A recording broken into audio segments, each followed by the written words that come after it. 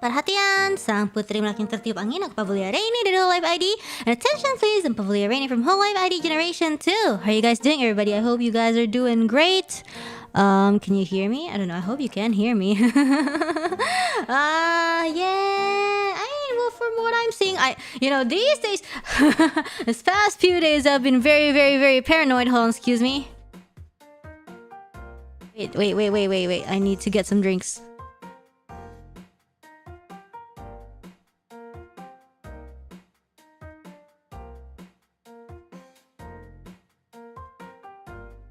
Okay. Shh. Okay. Shh. Audio is good. Okay. Nice. Sounds great. How is your day? My day has been great. I don't know. Usually on Saturdays we do have morning streams like Yabe, but now, today I was like, okay, it is time to rest. But then, we're still gonna be playing a Grade A Saturni anyways. And tomorrow morning is when we're gonna have our donation reading stream and, / free talk. So I hope you guys are excited about it. Is this a delayed Yabe stream? No, not really. Also, my cat is actually sleeping under the desk. It was snoring until like a few minutes ago. I don't know. So if you hear any kind of snoring, then you know that it's the cat. Test. Hello. Okay. Yeah, okay. Never mind. I was trying to test the monitoring for my headphones. Yeah. Every rainy stream is Yabe because it always involves food. Yes. Please don't kick MC by accident. Hope you rested well. Thank you. I hope you guys rested well too and are ready for this trial, because I think this trial will be pretty long. I have a feeling that we cannot finish the trial in one stream, but we'll see. We will see. Are you want to become a tourney? I am a tourney. I am Indonesian attorney. Wonder how MC will react when you slam the desk. None of my business. It's her fault for sleeping there. Let us find out. True. Well. Let me see. And let me just... This game supports autosave feature. Oh my goodness. Okay, we're gonna switch. We're gonna switch very, very soon. You're already an ace. Good. Very nice. I'm also waiting for a little drink from delivery. Hold on. Be right back. We're gonna be... Oh. Where is the game? Why is my game not showing up? Oh, my game is now showing up, so we can move. Okay. Does this look okay? I think this looks okay. Looks okay, right? Oh, If you play it fast enough, you can easily finish this trial in 2 streams. Yeah, that is if I am fast enough, 2 streams. That's why, I don't know. I don't know how I feel about rushing, but, I'll just try my best. Hopefully it'll be, all good, Also, volume is good. Good to know.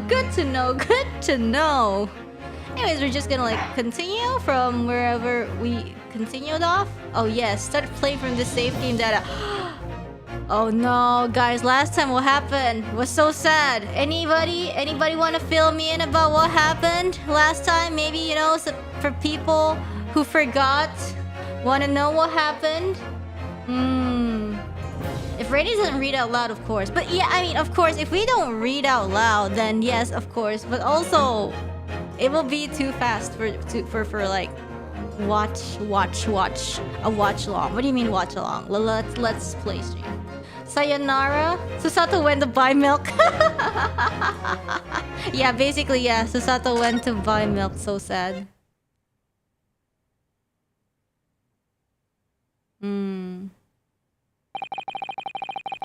When I woke the following morning, Susato-san was already gone. Oh no. Did that rhyme? Depending on your accent, it could rhyme. Outside the window, the rain came down in sheets. And so began an even longer day than the last.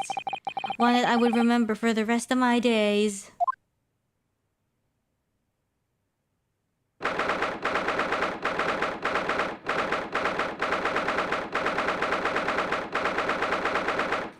Defendant's antechamber.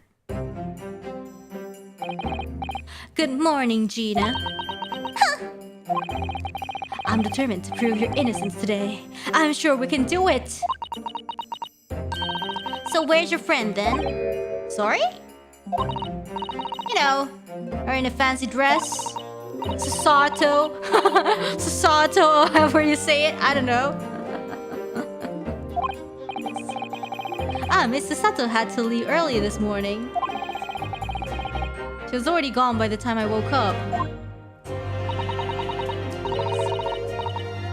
You alright with that, are you? I am not alright. Gina, I am not alright. But you know, show must go on. Forget about me if you like. Go and see her off. Ooh, Gina is a shipper of us ex Susato. It's fine. It's fine. It's not as though Mr. Sato and I wouldn't meet again. One day. One day. Even so. But you, Gina. You only get one chance. YOLO. This trial today is all we have. Good morning, you two. Oh, Wagahai! Ew! It's a long cat. My god.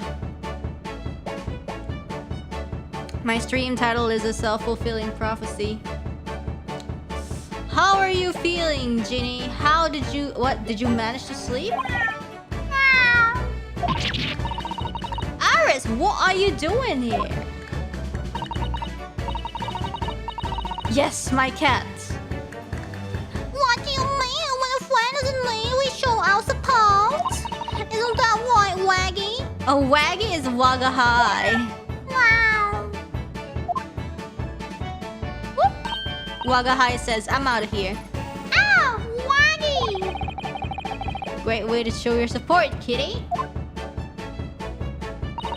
Let him have a nose around. What can it do? I don't know, break stuff? Oh, that reminds me. I bought a paper on the way here. Ooh, apa tuh? Beli koran. Now, would you like the good news or the bad news? Huh? What do you say, Bruno? Ginny? Oh, well, I think I'd rather get the bad news out of the way first. Ooh, always say the good news first. You might not live to hear the bad.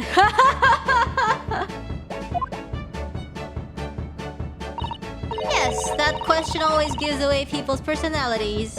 What about you guys? Do you guys prefer like bad news first or good news first? Yeah. Sometimes, logically, like you would probably be like, oh yeah, bad news first, please, so that, but again, I think bad first laid on us. Bad first. No, the thing is, that's what you guys would think. Because I used to think the same way, But these days, I think it's like...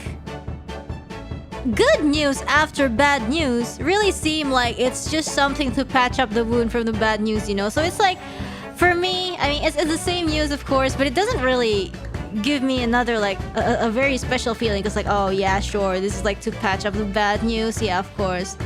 I mean, it's a matter of perspective, I guess. When I hear about the good news first, it's like, oh, it's good news for real. And you know what? If there's bad news, this will help me tank it. This will help me to tank the bad feeling. That's why I think these days I kind of prefer the good news first rather than bad news. Yeah. Yeah. Sometimes the bad news is too big, you need something sweet first. I mean, how would you know that it would be like... How did you know it would be that too big, right? You don't know. So, I mean... mostly these days, I just pick good news first. Yeah, so, I mean, it's just like a matter of perspective. What makes you feel better? Kind of thing, Yes. Let's not go there. Alright then. Imagine if you choose good news first and the bad news is tapi boong. Why are you friends with that person in the first place? Yeah. Depends on if my glass is half empty or half full that day. Alright then, I'll give you the bad news first.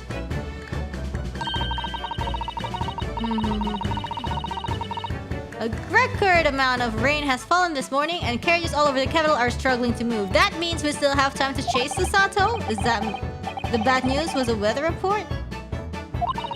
So I hope that Susie made her train to Dover and then the train is delayed on its way to the port. Wink. Gosh. Yes. Alright then, so what's the good news? Whee! My milkshake is here!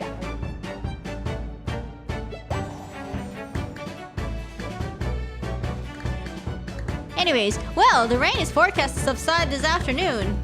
So even if the train is delayed, it should be able to make up the time later. Well, that is good news, isn't it? I think... I don't know. I couldn't give a monkey's, really. Only all good news cancelled out the bad. Wow, that's what we were talking about.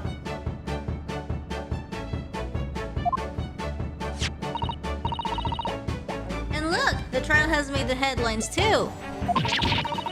Pawnbroker perishes in pick-purse plunder. See? Did the guy from the last case write this headline? Tisk, how'd you like that? Well, let them say what they want. See if I care. I can't, because you're covering your face. Don't worry, Bruno will soon show everyone that this headline is nonsense. I will. And then, in tomorrow's papers, the headlines will be... Discharged diver is dauntless do-gooder. Isn't that right, Bruno? Yeah, let's hope so. Of course they will. I have absolute faith in you. How was that? I was trying to sound like Susie. Did it work? Did it? Oh. Ow. It's like she was still here. Oh. Today's paper has been entered into the court record. Ha ha.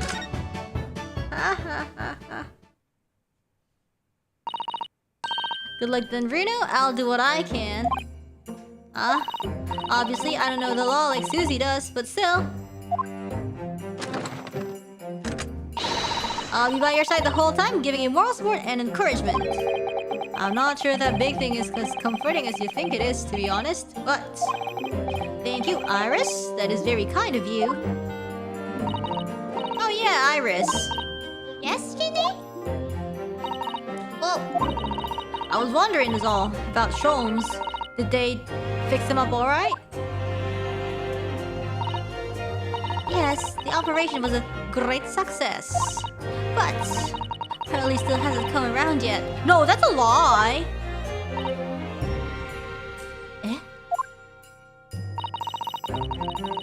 I've asked a friend of mine at Scotland Yard. Send a telegram as soon as he wakes up. I'm sure Gregson will let us know the moment there's news. Oh, right. No Sato-san and no Mr. Sholmes. It's all down to me today to prove that Gina is innocent of this crime.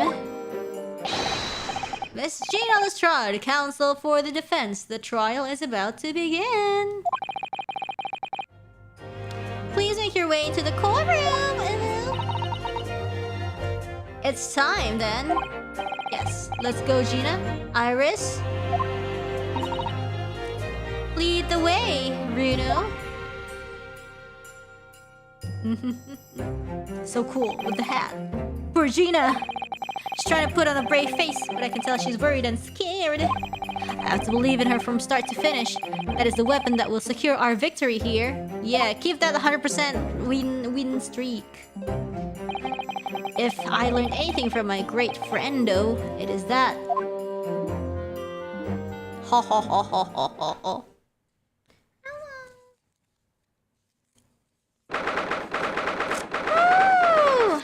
Yeah, who's the prosecutor gonna be? Siapa itunya? Jaksanya. Jaksa itu prosecutor ya.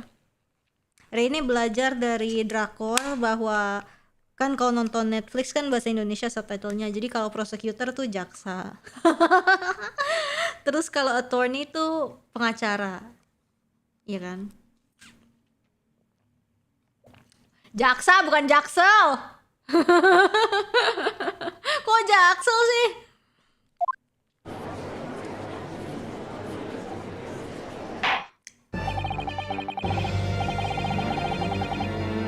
In the name of Her Majesty the Queen, I hereby declare this court to be in session.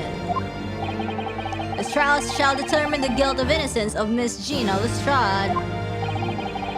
I now call upon the counsels for the prosecution and defense to declare their willingness to proceed. The prosecution is ready for feet. The defense is ready. Lord Van Zeeks, my lord, remind me, how many years ago was it that you withdrew from the public prosecution service? I don't know. Gee, I don't remember. 5 years ago, my lord. Yes, and then 2 months ago you resurfaced somewhat unexpectedly, and here you are again today. Are there some circumstances of which the court should be aware that have led to this erratic behavior? Oh my, spicy.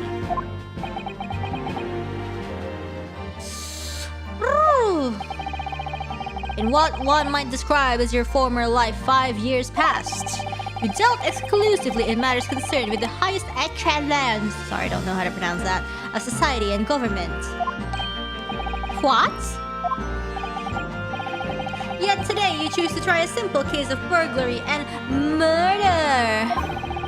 I confess, although I find it more than a little befuddling, counsel. None of your business. There are two types of person I cannot abide. Nosy people! Firstly, those wealthy scoundrels who hide behind the mask of philanthropy to cheat the public at large. That's like Angus Gerger last time, right? Wait, what's his name? What's Angus Gerger's name? Magnus McGilded, yeah. He means Mr. McGilded, who you defended against the Reaper 2 months ago. Okay. Yes, I just about managed to work that out. Thank you. If I'd known what a monster he was, I never would have defended him. And secondly, even more loathsome, are you gonna talk about me? Those wily scoundrels who masquerade as allies only to effect total betrayal in the final hour. Wait, who are you talking about? In other words, the confidence tricksters from those tiny islands in the Far East, the Nipponese. What? You can't say that! That's so problematic. What? Did he really just say that? Yeah, he did. Beat him up. He means you now, Bruno. I actually managed to work that out too. Thank you, Iris. Total betrayal? What are you talking about?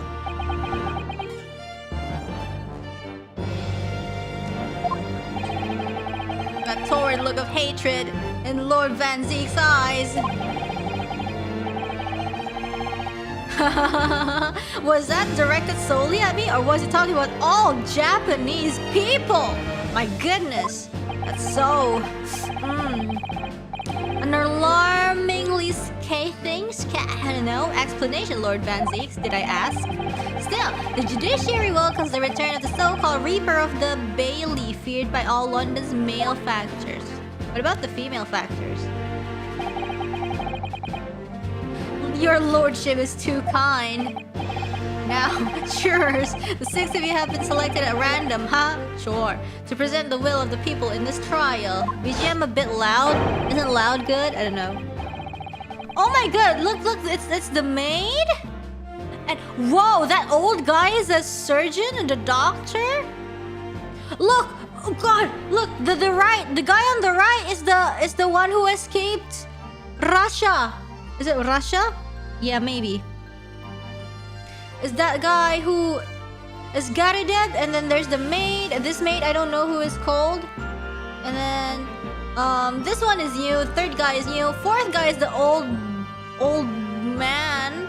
And then this one's the person who was like typing, I think, not new. And then this is the Russian spy.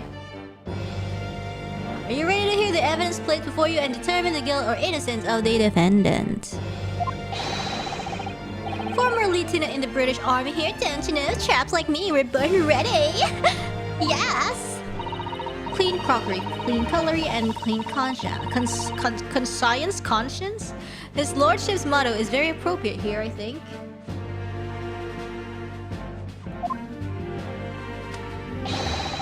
Everything will be stereoscopic in the future. Oh my gosh!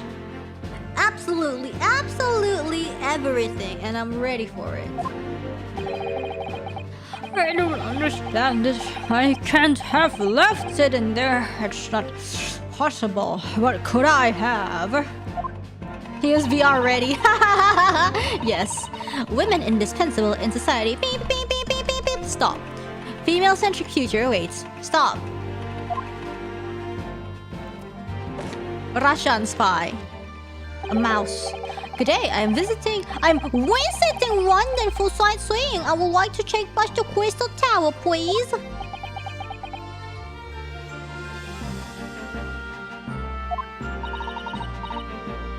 Something wrong, Bruno? Everything is wrong. It's just... I'm pretty sure I recognize these jurors, almost all of them, in fact. Really? Funny coincidences like that do happen from time to time, don't they? But it is quite strange. The jurors are chosen at random for London's 6 million inhabitants, you know? Yeah, I don't think, So I've been led to believe. But something tells me I'm being duped. Something. I wonder what it is. Very well, now Lord Van Zeeks. The court calls upon the prosecution to introduce the facts of this case. As you wish, my lord. Allow me to begin with a word of warning to the ladies and gentlemen of the jury. In short, there has never been a more self-evident case of cold-blooded murder.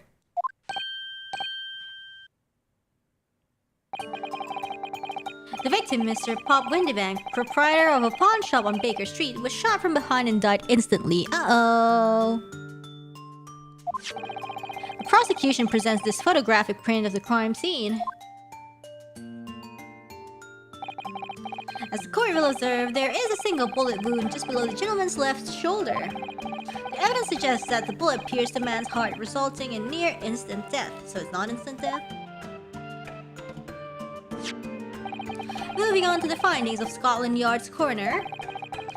His report states that the bullet entered the body on a rising diagonal trajectory. Oh, dang. So it's like as if like somebody was on the floor and be like, boom. And what's that supposed to tell us? That this case is BS. It means the victim was likely shot by someone significantly shorter in height than himself. Someone, like the accused, you might say. I'm not short, she says. Oh. The prosecution wishes to present the autopsy report and crime scene photograph as evidence, my lord. Or not standing straight? I don't know, maybe. Indeed, the court accepts. Hand them to the bailiff, please. Ow!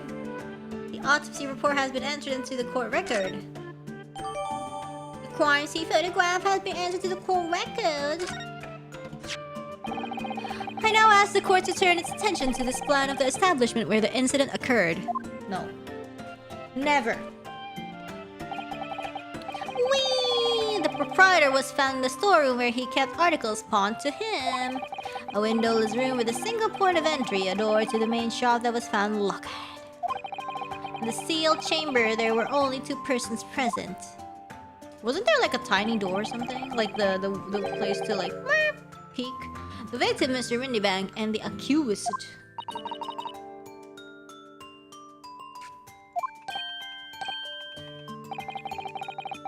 It may further interest the court to know that when the accused was discovered at the scene,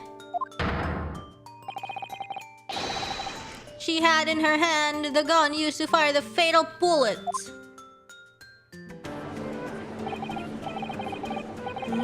Well, that's isn't that grubby little girl something? She's one of those filthy drabs that live in the slums of East End. Oh well, it was only a matter of time before she got blood on her hands then. I mean, she did, kind of. What are the jurors waiting for? We can't jump to conclusions here. We mustn't assume her guilt because of what she has to do to survive.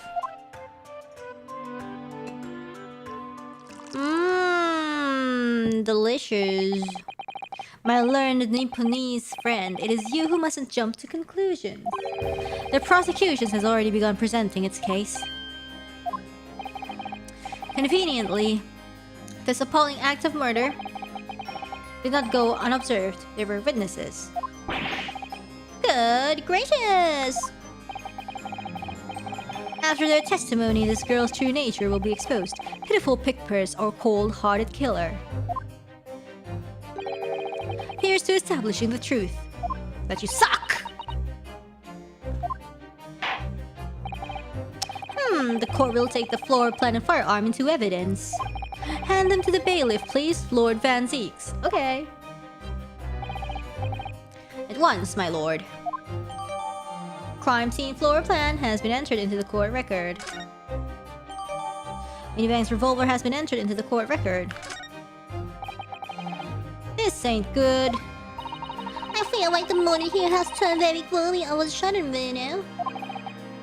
I think that's because it has.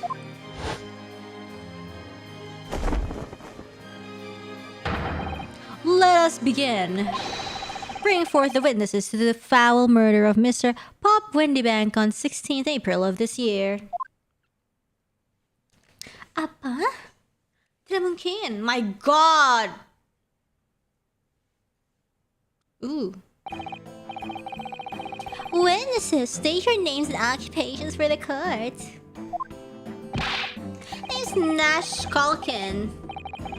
Occupation is baddie, professional baddie.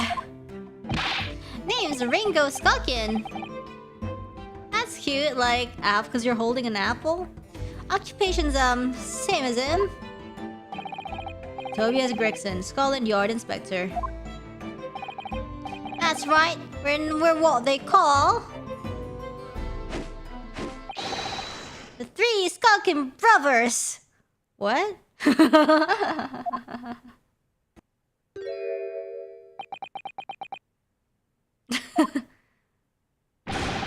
What are you looking at me like that for? Don't lump me in with you lot.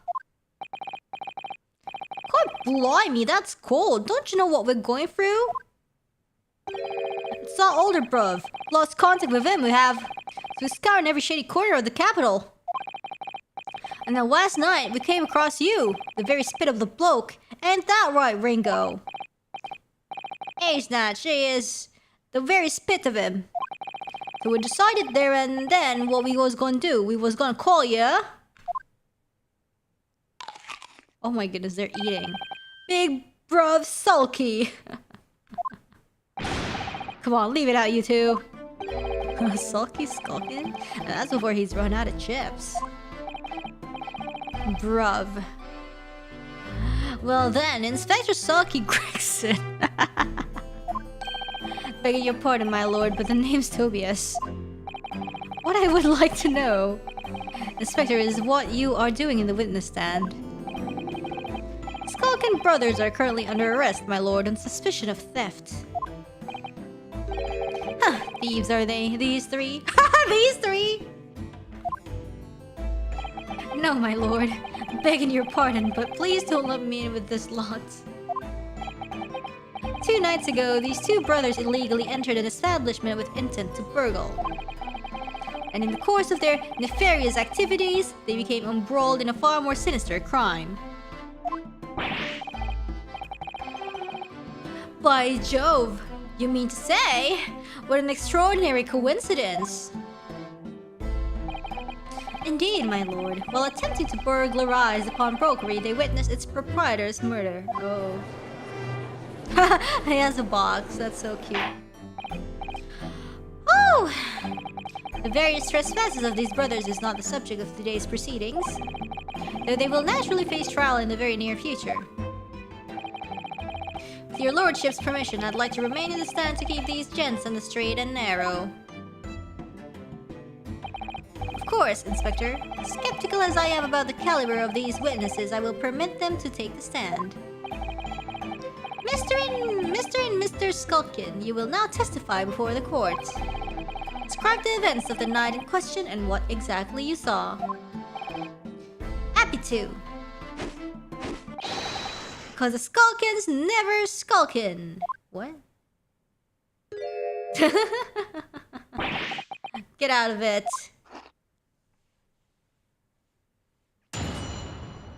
Witness testimony. Let's go. Illegal entry. He was walking down Baker Street in the small hours and the gas door was ajar, see? It was like some kind of sign, begging for us to go in, it was.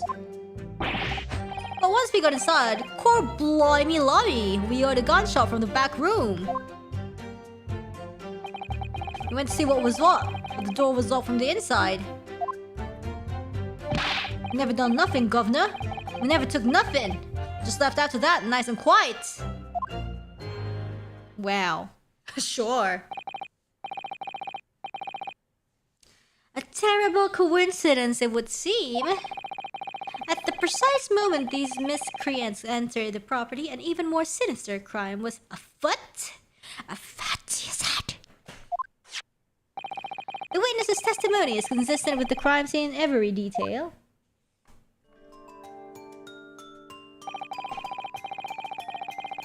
The door providing access to the storeroom from the main shop was indeed locked from the inside. Ooh. And within, only the victim and the accused were found.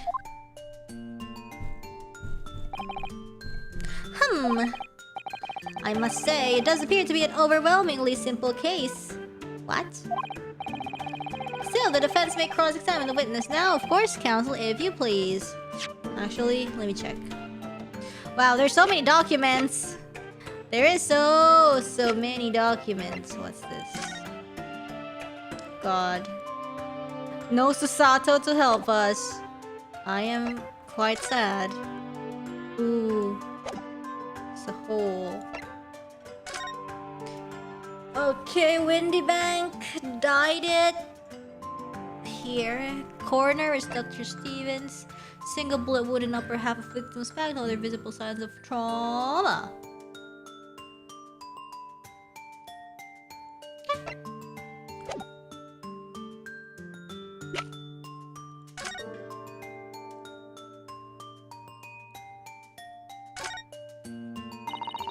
It's a sensational story lower down the front page as well. Look. Ministry Mole. Classified secrets may have been leaked overseas from Ministry of Justice. For 10-year-old. Or certainly has her finger on the pulse of the world news. So it's secret communications between Great Britain and its allies. Apparently they're being intercepted by hostile nations. Communications are being intercepted? How would somebody be doing that? That's the question, isn't it? I've come up with 3 different possible methods so far. Are you looking for a new career, Runa? No, of course not. I wonder. Perhaps this is what Lord Strongheart was talking about yesterday. Yeah, could be. And it could explain why he has Gregsy running from pillar to post. You see. Government secrets! Ooh! Windy Bank's dead. How awful for Ginny, I mean. But tomorrow's headline will be Discharged Ever is Dollars Do Gooder, right? Yeah, something like that. If possible, I'd like to go even bigger. Bigger? Ow. Proud pickpocket protects planet post-trial. Protects planet? Can't wait for tomorrow now. It's gonna be so great! Gee. Well, alright. My gilded case notes. Victim found seized. You something something. Defendant is Angus McGregor. The conviction was assured with 3 eyewitnesses' testimonies. However, a surprise 4th witness testimony resulted in acquittal due to insufficient evidence. Ooh.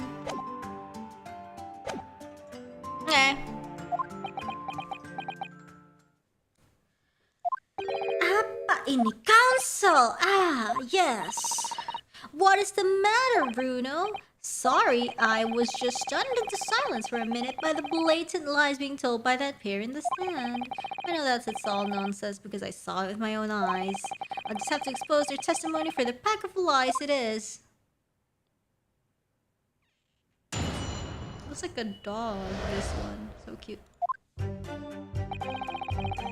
Like, what breed of a dog that looks like this? I was walking down Baker Street in small hours and the gap doors was ajar, see? No, that's a lie. It was like some kind of sign. Big. What is this? Hold it! Like a pug, yeah. What are you trying to suggest? That you had to go in? Well, God moves in mysterious ways, they say, don't they, Ringo? They do, Nash. They do. It must have been some sort of providence, I reckon. Gods will often present stuff as the whim of thieves, does it? It weren't no whim. I'm dead sure of that. It weren't, Nash. It weren't. Like we said at the time. You don't just find doors open in the middle of the night like that. Nah, there's no two ways about it. It was a sign that our long-lost brother was inside. They're not very good liars, are they? Well, you can't deny it. Let us do a blow which looks just like our bruv.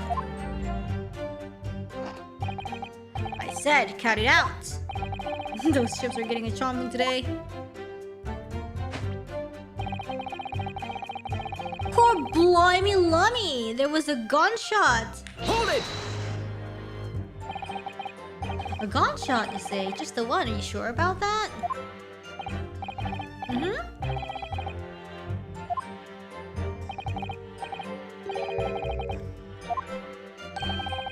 The firearm used belonged to the victim himself. But...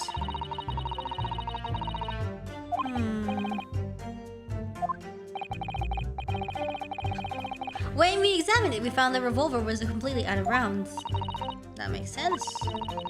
Mr. Windybank used to say he only ever kept a single bullet loaded. That's true. I remember him saying that as well.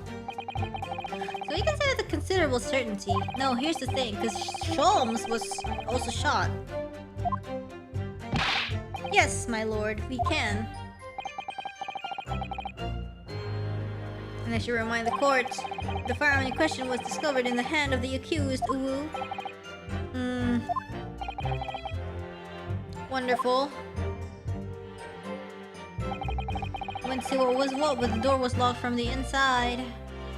Let's just like Hold it! Press everything. Do you mean the door between the main shop and the storeroom? My learned friend is having difficulty grasping the situation. Perhaps a drawing would help. Yeah, including the shop's entrance from the street, there is only one other door. It is off that is the visual. Of course, there was only a little oil lamp burning, not much to see by. And the door was hidden behind a curtain and all. Oh. Yeah, when we were at the door was mostly obscured by the curtain.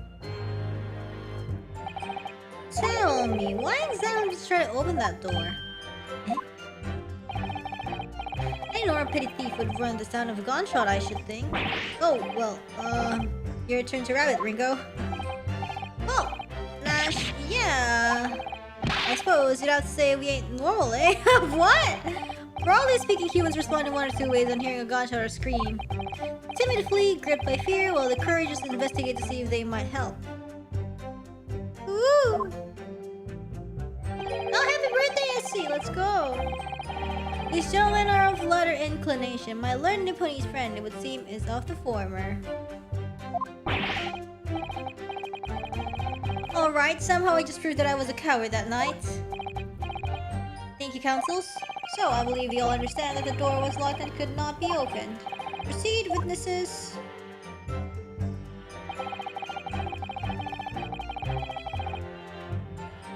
Hold it! Sus. You didn't do or take anything. Is that your story? Huh.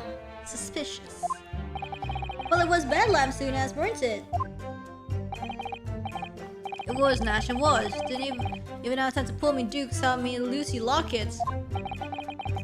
So with no intent to take your hands out of your pockets, so you just left nice and quietly, you say? That's right, Governor. Nothing we ate more than violence. What? Peace-loving nibblers, we are not bluzzers.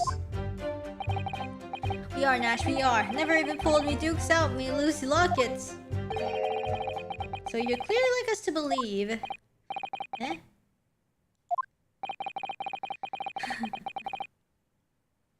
Oh, Nash is like Nashi as in pear. Oh my god.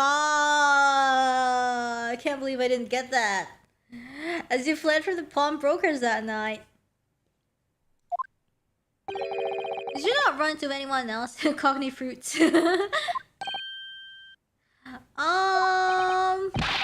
you not fire a gun to that person? Saints alive, they fired a gun, you say? Ah! Blimey, Governor! You ain't telling us it was you in the doorway? It was. Why the bleeding Nora? Didn't you mention that before? What? You were armed with a gun, and as you fled the scene, you fired that gun at London's greatest detective, Sherlock Holmes. They shot the great Mr. Sholmes. I did hear that actually. There was a rumor he'd been rushed to the hospital. The great Sholmes? That's beyond the pale. My god. Blimey.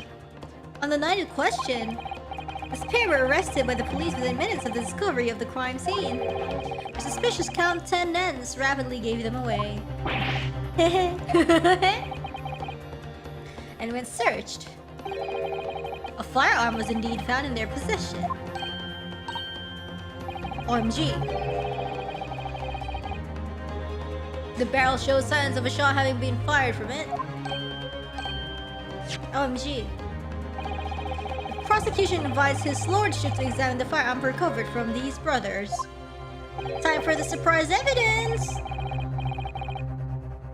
There's remnants of powder.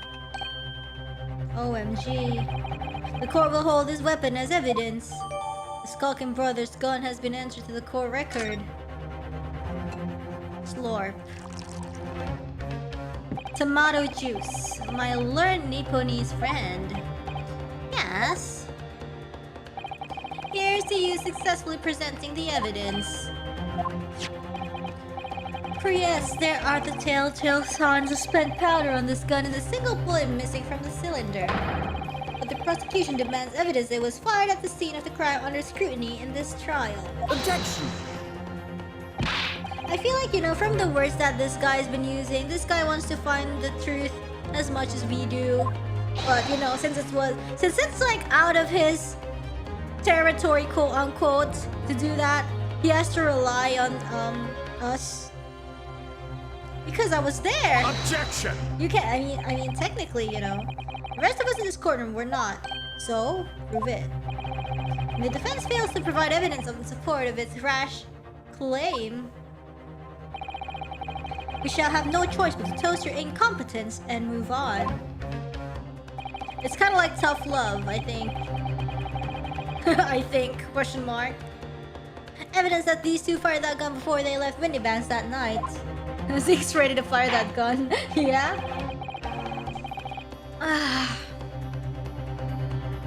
Yeah, some things can only be said without evidence. I mean, you know, if you want to look at it like in a not biased way, like, you know, like our guy was like, but I was there, and you know, if I was other people in the court, I would be like, and you know, the court demands that all claims are affirmed with clear proof. What evidence shows that these witnesses unloaded a firearm in the pawnbroker shop that night?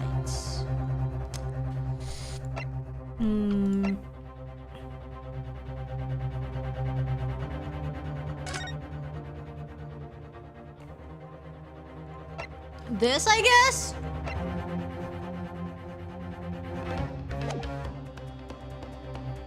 Maybe it's this one. Take that! The evidence is in this portfolio. What on earth have you there, counsel? During the course of our investigations, we discovered a number of bloodstains. Not trusting the police to do the job they're trained to do? How arrogantly Nipponese of you. Well, I wasn't the one who came up with it, so...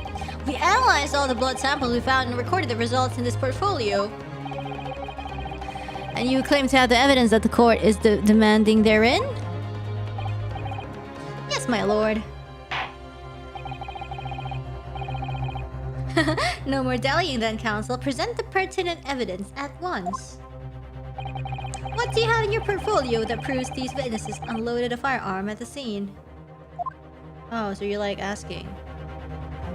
Yeah, it's this one. Take that! What is that? Explain! I don't know. It's a photographic print taken at Windybank's pawnbrokery on the day of the incident. From the scene of the crime, is it? Yes. Is that a bullet hole? And if my eyes do not deceive me, it appears the bullet is still lodged there. Yes, as your lordship noticed, the bullet pierced Mr. Windybank's calendar. The date shown being the 16th of April, the very day of the pawnbroker's death. So convenient. The incident occurred at 1 hour after midnight. This indicates that a separate shot had been fired sometime after the calendar had been set to the 16th. And that's right. Well, it isn't irrefutable, the defense believes. It's credible evidence that the witnesses did fire a round from their gun in the pawnbrokers that night.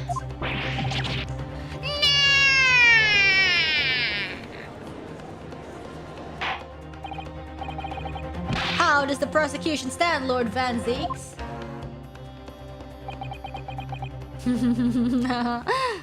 Got him, hopefully. If that is the direction my learned friend wishes to take, the prosecution has no objection. AKA, good. I guess. What? Ow. But you'll forgive me for flinging my hallowed trowels aside in disgust at the repugnancy it exposes. What are you expecting from me? Yes, on the night in question, these brothers entered the pawnbrokery illegally. And like the bold baddies they claim to be, opened fire to on the new arrivals before fleeing back onto the street. Take it easy there, governor. You're gonna land us in the soup. We had a deal. You weren't gonna get into them details. Oh. Tell him, Stalky. Set the bloke straight. Ah! I have nothing to add. So he knew, did he? Vansies knew their testimony would almost certainly expose the extent of their crimes. It would seem now that I owe my learned Nipponese friend a word of gratitude. What do you mean? What I mean is that you have helpfully confirmed an important fact. To what fact do you refer, Lord Van Zeeks? As has been established at the point of their arrest, a single shot had been fired from the brother's gun. However, if that shot found its target in Mr. Sholmes, then clearly these witnesses cannot be accused of the fatal shooting of the proprietor and victim. Ah. In other words, these two men have no material connection to the murder of Mr. Windybank at all. Uh-huh.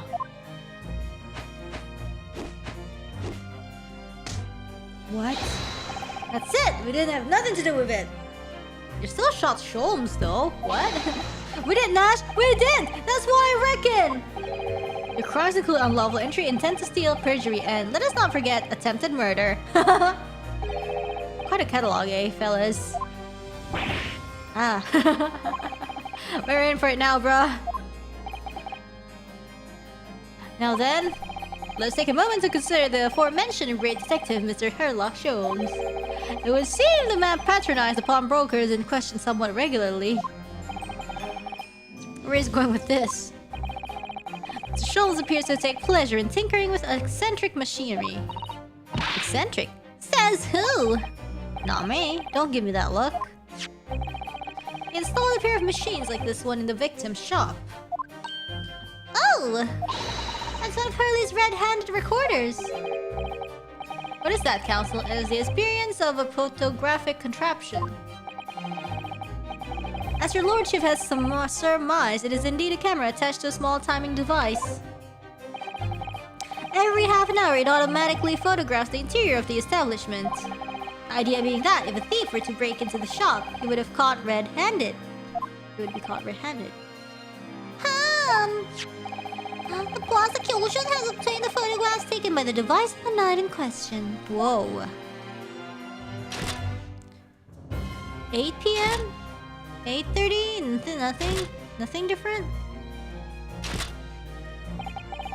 As the court will observe, copious identical prints are produced in quite desultory fashion. Rather prodigal, I feel. In fact, there are 2 such devices in the victim's shop, my lord.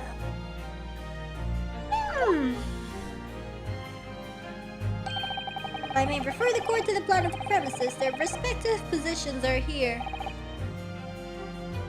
Here. They say these cameras produce a print every half hour. I'm afraid I'll fail to see.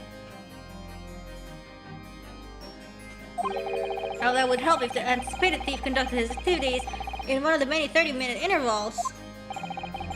One can only pray that the would-be criminal lingers, my lord.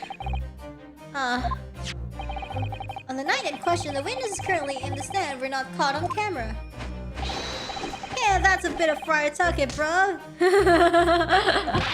Lady Luck loves the skulking. Why are they so happy? Witnesses, at what time did your trespassing begin? It must have been just after 1. Right, bruv. Must have been Nash, must have been. In which case, minutes before these brothers entered the establishment. What scene might we expect to see within the shop?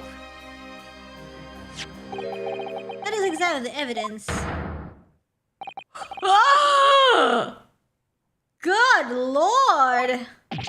It's the defendant! No, Miss Gina Lestrade! No, she's just, checking it out.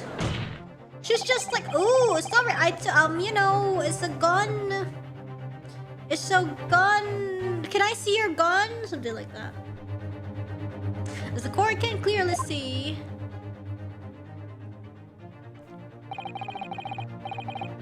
the accused is pictured, gun in hand, facing the victim over the shop counter. No doubt coercing the proprietor to open the door to his storeroom. Nah, that's just what you think. Quite, one can only too easily imagine the events that unfolded. The court will take this photographic print as evidence, if you please, counsel. The photograph of Gina has been entered into the court record. It's a lighter, not a gun.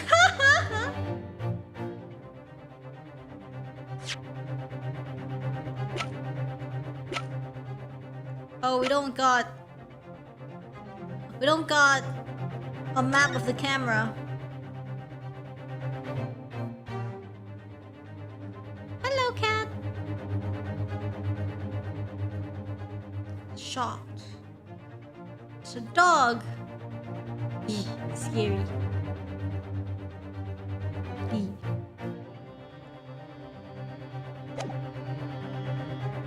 Where was the map again? Forgot. I don't believe it. Ginny. In short, the accused is the only person who could possibly have killed Mr. Mindyback. No.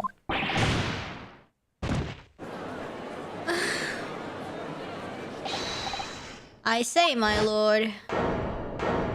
He's bald.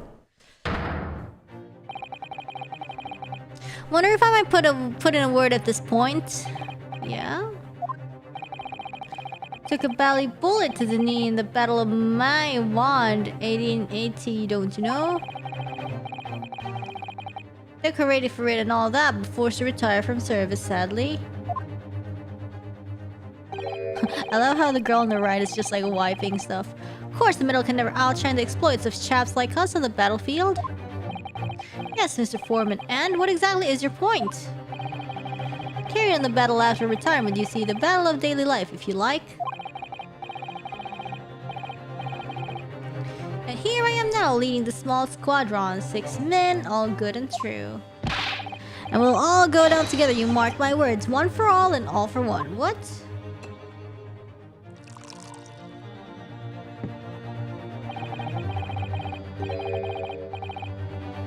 So ladies and gentlemen of the jury have reached agreement, have they? Is that what we are to understand? Well, Mr. Foreman, is that correct? In a matter of speaking, yes. That is the Garidev squadron's position, sir. What? No! It's too soon to make a judgment here. Status report for the court, men, on the double! His lordship insists on promptitude at all times, and that goes for making decisions, too. Oh god. I think you'll find the truth is as clear as day now. I could reach out and touch it. 3D. I wouldn't have left it in there. I just wouldn't. But in all honesty, I can't actually remember. Are you a Sholm surgeon or something? Oh, truth now undeniable. Stop. I am very sorry for brothers. They are unlucky. I'm very sorry for brothers, yeah? Very well. I now call upon each member of the jury to state his or her something. Announce your considered verdicts to the court. Guilty. Guilty. Guilty. Guilty. Guilty. Guilty. Oh no!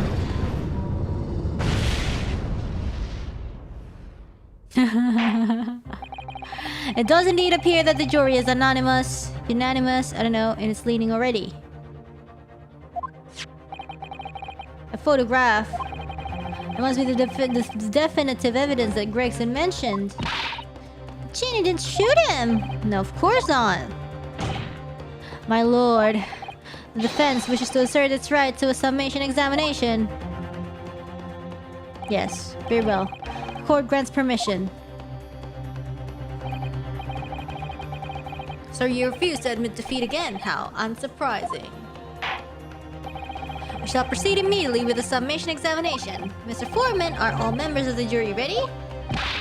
Absolutely, sir. Always ready for action, my chaps. Very good. Ladies and gentlemen of the jury, you will each explain on what grounds you have determined the defendant to be guilty.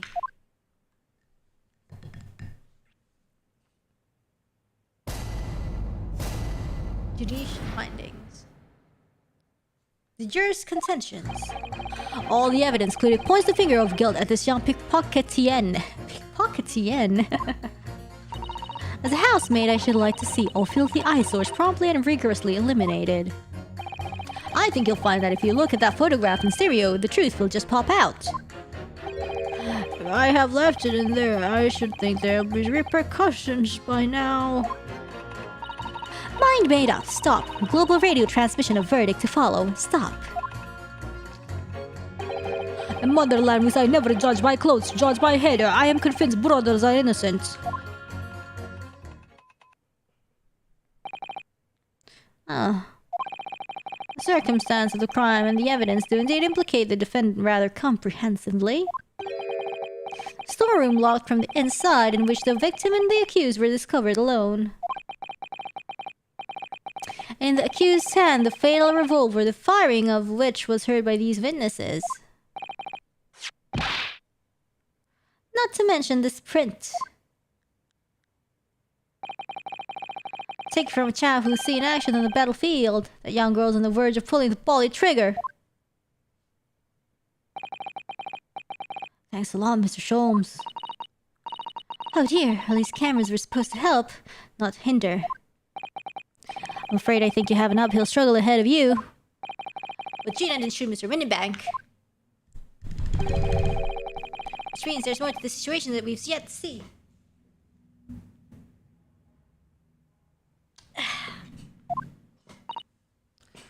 Agreed.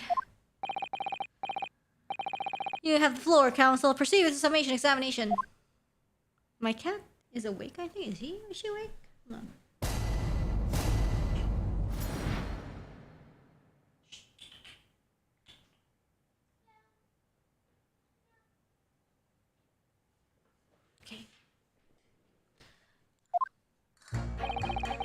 All the evidence clearly points the finger of guilt at this young pickpocketian. Hold it! You're Mr. Natsume's landlord. Mr. Gyaradev, aren't you? You really must stop meeting like this. Oh, you're that lawyer chap. Well, there's a turn up for the books. Yes, rather the turbulent time we had back then. Some extraordinary events took place at your house, that's for sure. Luckily, Mr. Shones and I were able to get to the bottom of it all. I think we did rather a lot for you, didn't we? I mean, obviously. I wouldn't be suggesting that therefore you should change your leaning to not guilty or anything. Huh, can't be denied, I suppose. The curse of the Gyaradev house was the talk of the town after that business. Lodgers moved out and I couldn't get a bally soul to take up the tenancies. Oh. Haven't had the heart to break the news to Johnny yet. Bad enough that the old girl's clapped up. Yes, can't be denied. You did do rather a lot. Not for us, that's for dash certain. I suppose not. Of course. There can be no suggestion of that being the reason I'm leaning towards guilty here, obviously. But honestly, I really wish you'd pay more attention to the trial, unless it's jury number 2. Does he have like a thing for maids? Oh, okay, this is important, I think. Hold it! What do you mean look at the photograph in stereo? Sorry? What? Don't you know? If you look at the photographic print normally... No! These again. It looks as though the pickpocket girl is about to shoot the victim, obviously. Objection! But there's no indication that the defendant ever fired the gun. All I'm saying is that if you look at the same print in stereo, it could reveal all sorts of new information. By any chance, are you a fan of stereoscopes? Ooh, how did you know? Oh jeez, I don't know. I wonder how. Let's call it a lucky guess. It never gets old, seeing the two prints merge into one before your eyes. It's extraordinary, it's captivating, it's the heart of modernity. Of course. Oh yes, I think you'll find that the stereoscope is here to stay. Giving us new perspectives we could only dream of before, it's the greatest invention the world has ever seen. If only it could give me a new perspective on this case, I might agree with you.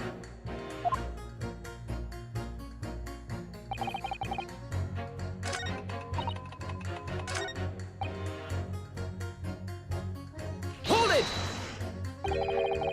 Please tell me you're not villain Bolshevik. The Russian revolutionary.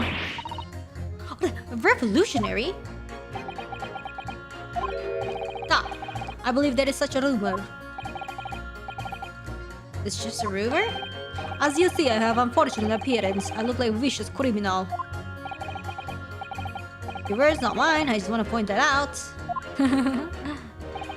People call me a revolutionary, murderer, autocrat. And which glove fits?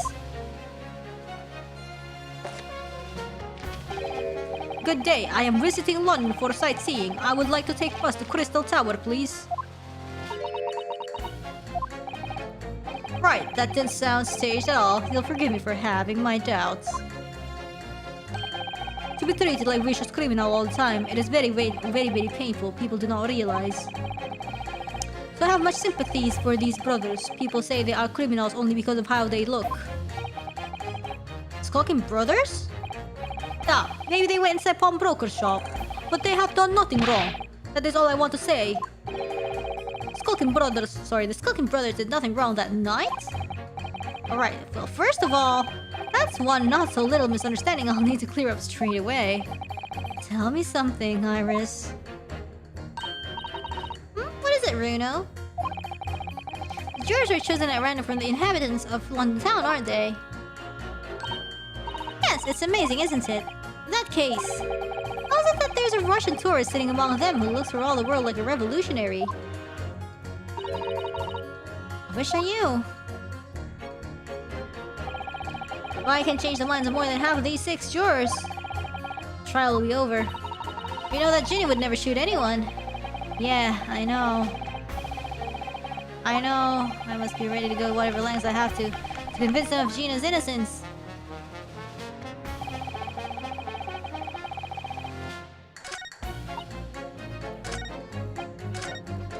Hold it! What exactly have you been muttering about all this time, sir? You keep talking about having left something somewhere or something like that. So sorry. So sorry. As you can probably tell, I'm a surgeon. A surgeon? That totally passed me by. Of course, people conducting surgery in this country aren't considered to be doctors. Oh no.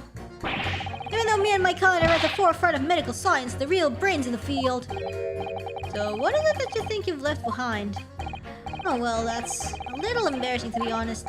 See, I was operating on someone yesterday. Sholmes? Center thing, went through the abdomen. Sholmes has the bullet? Or what? Oh, scalpel, I see. I couldn't find my scalpel anywhere. Did he? Surely not.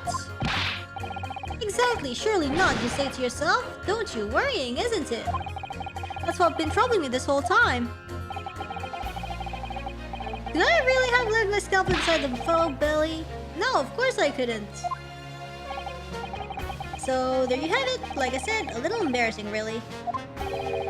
That's one way of putting it. The other is manslaughter.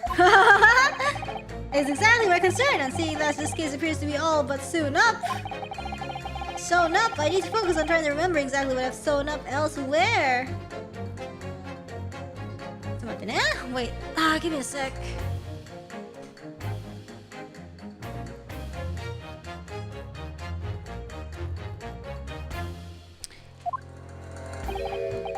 Now, I'm sure I made sure everything was back as it should be. Well, as sure as you can be without being sure. I'm sure you need to be more sure.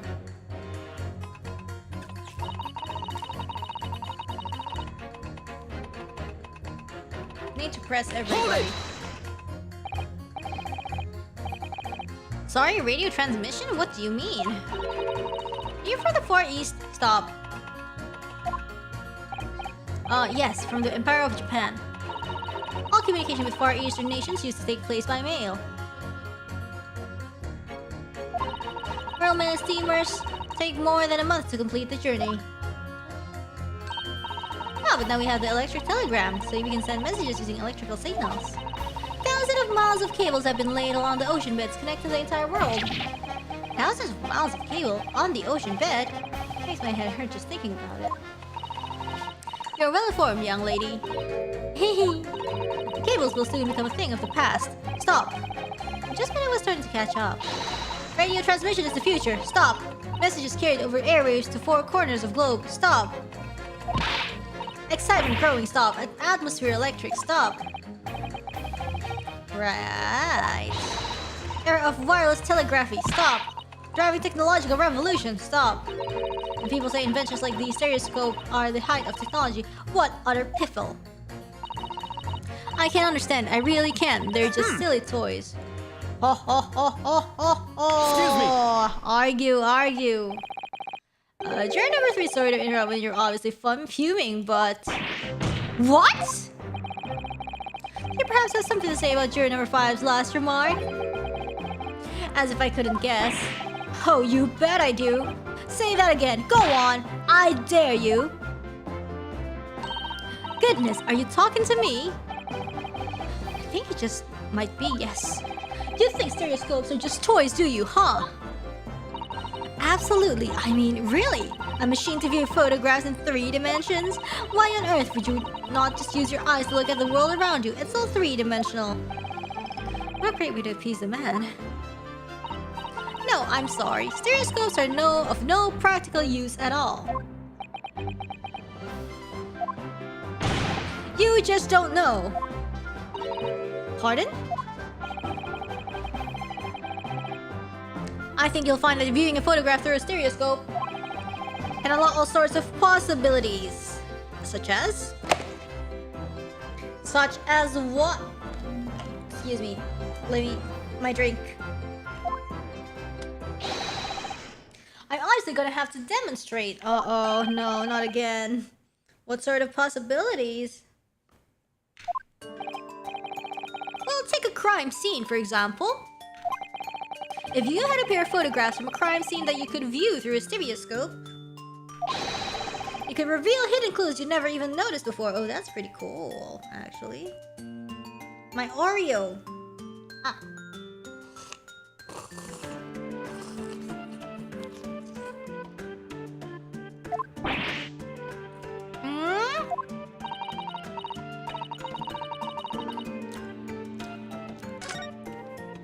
Yes. How about this print here? It should do the trick, I think. Lol, IDK. Probably this one. Take that! Alright then, juror number 3. Are you saying you can do this with any 2 suitable photographic prints? Of course I can. Very well then, I'd like to demonstrate. I'd be delighted to. Just give me one more print and I'll amaze you all. Ha ha ha, which print though? My god.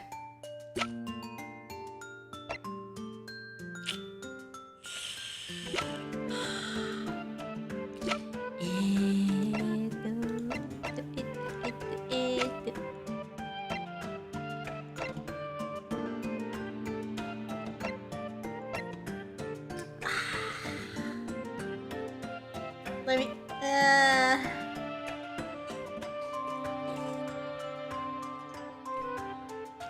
One more print. Which print?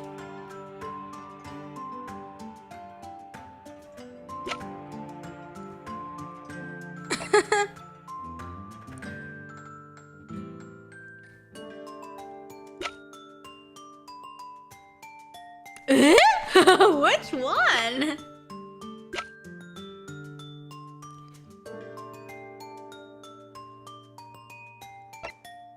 This?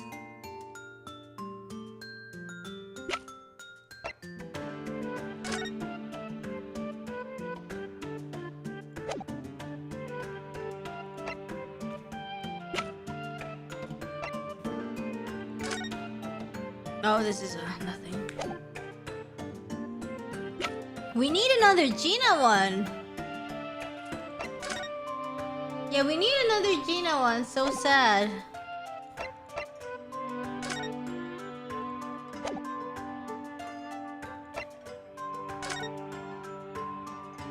I think that isn't it.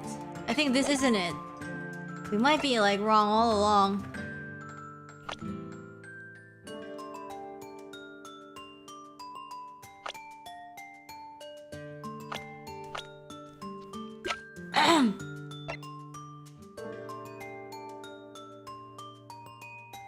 Take that! The exact same one. What do you mean one more print? Yeah, exactly. Okay, yeah, we're supposed to be confused. Don't you have these in the Far East?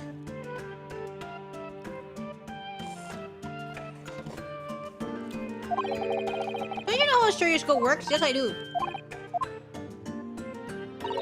You need 2 photographs for a stereoscope, remember? Yeah, I know, like the cat picture.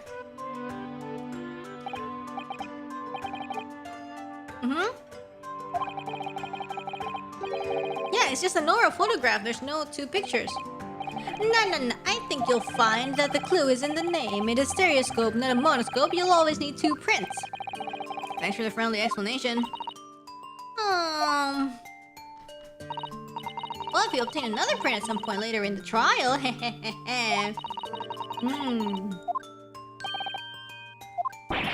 I think you'll find that know-it-all expression is really starting to annoy me.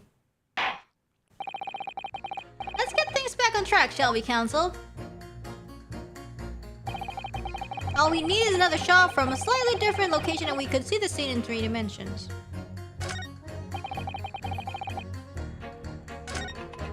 Oh, man.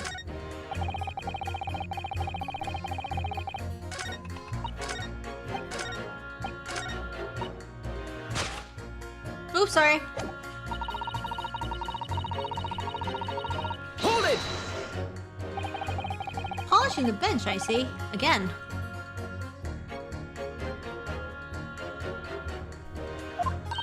The maid's work is never done. Not a blemish must remain. What exactly do you mean by filthy eyesores? A mommy to market for his lord's end. The place is full of beggars, pick purses and cross men, the scum of the earth. Nah.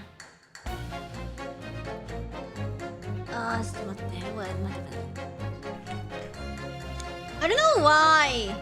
My internet is like kind of unstable. It's really weird. But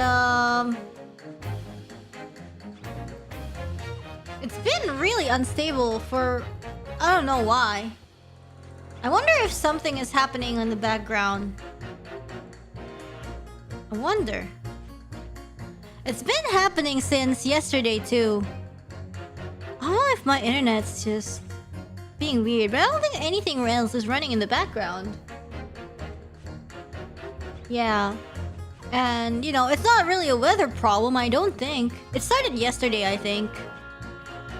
It started yesterday, and I only noticed it because, like, OBS is doing stuff, you know? Because, like, if I surf internet normally, it's fine. Yeah, ever since Local 58, I've been having issues, I see. We need to put my router on trial, is that it?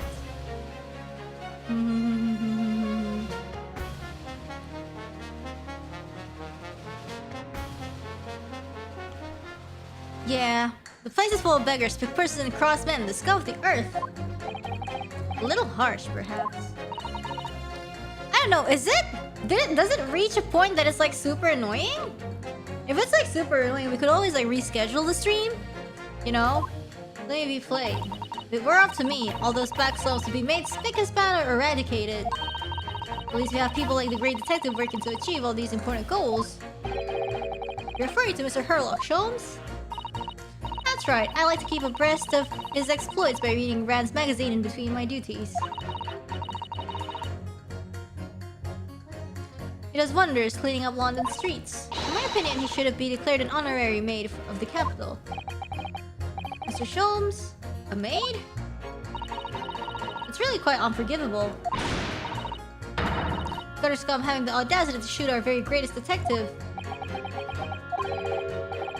Minor detail, it was the two brothers in the stand who shot Mr. Sholmes, not the defendant. Minor detail indeed, they're all gutter scum as far as I'm concerned. Well, it just might be an idea to get our facts straight anyway. Yes, alright. I shall amend my statement. Oh. Those brothers are the scum of the earth. They should swing for shooting the great detective.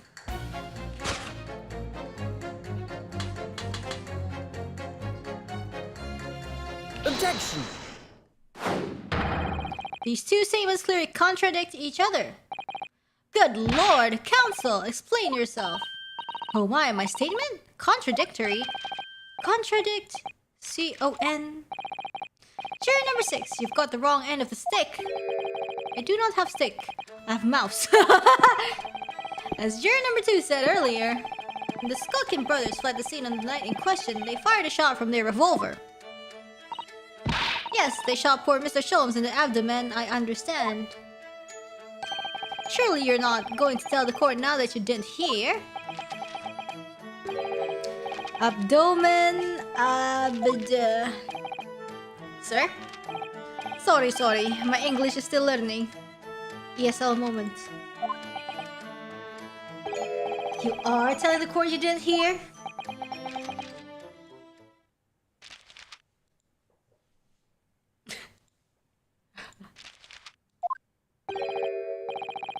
Forgive me, I did not hear. Here is word abdomen, part of person's body containing stomach and other vital organs. If this is what you mean, you should say in plain English. I am Russian, not native speaker. Who thought it was a good idea to let this man be on the jury again? So, you are telling me these brothers who look like criminals were lying. They said before, we never done nothing, but truth is, they shot detective. Ah, this is double negative. Yes, that's exactly right. Lying is wrong. Oh no! Poor mouse! Especially when lie is said by a person who look like criminal. What? Coming from you, that seems surprisingly prejudiced. This means, when they said we never took nothing, maybe it was also big fat lie. Is this true?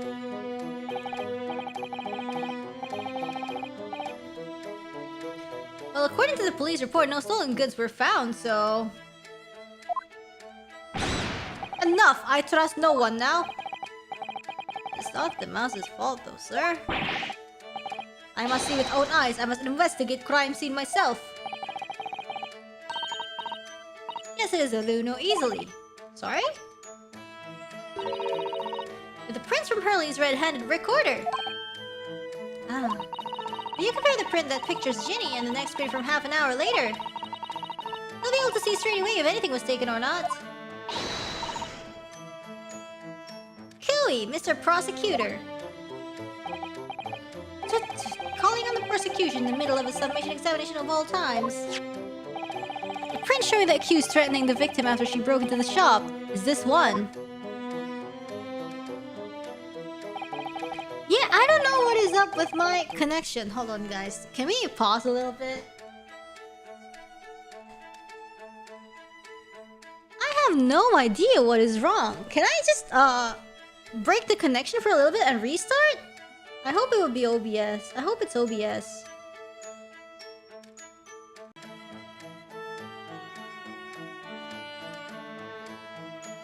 Why? I wonder what's up.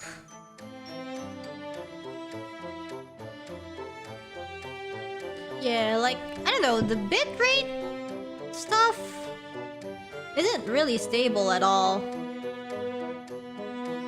Yeah, I've been having a lot of tech issues this week. I don't even know why. Like, not even like internet related. Like, everything seems to be like just not on my side these days. It sucks.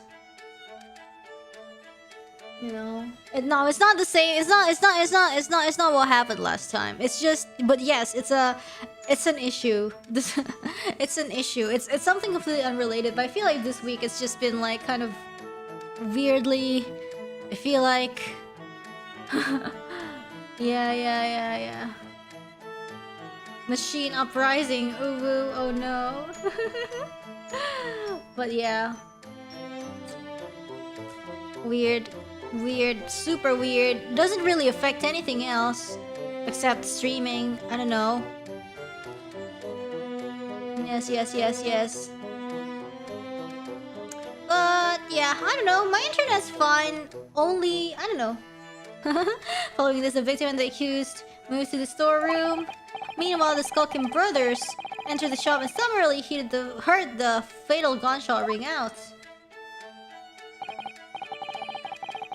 Sadly, none of these events were captured on film. This is the print produced by the camera half an hour later after the brothers' flight. Yes! Finally! We can find... You know, can't we just like overlap stuff and then we will find what is wrong? So this was... I guess, except this is not digital, so okay. So this was taken after Hurley was shot then. And now we can compare, as far as I can tell. Nothing has been taken. That does seem to be the case. Can't notice anything that's obviously missing in the second print. So, the brothers who look like criminals told only one lie. The shot man, they stole nothing. It would seem so, yes. Good. No, not good. You're right, I did not understand the situation. Now, I know brothers have lied. I think it is very important to continue with trial. Oh, yes! Oh, yes!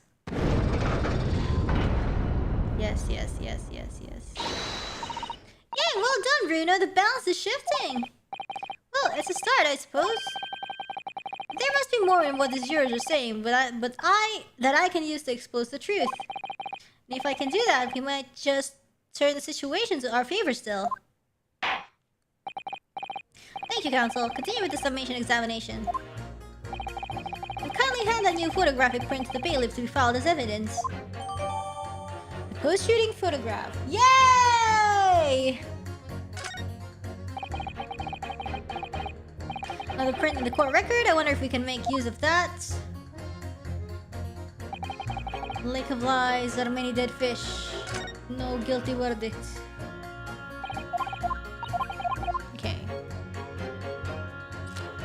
Okay. And you. Oh. You. Hold it!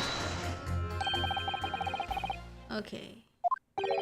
Don't know unless you try. Okay.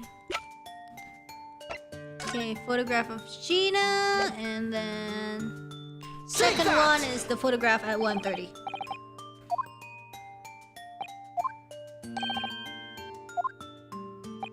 Okay.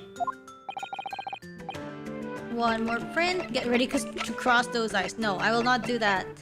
Take that! Yeah, last time I tried it, it's, you know, it's first it didn't work, second, my eyes hurt.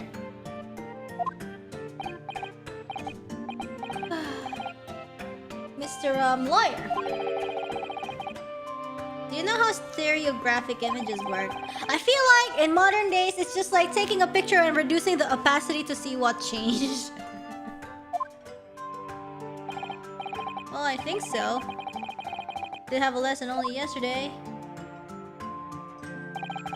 Left and right eye images need to be the same, only with a slight shift in the positions of some objects. When your brain merges the two images together inside your head, it notices the shift as if it were deaf. Oh, my eyes hurts. Yes, exactly. It's that small shift between certain objects in the two pictures that's really important. So what happens if you use two photographs that are exactly the same then? No, obviously that wouldn't work at all.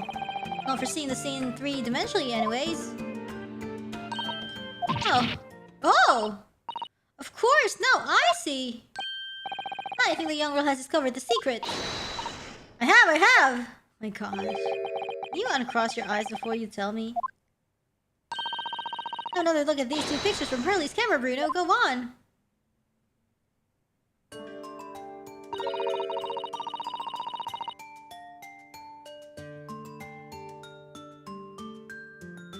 Find the difference.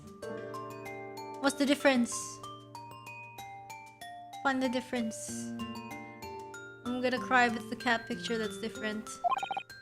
Of course, there are two people in the first and no people in the second.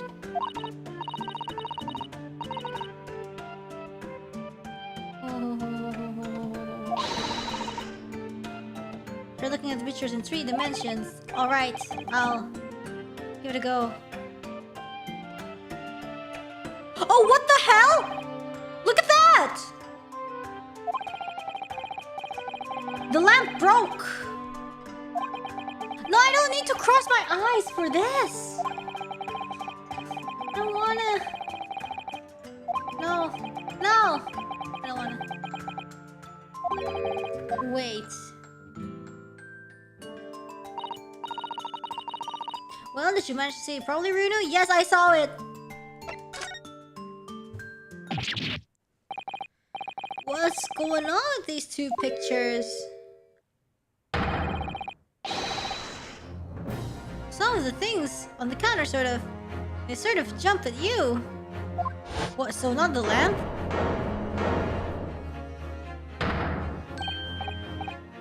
Yes, that's it, you see. That's the other amazing power of stereoscopes. So does the lamp not matter? Other amazing power? Someone can explain this black magic, eh?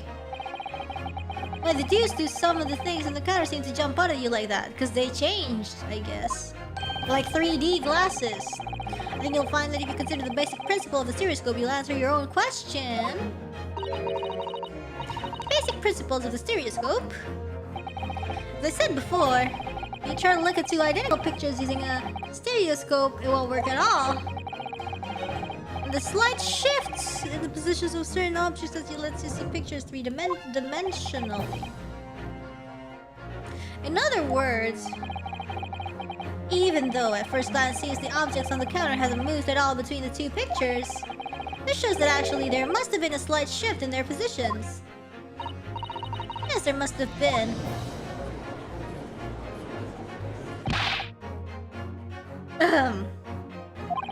Got a reasonable grasp of this whole cross-eyed business now, I'd say.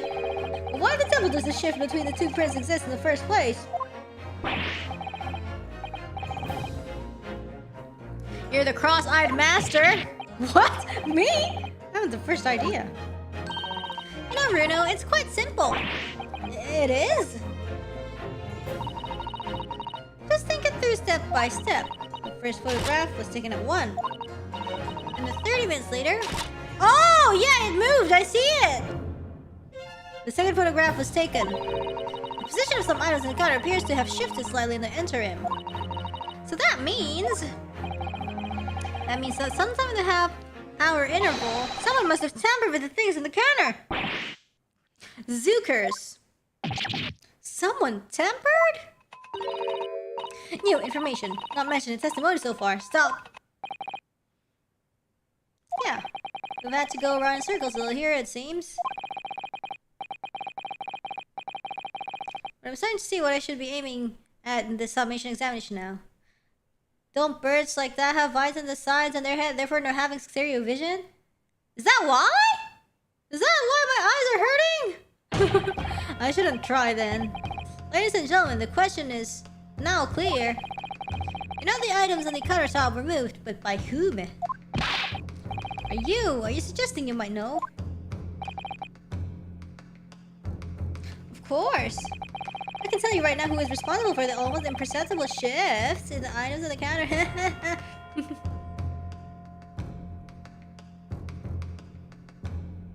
Take that! Quite clearly it was the work of this meddler! I'm afraid you've digressed there, counsel. Oh. It should now be clear, even to you, who is responsible for the impeachable shift in the direction of this trial towards the absurd. Let me guess. Me? Shift aside, my Nipponese friend, and let the real lawyers do the talking. I really felt that one. Worth it. You think about it, it has to have been someone who was in the window banks when everything was going on, doesn't it? Susana was there at some point. Was she? Well, yeah, true, but... that area was down quite a lot, I think. Maybe. I'll have another think. You know, somebody must have touched the things on Mr. Windybank's counter. So who was it? Ladies and gentlemen, the question now is clear. You know, the items on the countertop were moved. By whom? Who, Mr. Bahazuf? Ooh, look at... nice photo! Cute. Looks like a potato oven. He came in. Cute. I'm just looking at the pictures now. Okay, it's probably you. Nash or Ringo? Oh, Ringo is older. Professional baddie. Take that! Gotta be quiet, because my cat's sleeping. It was the witness currently in the stand, the Skulkin brothers. Wait, let me check on my cat. What's she doing?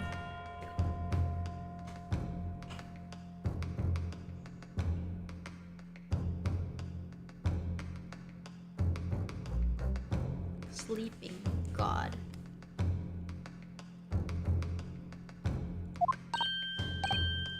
Wait! This does not agree with what brother said in testimony before. They said they did not even have time to pull dukes from Lucy Lockets. My phrasebook says dukes is meaning hands and Lucy Lockets is meaning pockets. Another lie? Is this what you are saying? Yes, I'm afraid so.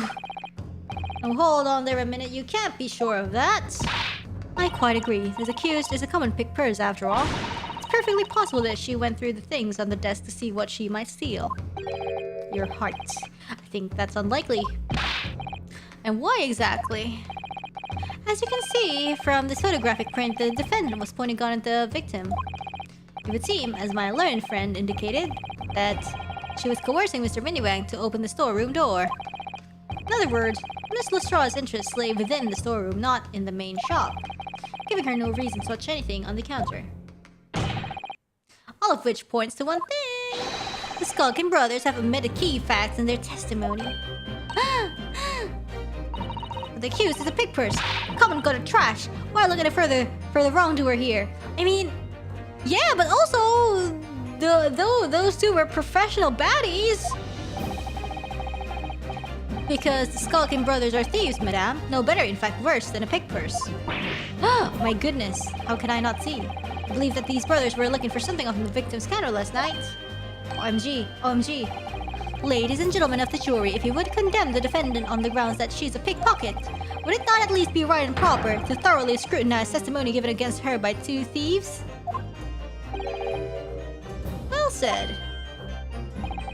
I, for one, would like to hear more from that shady pair. What? What just happened? Can you all see now? Yes, I have eyes. I think you'll find stereoscopes aren't playthings. You've seen their extraordinary potential firsthand.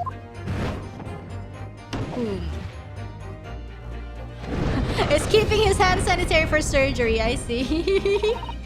Wholeheartedly agree, stop. Most purchase after trial, stop. Will return home via Regent Street, stop. Oh, she's gonna buy it? She's gonna buy a stereoscope on the way home? Yes. Well, it would seem this trial has yet to run its course. Ladies and gentlemen of the jury have declared their inclinations via the mighty scales of justice. I hereby call the summation examination to a conclusion with the balance altered in the defendant's favor, yes. 2 lean to guilty, 4 lean to not guilty. Accordingly, the jury is without consensus. And I order this trial to continue. Yeah, well done. Oh, by the way, what? You should hold on to this, Bruno. You never know when it might come in useful.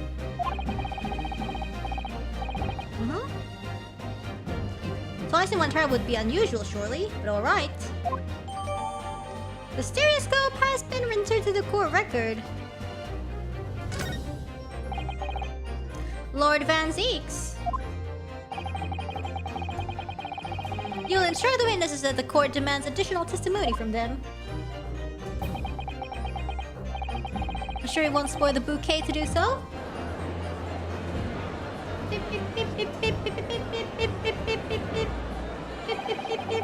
Yeah, I don't have to, yeah, I can use the stereoscope now. So happy. So happy. So happy. I've won myself another chance to probe that pair about their activities that night at least. And I won't stop probing them until I've proven that Gina is innocent. Ooh.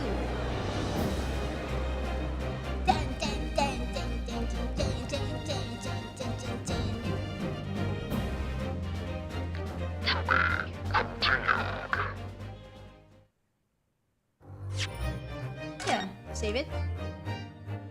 Save.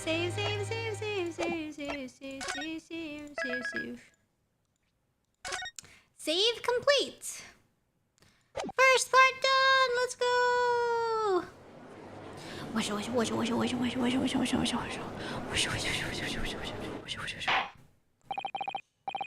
Order, please. Let us resume proceedings. Witnesses, you will now retake the stand.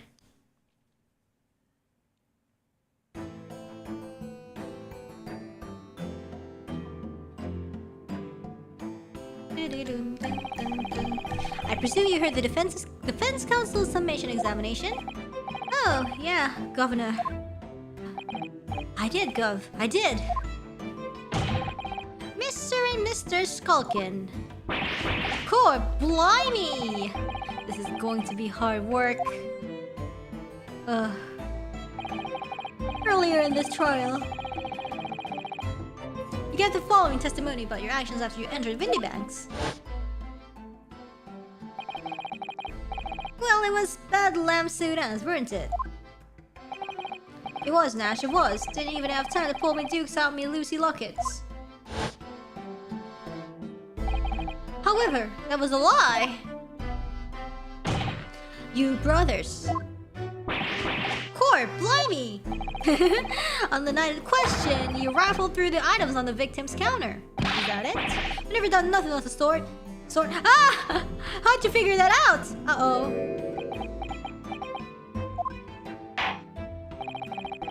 You will now give formal testimony once again. You will tell the court precisely what happened on the night in question, and this time you will tell the truth. Each lie that passes your lips serves to increase the severity of your punishment. Wow! And that, gentlemen, may deal a crushing blow to your chances of ever seeing the light of day again. My goodness. Okay. OMG. A thought worth pondering, perhaps. Say no more, Gaviria. We'll blab, we'll squeak, we'll peach. Janitor will be like, here we go again. Alright, we did knock a few things over, but we weren't rifling for nothing. It was when we heard the gunshot, see, made us both jump and all that stuff went flying. Lummy, it didn't give me a fright. We was thinking that shooter would come out the door and get us next. Stuck everything back where we found it as cardboard, straight into him in the black. We couldn't have shot the pawnbroker, see? We never even had a chance, did we? I guess so. So you admit to the defense's accusation. You didn't need ransack Mr. Windybag's countertop on the night in question. No ransack, Governor, no. That's right, Nash. That's right. It's more like we tied it up, yeah. What? Sorry. By their own admission, these brothers entered the pawnbrokery under dubious circumstances. However, they panicked and fled on hearing the gunshot, having first made good their miss. The way you say it, you hardly sound like Russ at all. We don't, Nash. We don't. Can't you make us sound a bit more cutthroat? It can't just be coincidence that these men showed up at Windybanks that night. There's more to their testimony than meets the eye. I'm sure of it. Okay. Illegal entry. Alright, we did knock a few things over, but we weren't rifling for nothing. Hold it! Dun dun dun dun dun dun dun dun dun.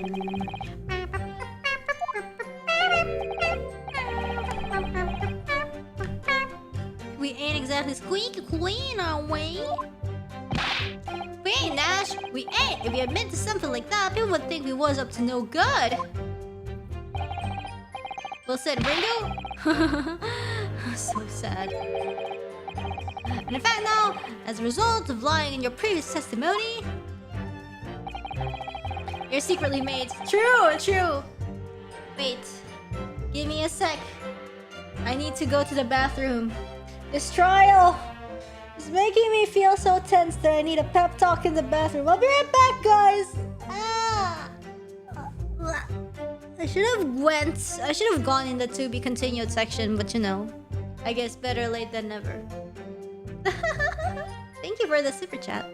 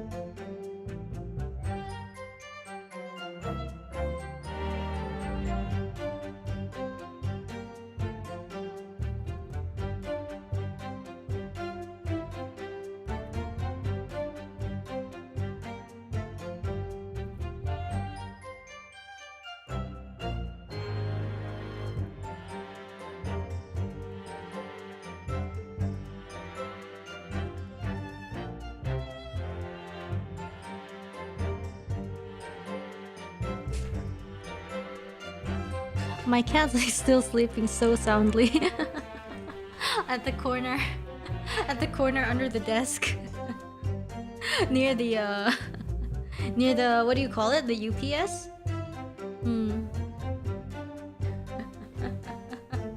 Yeah. It's okay, it's better cuz like if she's not sleeping, she might like climb on the desk and just, you know, sit on my keyboard. I don't really want that, so it's good that she's sleeping now. Landed yourselves in even more trouble. Ah, well, that's rotten luck. Does MC sleep like 16 hours a day? No, not really. She was awake earlier too. Oh god, what?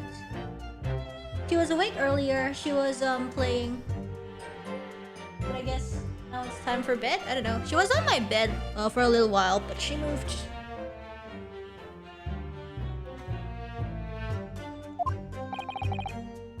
Witnesses, explain your actions to the court. Why did you ransack the victim's counter? We never ransacked nothing. Right, Nash. Right. More like we tidied the place up.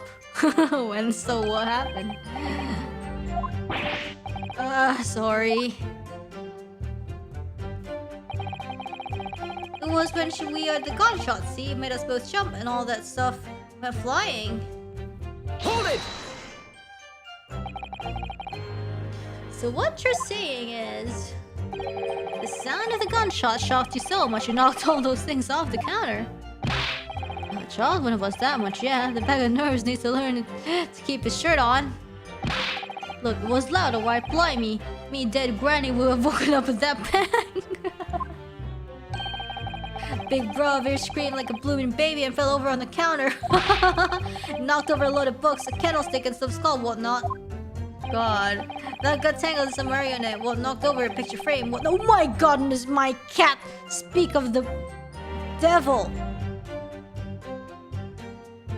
Just jumped on the table, just jumped on it, and now she's here. Hello. You woke up?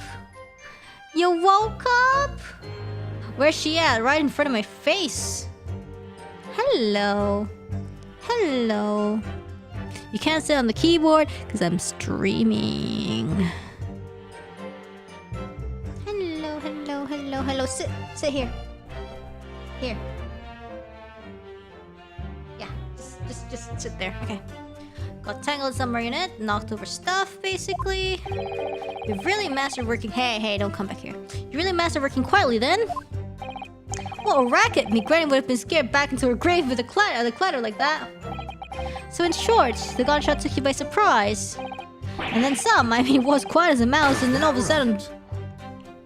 bam. Excuse me. Wait, my cat. Sorry.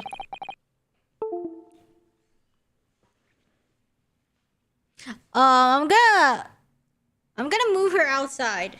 Sorry. Nakala.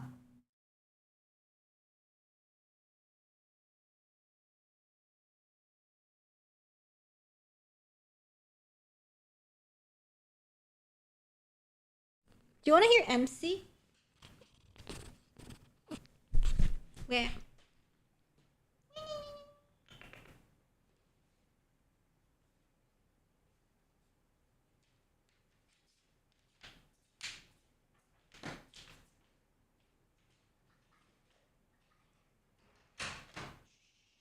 Outside, please.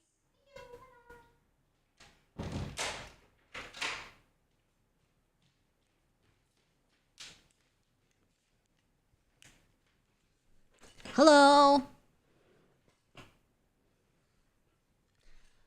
Okay. She's outside now.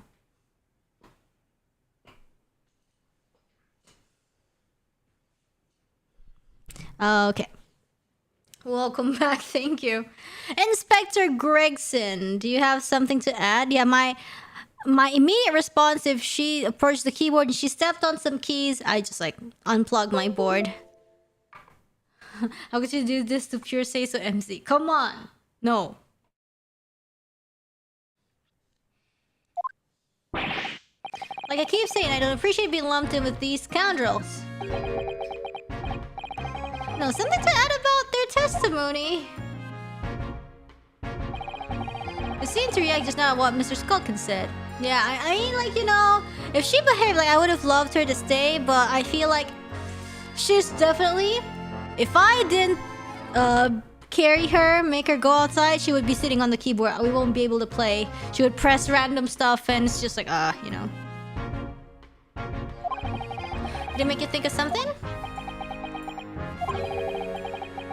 It's probably nothing, of course. I wouldn't even bother to mention the only. Well, the fact is, kisses don't get solved if you ignore the little details. How about you just tell us what's on your mind?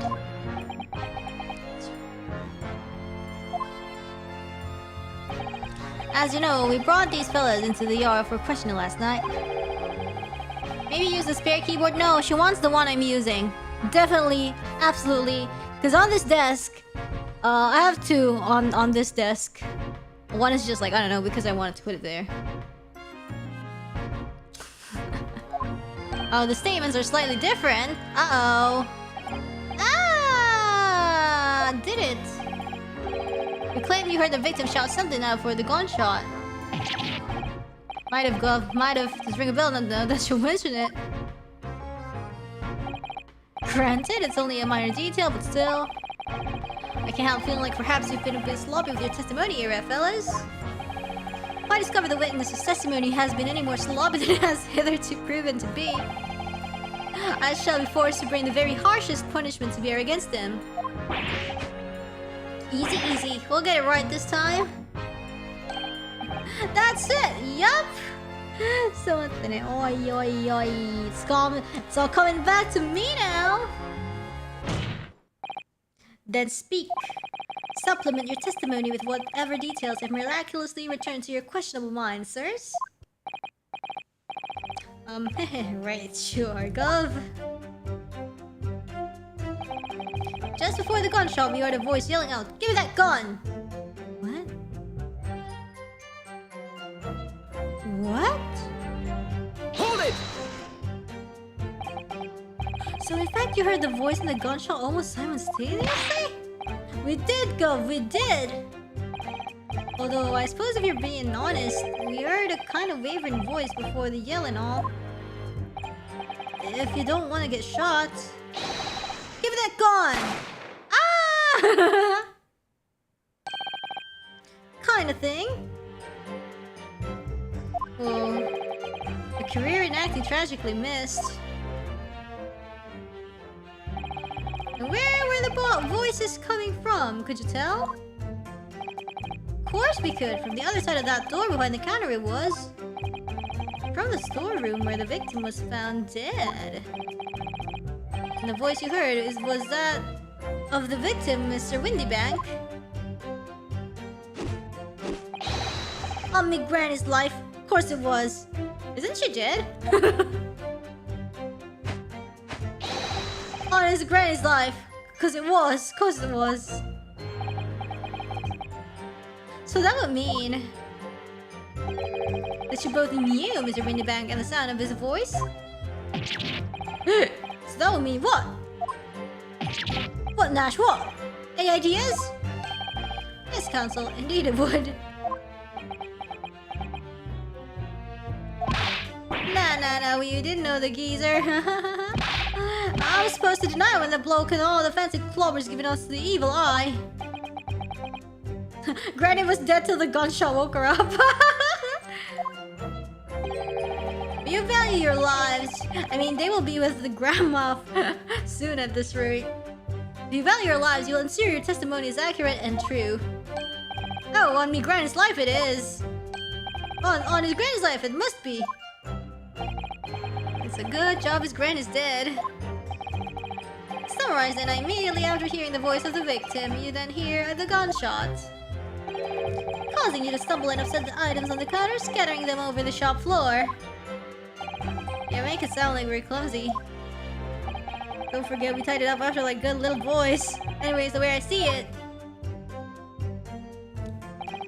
bloke who owned the place was holding a gun, so he should have just fired instead of yelling at the girl. Hold it! Importante. You're saying that Mr. Windybank had a gun in his hands? Oh yeah, but that was a sight, eh? The two waving them guns at each other. Must have got pretty heated. I mean, just before he shut it out, we heard a geezer say, "If you don't want to get shot." It didn't really sound like he meant it, mind. More of an empty threat, you could say. Mr. Windybag was known to keep a revolver on his shop counter at all times. Let's say that to protect the article in his keeping, he'd readily put a bullet in someone's head if required. Someone being himself, of course.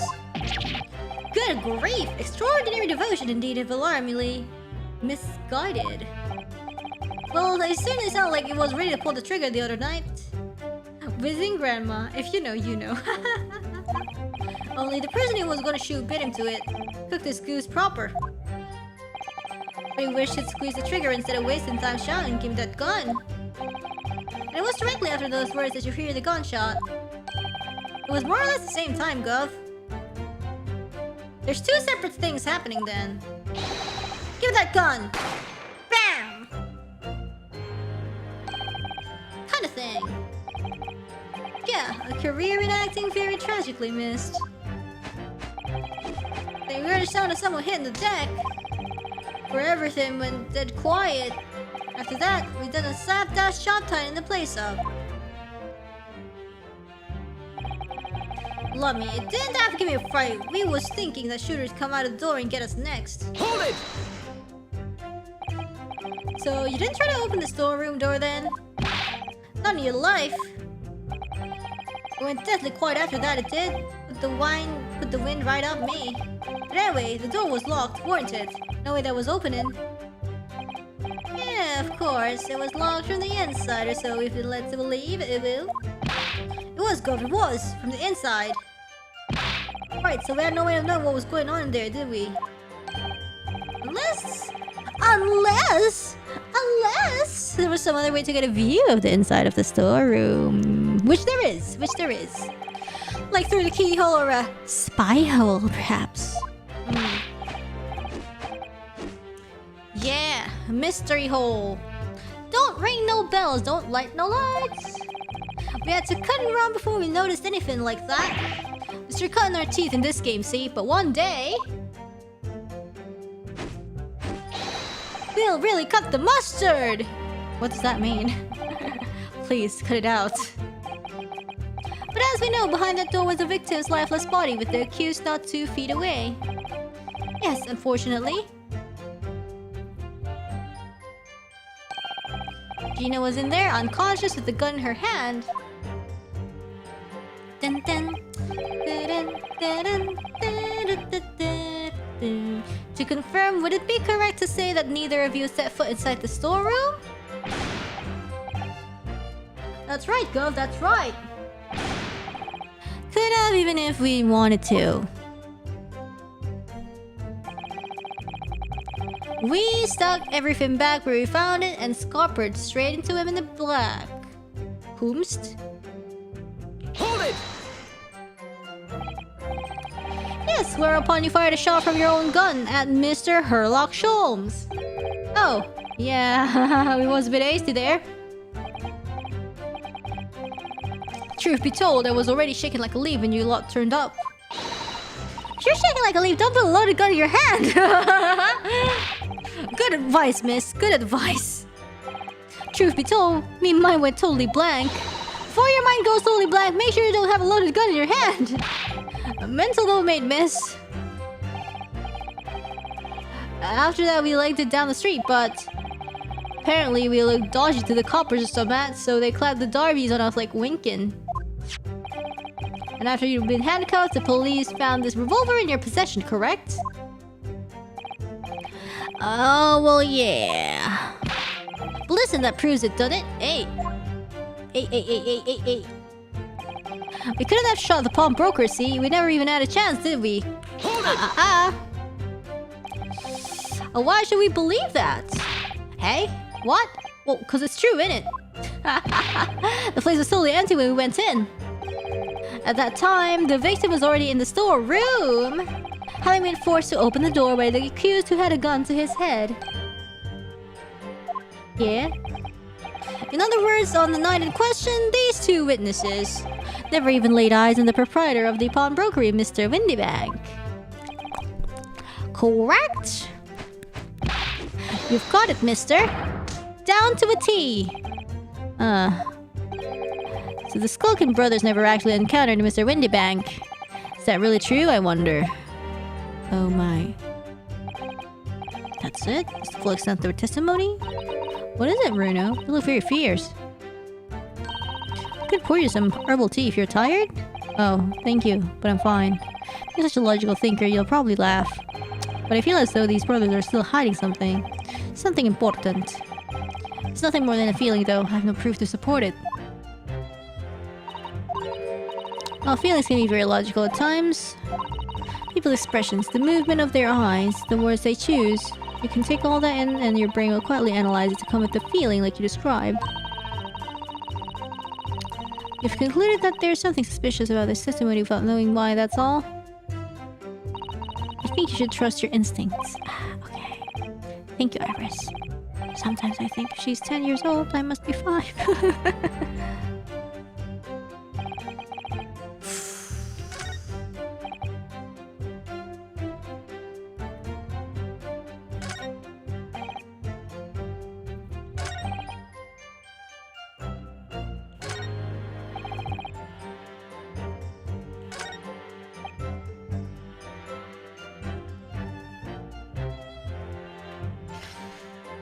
Suspicious.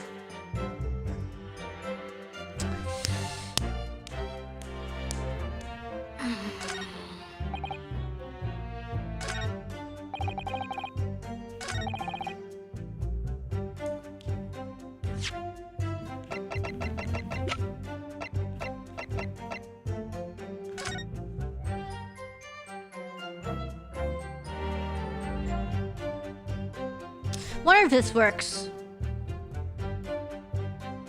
But it was... They said it was in the storeroom anyways. I don't know. Maybe... the shooter come out of the door and get us next. This was like...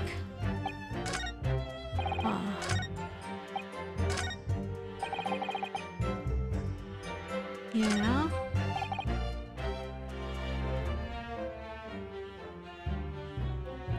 Give me that gun! The bloke who owned the place was holding a gun, so he should have fired instead of yelling at the girl. But...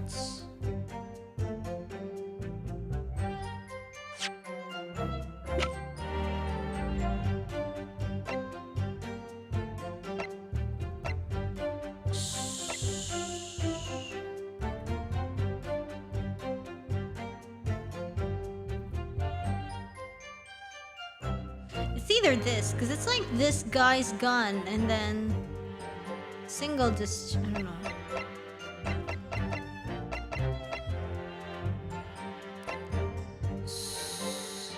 So this one probably killed this guy, and this one probably had Sholmes, right? But, so then... that would imply that... that would imply that there was another gun, but then there was no gun. There was no gun, you know?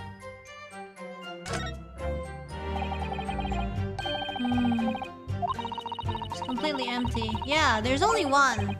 He fills only like one stuff for him. Yeah.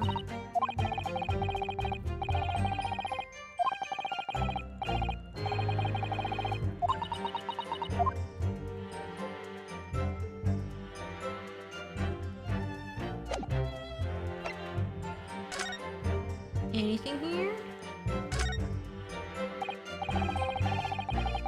5. Okay, so this was used once. 4 shoals. Yep. See, there's only like 2 shots. Yes.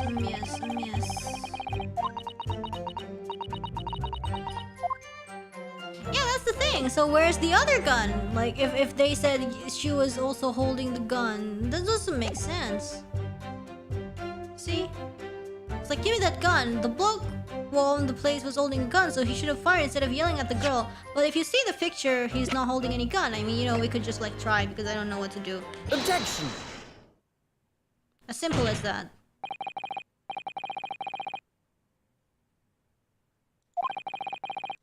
The victim, Mr. Winnieback, was building on. Is that correct? That's it, Gov. You have got the picture. Yes, Nash, yes. No question. Yeah, he wasn't holding it at all. Yeah. Sometimes it's really not that complicated. Yeah, the photographic evidence from the time of the incident clearly shows that Mr. Winniebank was not in possession of a firearm of any description. Objection! You surprise me. Does the defense really intend to highlight evidence that compromises the position of the accused even more? Furthermore, the defense has failed to establish that the photographic print presented was taken a suitably short time prior to the victim's death. Your chronology is severely lacking, counsel. Yeah, that's right! Too right, Nash, too right. The old geezer could have been about to turn the tables on the girl, eh? Hardly likely. I'm afraid this won't stand as conclusive evidence. Continue with the cross-examination, counsel. And heed my earlier warning, witnesses. Skulking's never skulking.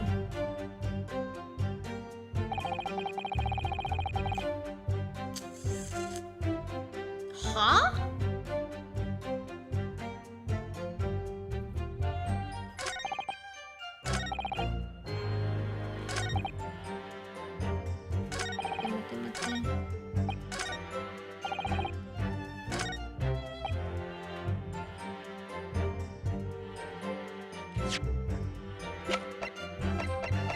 Give me that gun, but then he was facing the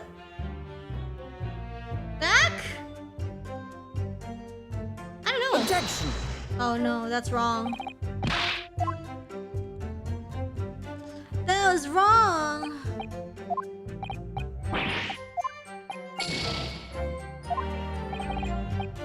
So many guns.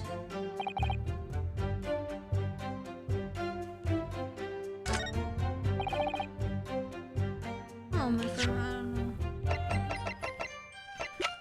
He was holding a gun, but it's not there. But they said, oh, it's not conclusive evidence. What am I supposed to do?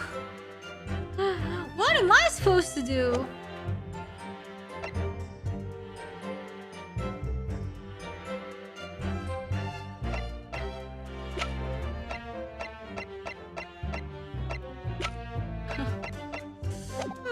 Let me see.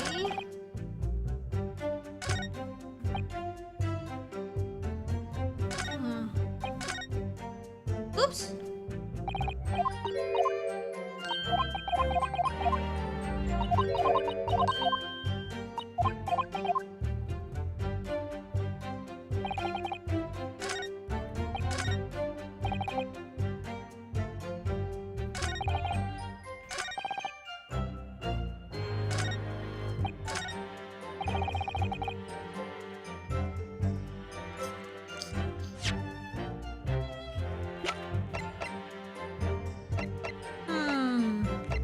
Yeah, this is really difficult.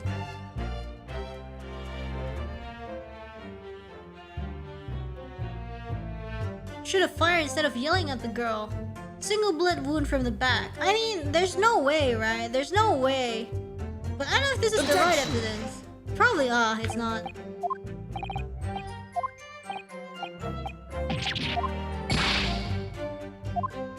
Yeah, like we were kind of on the right track with that photo.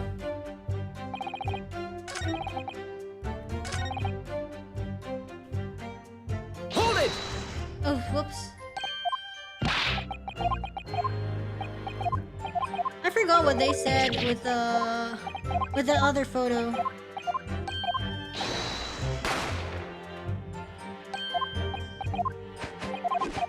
Did you want to save first? No, that's the coward's way of doing it. Let's try this one? Objection! I guess? Because I guess we're on the right track, but the game's like nudging us. Maybe use the more correct evidence. But on the night in question, the victim, Mr. Winniebank, was wielding a gun. Is that correct? That's it, Gov. You've got the picture. Yes, Nash, yes. No question. Yeah, photographic evidence obtained immediately after the incident clearly shows that Mr. Windybank is not holding a firearm or in any description. Eh? You what? Gordon Bennett, that ain't right! Objection! There can be no question that the victim's revolver used in the incident. I would remind the court that Mr. Windybank's gun was found at the scene. Oh, sleepy girl. Not only was it identified as a murder weapon, but it was found in the accused's hand. Yeah, that mall tootler used the victim's own gun to finish him off. Give me that gun. Bam! Kind of thing. Hold it! Hold it! Is that the first time we've ever heard of hold it?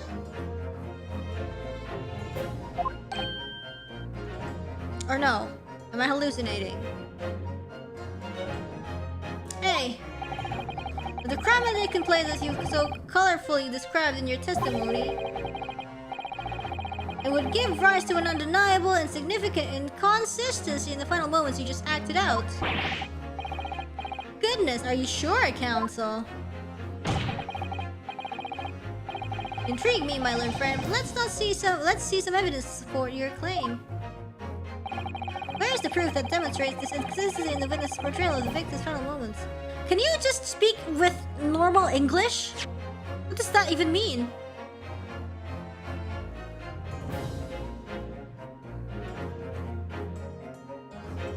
There can be no question that the victim's revolver was used in the incident. I would remind the court that Mr. Windenbach's gun was found at the scene. Only was identified as a murder weapon, but it was found in the accused's hand. Yeah. Say exactly. Crime took place. If you... Goodness, you intrigue me with that.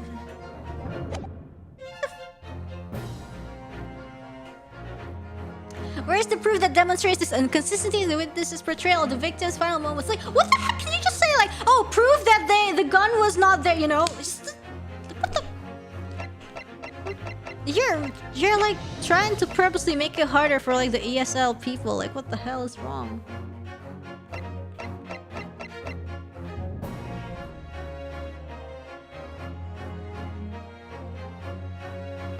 Oh, it's like, I get it. It says,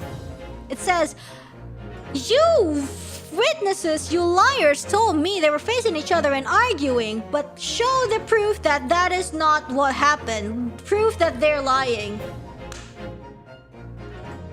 Like literally this photo, I don't know.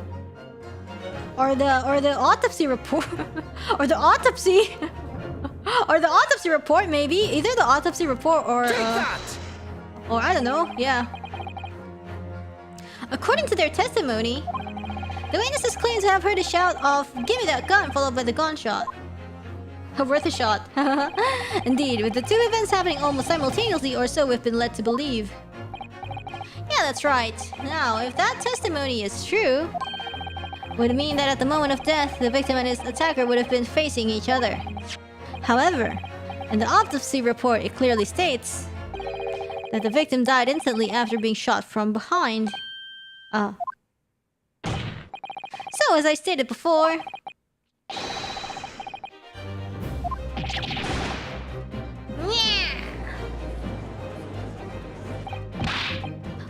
But it's the God's honest truth!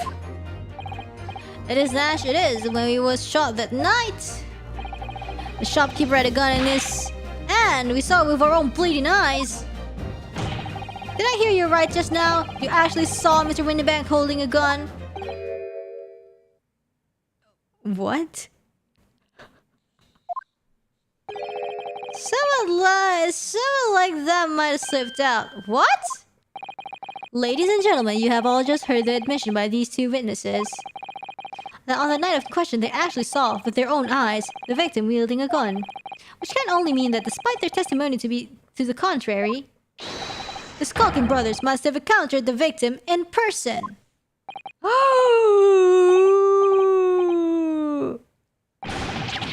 OMG!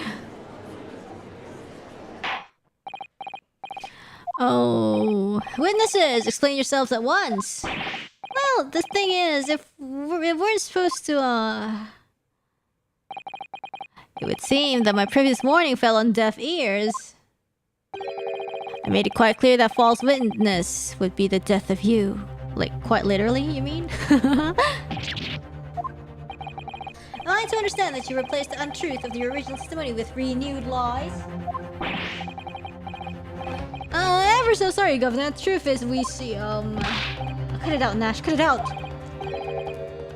If you blab now, you know what it'll do to us.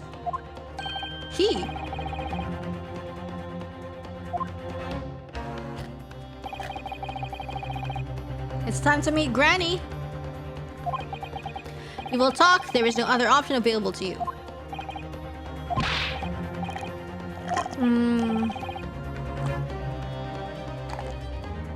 With love or gods for godders. Goodness. In case it hasn't quite sunk in yet. No matter how hard you try to hide it, the truth will come out. My gosh.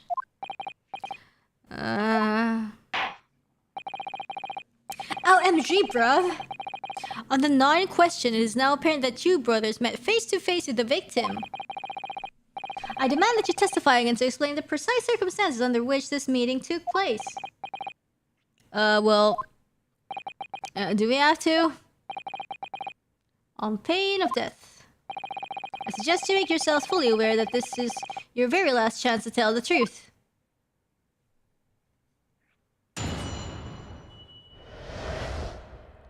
Encounter with the victim. Same syllables though. Alright, so we just got inside the cabin and heaved a sigh of relief and the geezer shows his mug. Give that gun! He bellowed and then he flew at us like it was possessed. I thought we had it. For an old geezer, the bloke was strong as an ox. He chucked me over the counter. Oh my goodness. So wild. I pulled my gun on him and then he legged it through that door to the back room. It never had nothing to do with killing him. That's all what happened, I swear. You are now telling us that moments before the victim was killed in the storeroom, you in fact encountered him in the main part of the shop. Well, yeah. Sorry.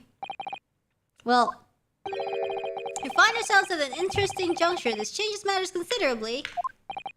But honest, Governor, this time, we ain't got nothing more to hide.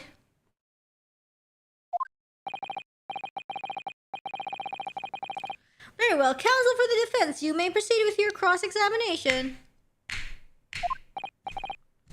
Yes, my lord, this is it! The moment I've been waiting for! OMG.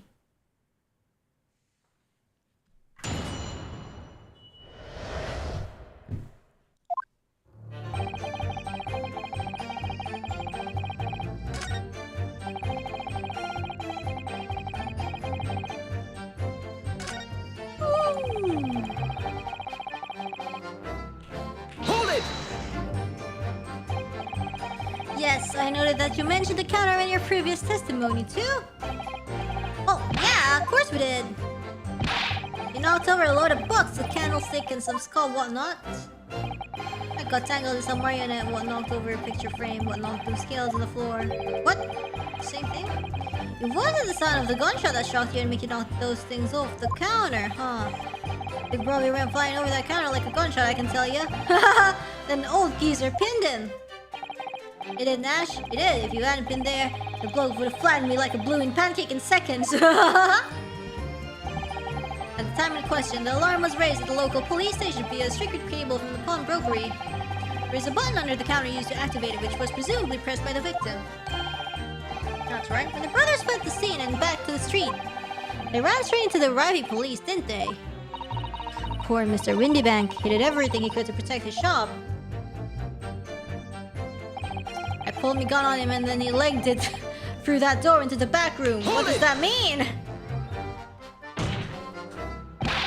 Were you intending to shoot Mr. Windybank? No, never. I was just, you know...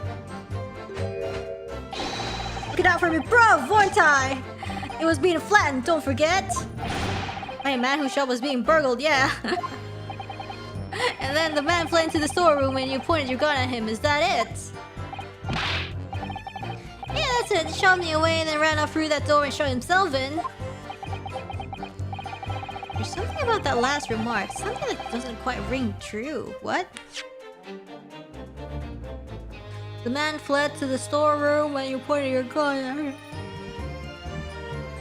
I don't know. Wasn't he with Gina and be like, you know, hey, Gina's like, ha, show me to the storeroom and stuff. I wonder why Mr. Windybank ran away into the storeroom. What? Well, according to what everyone's saying, Ginny wasn't there waiting for him with a gun. That's right.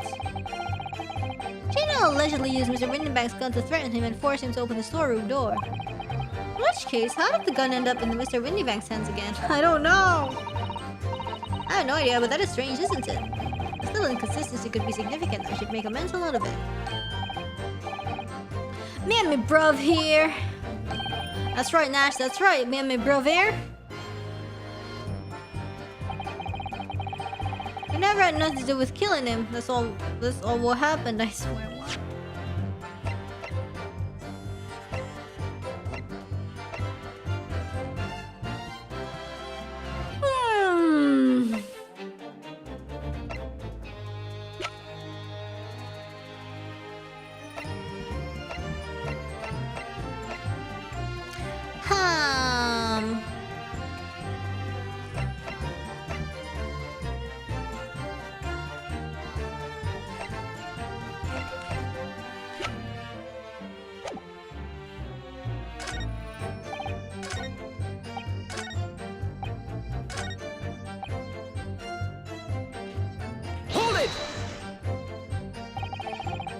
When you say geezer, I presume you mean the victim and proprietor of the shop, Mr. Windybank. Who else? I mean, that's right. I was keeping a close eye on the entrance to the gaff, obviously. I never thought no one was going to come out of the back room like that. The back room being the pawnbrokery storeroom?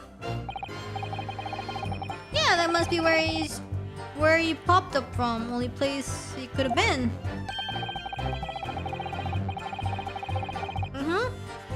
Huh? She must have been in there in that point as well. Yeah, that doesn't make sense. If she didn't have threatened Mr. Windybank to the storeroom with her at gunpoint, then why would he have emerged from the same room all alone when the brothers arrived? I don't know. Did you see the accused at the time? What? That mall tooler? Couldn't tell ya. No way, Cover. We had bigger fish to fry then. And the old geezer just lost it. Give me that gun.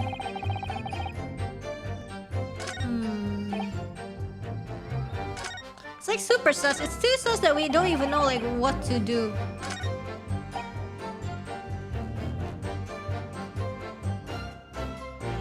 And I guess it's also more like the English is kind of hard to understand. For me, honestly.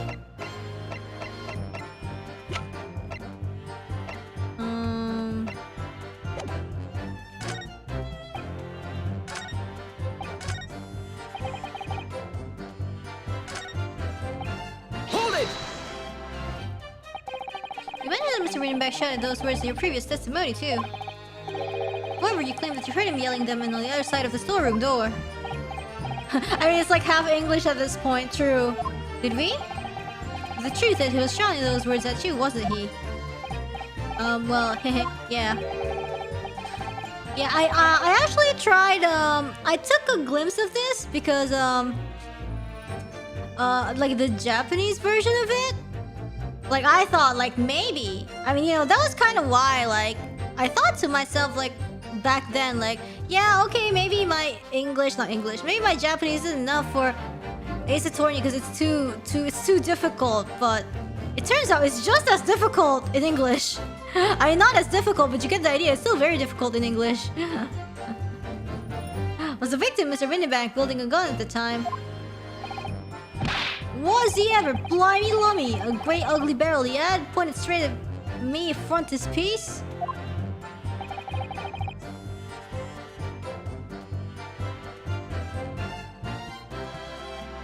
日本語の方が良かった。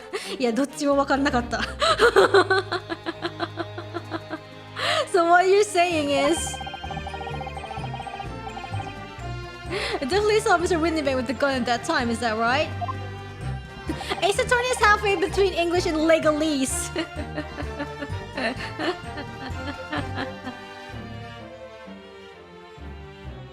It is, Gov, it is. Spot on.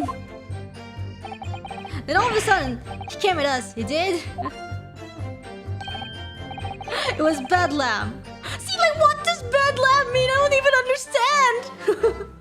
I didn't know who was going for who and then legging or something. Imagine ID version about to be all 50% Jackson. Oh, I'm fluent at that. See, I'm him. I'm making my heart, like in my heart, I'm making this face.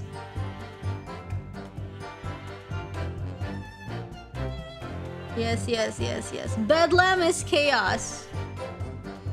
Legging is actively using legs, running. Oh, excuse me. I'm just gonna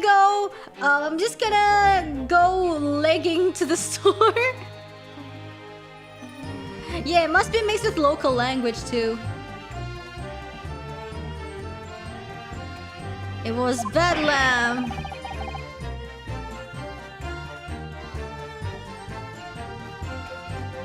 You were clearly all going for each other. Like Nash said, we thought we'd added. I mean... leg it to the store. For an old geezer. Hold it!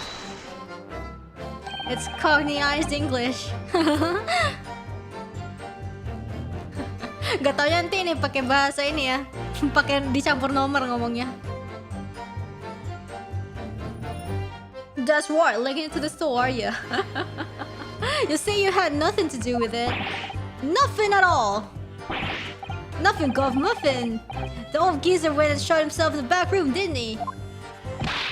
Locked it was, from the inside. You know it was, because we tried to open it. Whoa, you tried?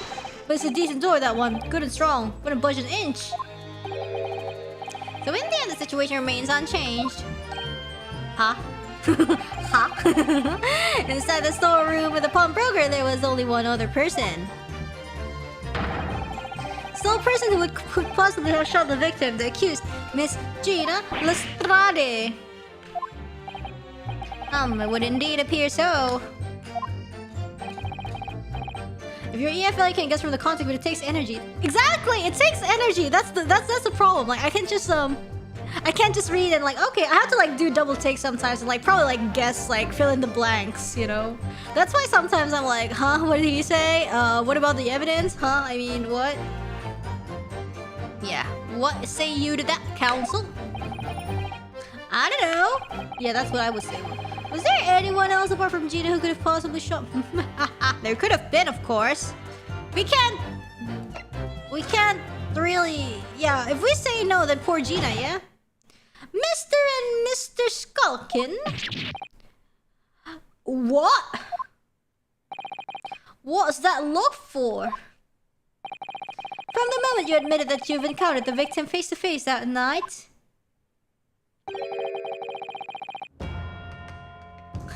If it makes you feel better, most English speakers don't understand either. Oof. The course of this trial changed completely. It did? What is your point, my learned friend? The question we must answer is who could have shot Mr. Windybank? And it is the belief of the defense that the defendant is not the only possible answer at all.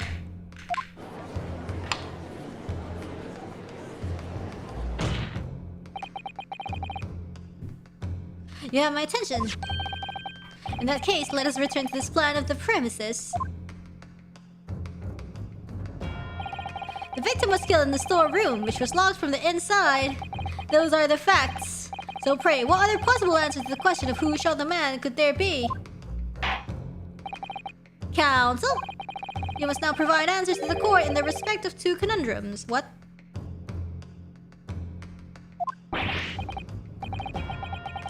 Two, my lord. Indeed, namely, from what location did the culprit shoot the victim? And furthermore, where was the victim at the time? Well, what? Are you alright, Bruno? No. But there's one thing I'm sure about. If I can prove that there's a credible new alternative to what happened, it could change Gina's prospects hugely, Iwu. So now, time for some clarity. Show the court in this plan the answers to the question posed by his lordship. Dude, I don't know.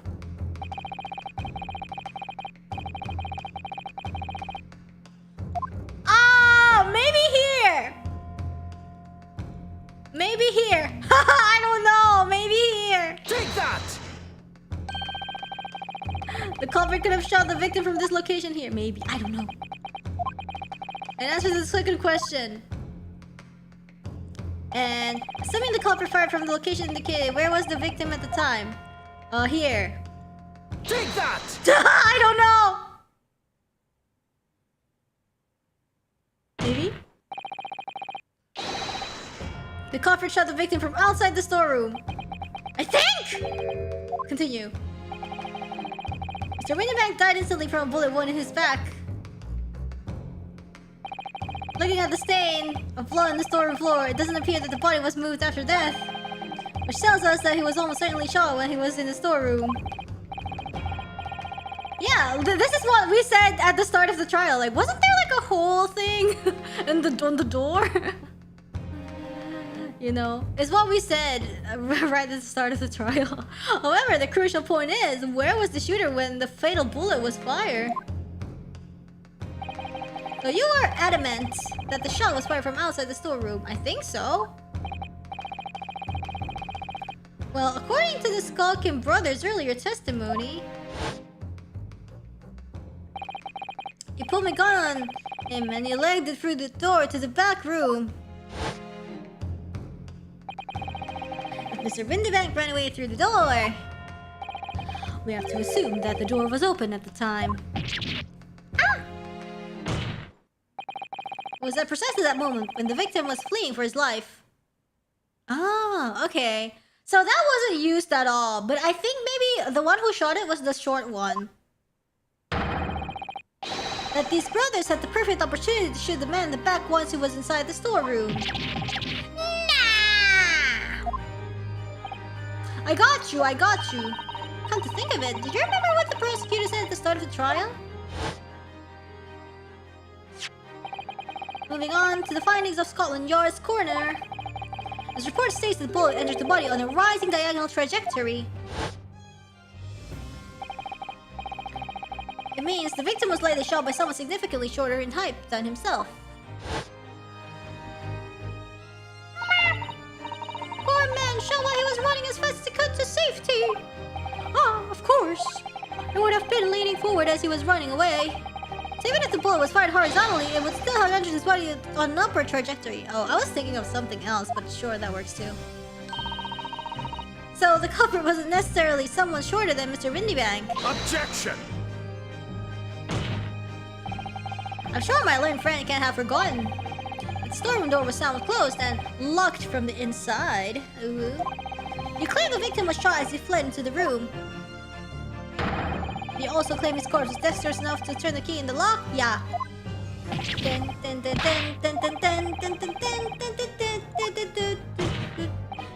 Yes, there's someone else who could have locked the storeroom door. Which is who? Very well then, counsel, present your hypothesis to the court. The scenario you just described. The defense's assertion is that the victim was shot from outside the storeroom, uwu. In which case, who shot and locked the storeroom door from the inside? It's me. It's, my GF. Present. Take that! Obviously, the person who locked the door was the only other person inside the storeroom at the time. The defendant, Miss Gina Lestrade. Objection!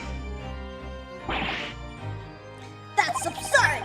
You're suggesting that the accused deliberately engineered the sealed room? Gina friend. For what possible reason? Such action would only serve to tighten the noose around her neck. I am inclined to agree, I must say. Well, counsel. I mean, you know, I want to choose Susato, but our HP, there's not much remaining. You know, in my heart, I always choose Susato, you know, but you know, you see, we have emergencies. My HP.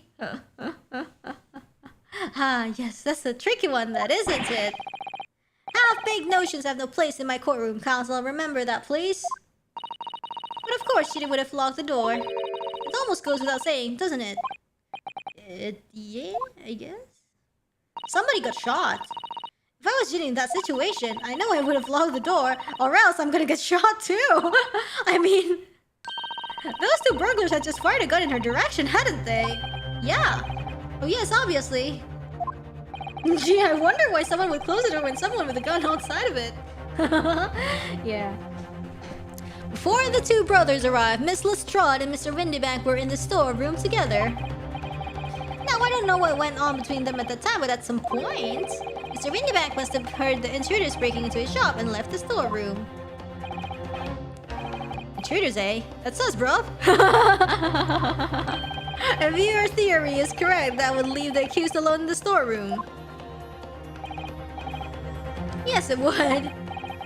Then, probably only moments later, the victim fled back through the storeroom door, hoping to escape danger.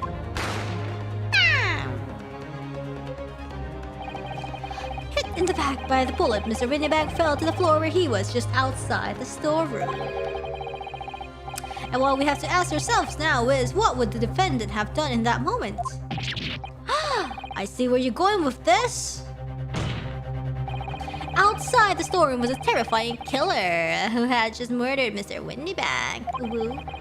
As soon as the thought struck Miss Lestrade, she slammed the door shut and locked it, in order to save her own life. Hold it! But we ain't the ones who done it. We ain't, Gov, we ain't. You gotta believe us. I mean, come on, we'd never shoot no one. Objection! What? That's blatantly untrue. I know for a fact that you would. Because before my own eyes, you shot Mr. Sherlock Holmes. There is only one logical conclusion here, but then...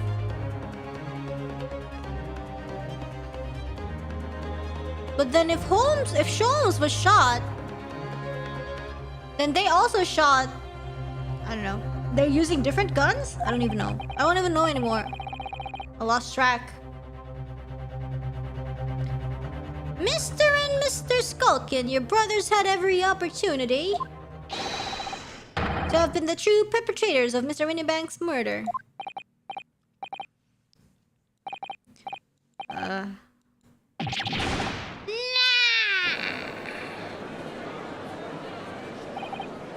Where does this leave us? Do you mean to say it wasn't the pickpocket to shoot the pawnbroker after all?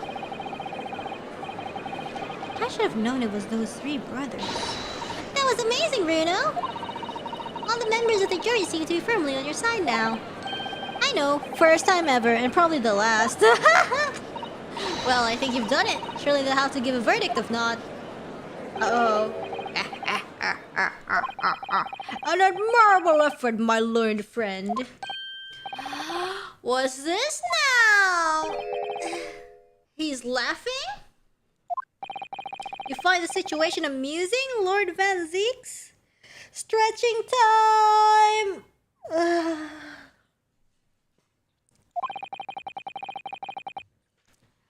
I find the defense argument most persuasive, but judgy judge, did you know that there's something called withholding evidence until the last minute and driving everybody crazy in Ace Attorney games? My goodness! I dare say, such chicanery, I don't know how to... is the bread and butter of the street performers in your provincial eastern nation. But such blatantly malicious conjuring tricks, I don't know, amount to nothing more than inexcusable pettifoggery here. What? What does that word mean? What? The hypothesis you put forward so ostensibly credibly cannot and will not stand. Because, you see, it contains a fatal flaw. A fatal flaw? Do you mean to tell me that you're unaware of your logic's failing? I say, Lord Van Zeeks, might be an idea to explain this bally conjuring trick or whatever it is to the troops on the ground, The fatal flaw in my learned friend's argument is really very simple to understand. Ow! Assuming you're not too dim-witted to count bullets. By George, count bullets? Ooh? Yeah, that's what I'm thinking. Like, you know, like, what? Oh dear. You noticed then. Huh? What's everyone talking about? Counsel! Yes, sir. Tell the court how many bullets were found at the scene of the crime. Two. 2 bullets. Correct. The first, that which hit the victim in the back, ending his life. And the second, that which struck the detective, Mr. Sherlock Holmes. But then, the defense presented a picture showing the damage caused by the second bullet earlier in the proceedings. Oof.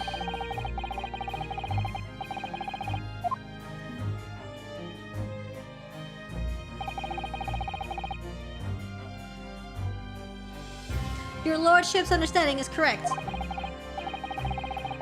Furthermore, we know there are 2 firearms involved in the incident.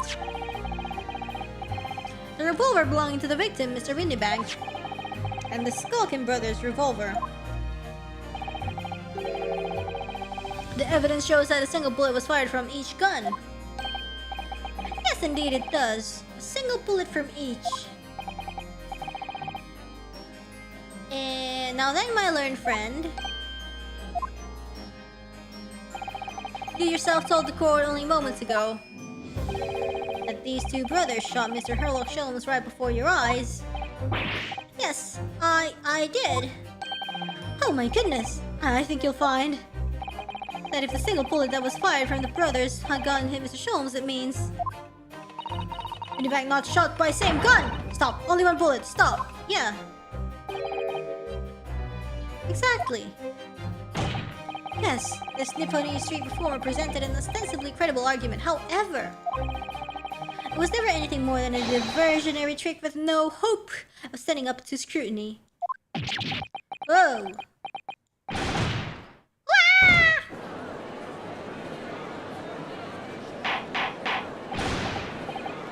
Order!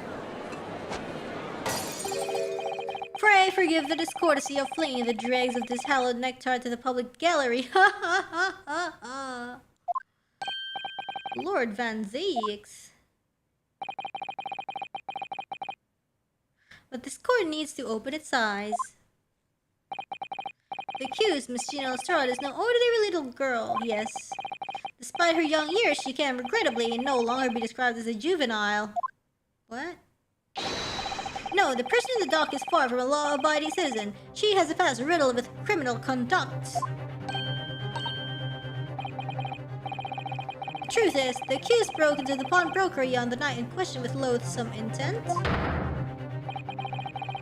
As we can see beyond doubt in this print, which depicts her threatening the victim with a murder weapon. And I have here in my possession 1 more piece of evidence the prosecution wishes to present. That disc.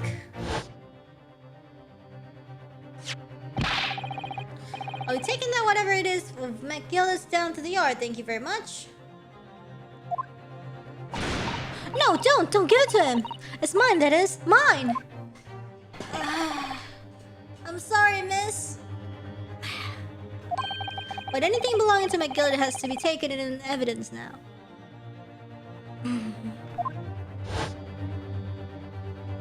Dun dun dun. Yes, the music box disc.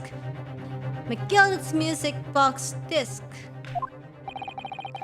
The very day before the hateful murder of Mr. Windybank, the accused attempted to make off with this article, which clearly does not belong to her. And with none of the subtlety of a pickpocket, I might add. But by brute force and brazen impudence.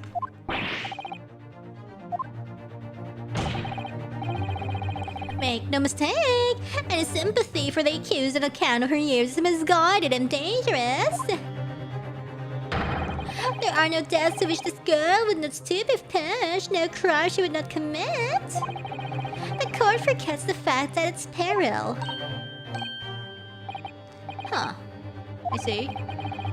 I think I'd be prudent to take this music box into evidence council. It's a grim testament to the defendant's— What? Lord Van Zeeks, I am! Inspector Gregson. Yes, Inspector. We had a meeting yesterday at the yard with the prosecution service and, I think it was agreed that the disc wouldn't be used as evidence. What's this all about? Why is the inspector acting strangely? Ooh. That's the first time he said anything to Van Zeeks at all. I am unaware of any such meeting. But those were the instructions right from the top. The government bigwigs were insistent. Ooh, something about the news article, maybe. Inspector, I am the prosecutor and I will determine how to present my case. Your warning is noted. Warning is noted. Thank you. Prosecution wishes to proceed with submitting this disc as evidence, my lord. Indeed. Bailiff! The music box has been entered to the court record. The prosecution has established the accused justice's motive, opportunity, and baseness of character. There's nothing more to add. Meow. Ladies and gentlemen of the jury, I await your informed decisions and rest my case. I don't believe it! I had the jury on my side for once for all of 5 minutes. Oh dear, I wasn't even for 5 minutes, Bruno. My lord! Wonder if I might say something at this point. Proceed, Mr. Foreman. Been stumbling about in a bit of a fog up to now, if truth be told. But all of a sudden, the answer's probably obvious to me and my men. There's only one thing, what?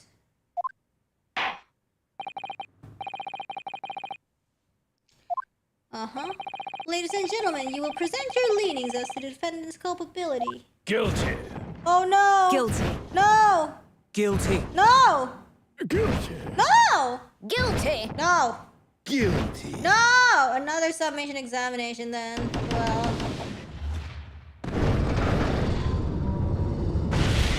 Uh-oh.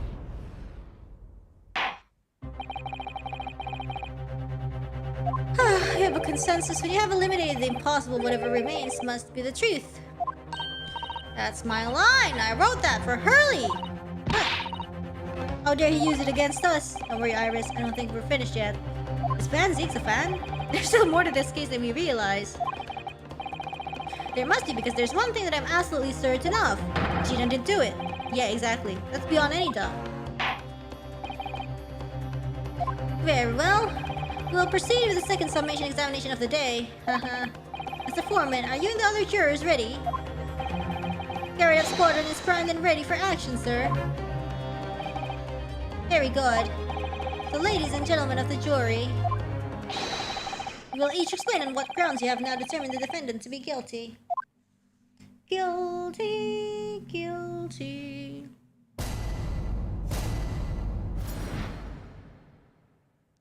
The jurors' contentions. Once a rogue, always a rogue, I say. Different breed to us law-abiding citizens. As only 2 bullets were found at the scene, I would say the whole case is done and dusted. You don't need a stereoscope to see the truth here. Every which way you look at it, it was that pickpocket. Huh.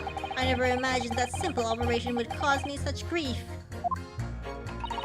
The accused attempted the theft on the previous day. I can see I'm in for a busy day ahead. I am ballistics expert. I have seen many shootings. There is nothing I do not know about guns. Did I ask? Interesting statement from juror number 6, though. I have to admit, it was rather bowled over by the argument put forward by the chap in black. When that fell apart like a house of cards, I thought that I'd jolly well. Well, no more. The whole courtroom is turning against me. It's not fair.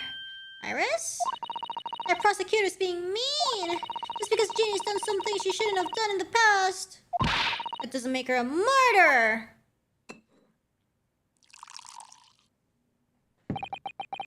Allow me to savor this fruity vintage while I savor the spectacle of your fruitless debate on the matter. Okay.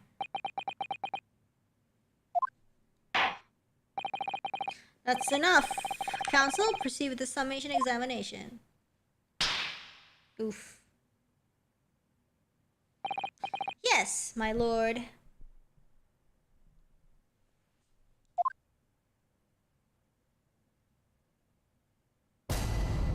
Jury examination.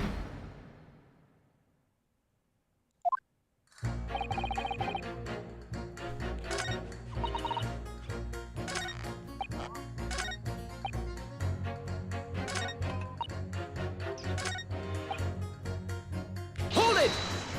I thought you were just a tourist?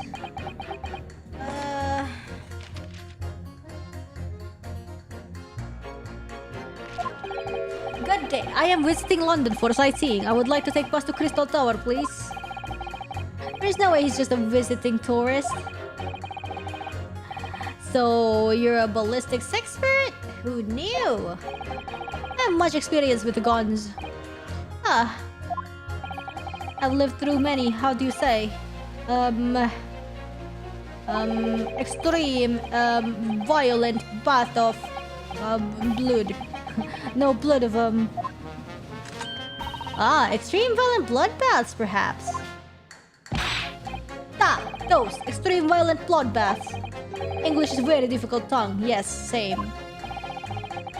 Considering the sort of people you associate with, I'm surprised you don't have the tongue. Anyway, if you have questions about bullets and guns, you ask me. There is nothing I do not know, no mystery I cannot solve. He's very confident in his knowledge of guns, that's for sure. But, if possible, please, only in a Russian language. He's not very confident in his knowledge of English, though, is he? No, so we should bear it in mind. He's our man if there's a mystery about guns or bullets. Man Zakes has managed to convince everyone. When you have eliminated the impossible, he said. But he hasn't. If we're going to fight back, we need more material. We have to fight back. We have to turn this trial around again.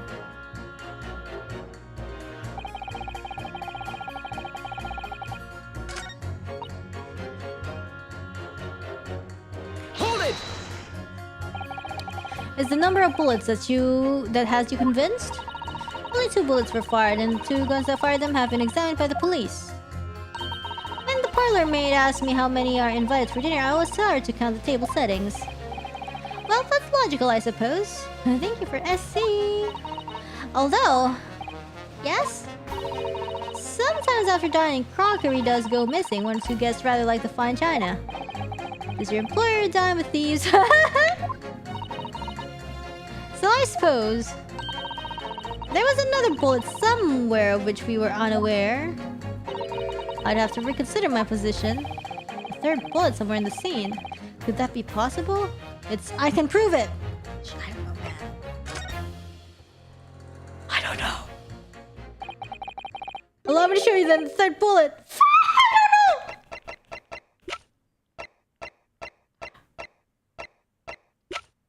No, I don't think we have evidence.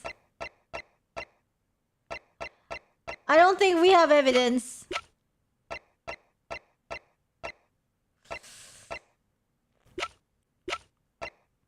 We don't have, this is like one of the last case, I think, where they actually allow us to bluff even though it's the wrong answer. Let's see.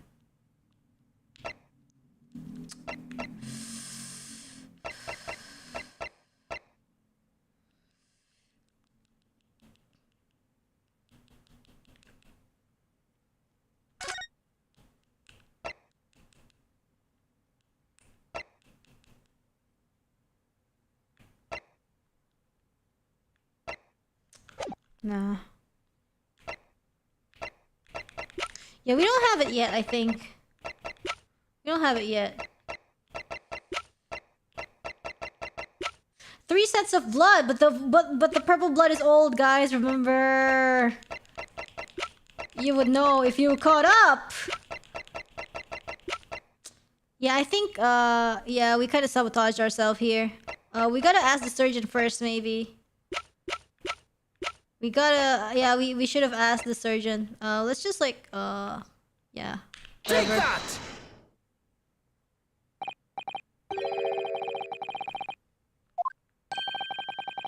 Yeah, it can't back out. Yeah, I forgot that this is like the last case, so it actually... Yeah, there's like... This is not very uncommon. And like the last cases. That helps.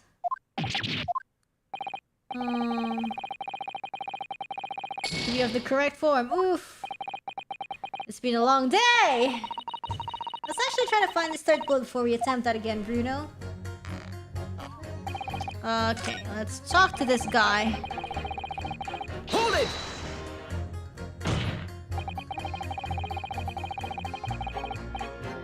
Would you please stop muttering about things that have nothing to do with this trial, sir? The defendant's life is on the line here. Well, the thing is, I couldn't really say that it has nothing to do with this trial, to be honest. Huh? I mean, there's no question that the man was shot, but the bullet had simply vanished from his stomach. It's quite inexplicable, don't you think? I almost don't want to ask, but this surgery you've been muttering about all this time, you were operating on Sholmes? What was the fellow's name now? Hurlich. Ah, yes. Yes. Hairlock? Hairlock Sholmes by any chance? Yes, good lord, it was that Hairlock fellow. What? You're the surgeon that operated on Mr. Sholmes? That's right, using the very latest anesthesia techniques, I might add. It was a fairly major op, I can tell you. This is crazy. Let me see, the fellow was brought in not long after midnight, if I remember correctly. He said he'd been shot by some criminal or other, so I opened him up like a shot. But the funny thing is, I went over his insides with a fine-tooth comb and couldn't find the bullet anywhere. So I'm afraid I had to throw up my hands and just stitch the fellow back up. I hate to state the obvious, but yes. Surely that's because the bullet is still at the scene of the shooting. The counsel for the defense is correct. As is clearly shown in this photographic print, the bullet that the Skulkin brothers fired at Mr. Sholmes in the stomach region that had exceeded his body and lodged into the shop wall where the calendar was hanging by the door. I think you'll find it's really quite simple if you just consider the problem three-dimensionally. Ha! Who do you think I am, son? Well, jury number 4 is about the best I can do. As soon as I saw the wound to the man's stomach, I flipped it over. Like a pancake? Are you saying that you checked his back? Of course I did, and there wasn't a trace of injury, so it's still there! But somehow he can't find it. This is exactly what I said about slicing him up. And I'm still none the wiser even now. How many times do I have to say it? Is it like a special bullet that evaporates or something? Can somebody please explain how it happened? Can somebody please solve the mystery? It's almost as much as a mystery as how this jury was put together. Mystery!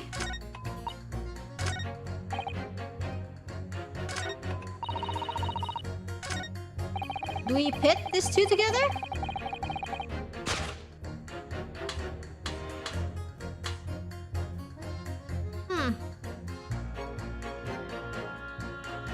Here, so we pit these two. These two statements clearly contradict the idea that all I do is pit jurors against each other. A ballistics expert! Pitting. P-I-T-T. On the night in question, Mr. Sholmes was shot by one of the Skulkin brothers. Since there was no sign of an exit wound on his back, we must assume the bullet didn't pass through him. However, no bullet was found lodged in Mr. Sholmes' body either. Furthermore, a bullet was found lodged in the wall of the shop where Mr. Sholmes was shot. Jury number 6. Hello, my name is Willen. Pleased to meet you. There's a apparent contradiction in the facts that is so clearly troubling juror number 4. Are you able to explain the mystery? I have seen very similar situation in Motherland. Oh no, it was night, there was blizzard. I was running away along mountain road freezing cold.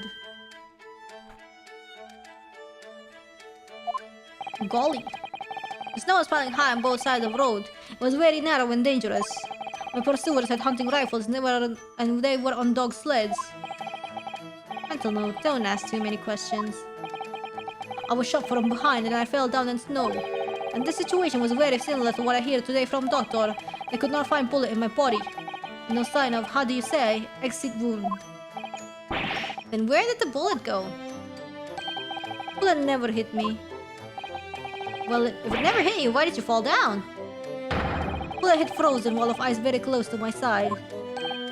What? Oh, one small piece, very sharp, broke away from a lump of ice, pierced my body. It made deep wound that looked just like bullet wound.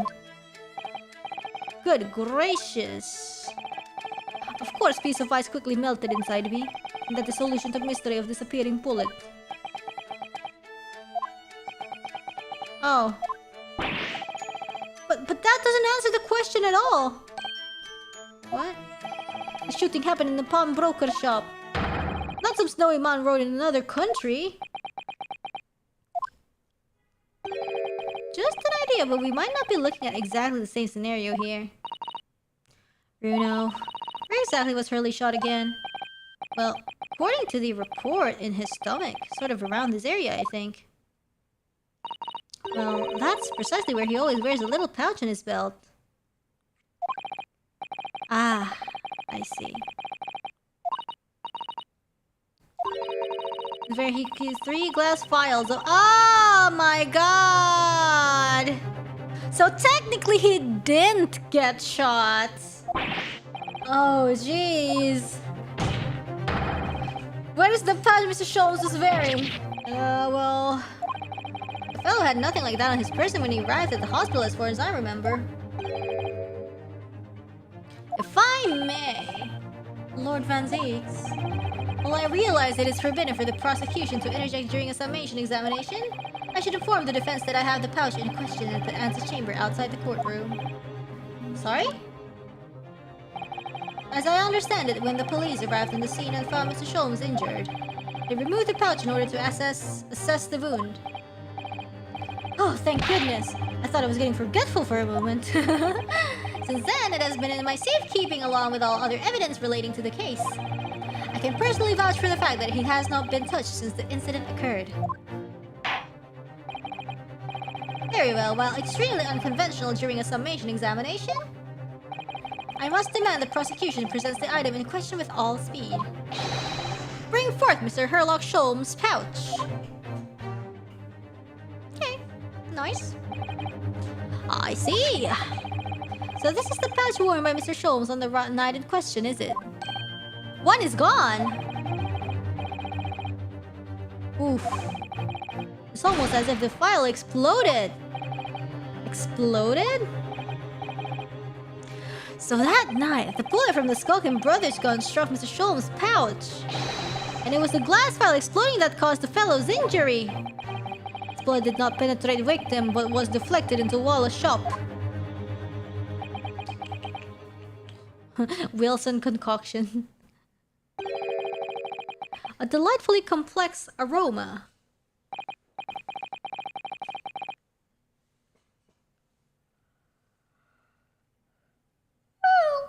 Well, it would appear one mystery has been solved, at least. Though it has no bearing on the truth of this case.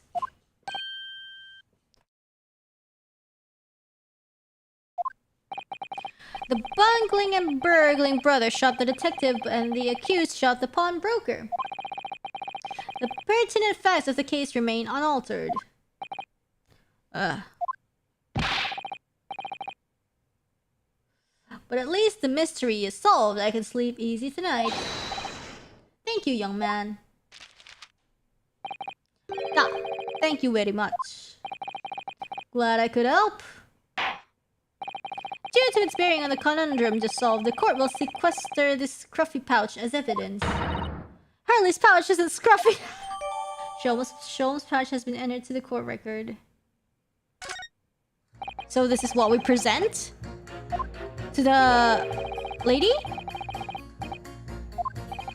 Please, my lord! A little more time! After all, that's a new piece of evidence! It could be a valuable clue, and you can't afford to overlook anything here, Ryunosuke. There's still a way to turn this around. Somehow, I'm sure of it. Okay, let's just look at the new evidence first.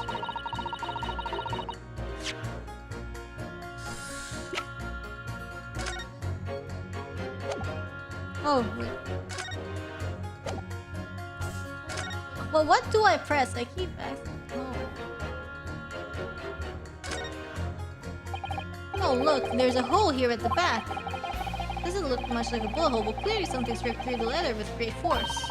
Something must have pierced it somehow to have left this hole behind. Yes, it looks that way. Shows this pouch took a beating, did they?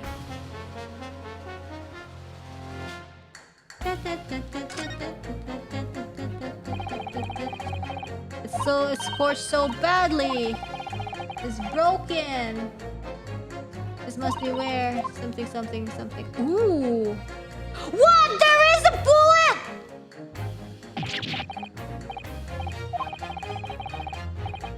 Do you see it? That's a bullet! This is an amazing discovery! There are 3 bullets fired! My goodness. My goodness! Let's go! The 3rd bullet. I love how the evidence just plain, like straight out says 3rd bullet. Because it is. Yeah, time to go back to you.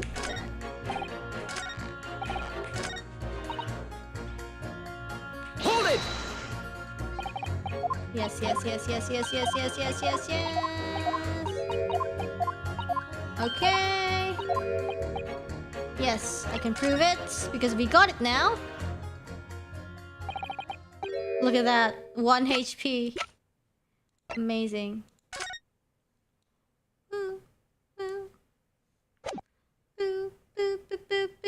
Present the 3rd bullet. Literally that.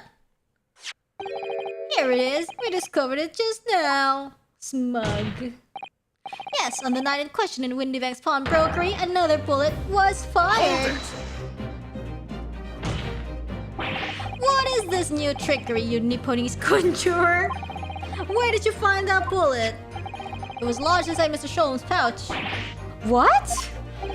This pouch was removed from around Mr. Sholm's waist before he was taken to hospital. And since then, it has been touched by no one. Do you mean to say the shot fired by the Skulkin brothers that night? Yes, as your lordship has surmised, it hit this pouch. But that makes no sense whatsoever. We already know the whereabouts of the bullet fired at Mr. Sholmes. It's clearly visible on this photographic print. Ah! 2 guns from the scene have already been submitted to the court record as evidence. But what about the 3rd? Yes, that of Mr. Windybank and that belonging to the Skulkin brothers. But what about Gina's? Is there a Gina gun? That only a single bullet had been fired from each. But that must mean... That's right. You now know that on the night in question, 3 bullets were fired. However, only 2 bullets were fired from the guns recovered from the crime scene. Susato's gun, yes. And until the incontrovertible inconsistency is somehow explained, we cannot and must not pass judgment. Arr. Ah, emotional damage. Order! Susato sniped from outside. While the summation examination remains incomplete, the court has been presented with new facts. Facts that would appear to shake the very foundations upon which the case against the defendant has been built. As is my pregante in the situation, I hereby temporarily suspend the summation examination. By Jupiter! What? Bailiff, bring the witness back to the stand at once.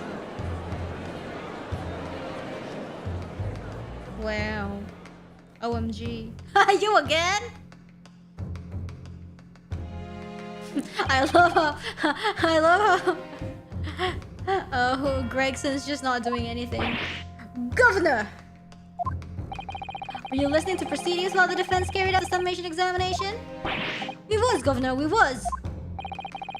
Perhaps we can dispense with a tedious preamble. Simply answer this one question. A 3rd bullet has been identified at the scene of the crime. What do you make of that? Make of it, Gov? I don't think nothing of nothing if I can help it. Is it one of yours? Gore blimey, Gov. Gore blimey, not a chance. In that case, did you have an accomplice? What? Eh? What? Never. The skulking brothers walk alone. It's just two of us. That's our trademark. Oh, soon we forget poor Sulky. Only 2 of the bullets from the crime scene originated from the firearms we have in evidence. The 3rd bullet was fired from another gun. Where is it? Lummy. That's a Ned Scratcher. Huh. Counsel for the defense. Yes. I should like to hear your thoughts regarding these new developments. The 3rd bullet, and the mysterious missing firearm from whence it came. Thinking back over the testimony we've heard and all the evidence we've seen, I think I'm starting to form a picture. A picture of what really happened that night. My lord, I think it's clear that this 3rd bullet tells us about the Skulking brothers.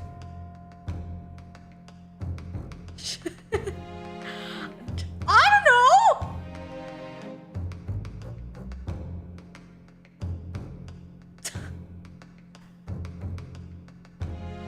I don't know!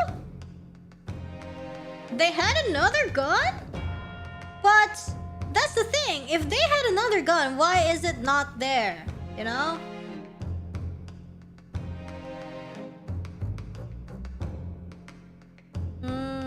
They were, yeah. It's either they had a secret accomplice, or it has nothing to do with them.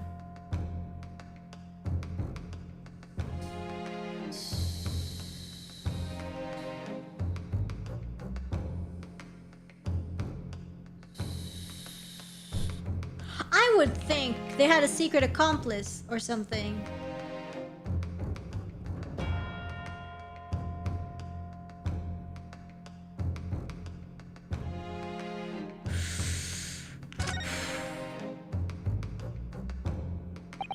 On that night at Windyback Pawn Brokery, the brothers must have been working with a 3rd man.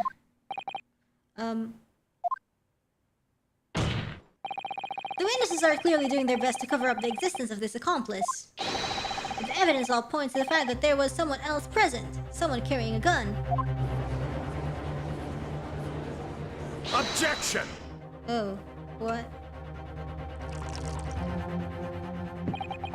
An accomplice, you say? Pig swell! These protracted proceedings have already forced us to endure 2 summation examinations. I mean, we won't have to go through 2 if people were cooperative, you know? It's not my fault! Not my fault people are so damn untrustworthy, lying in the witness stand? Wow, imagine. And in all that time, there has been not a murmur of a 3rd man if this apparently wraith-like being exists. The court must be shown hard evidence, without this fantasy will be crushed. Fantasy?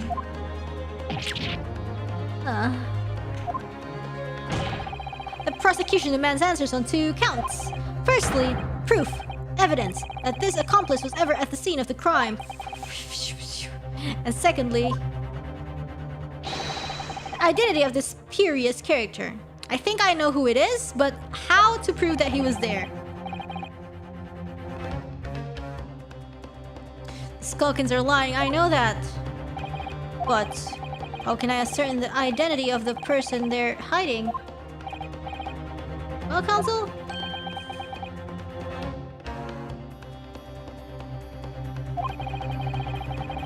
I'm supposed to prove the existence of this accomplice and reveal the person's identity even. In response to the prosecution's demands, my lord, defense is... I think it's this guy. Right? I think it's this guy. Because why else? You know? And then... let's see if we have anything at the... for the disc. Oh, Reno, look! The splood! Can you color it? Can you color the blood on the disc? Can we get this quickly? In a flash.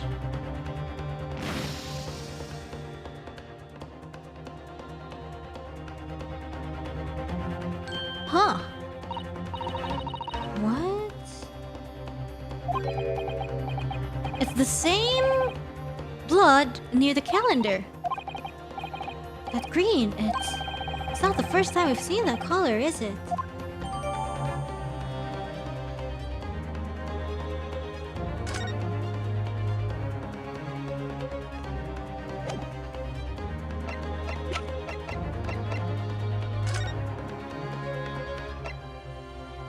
See? It's a green person.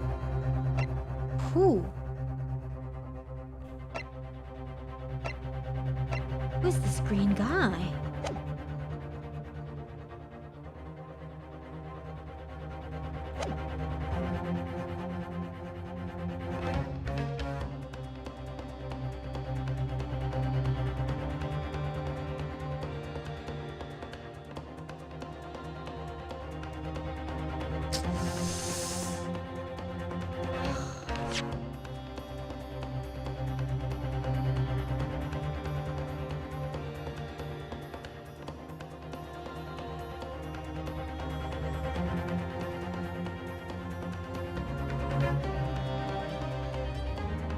Okay, proof evidence. The evidence, how is he in the scene of crime? It's like the blood on the calendar. And the identity is, egg person because that's his blood on the...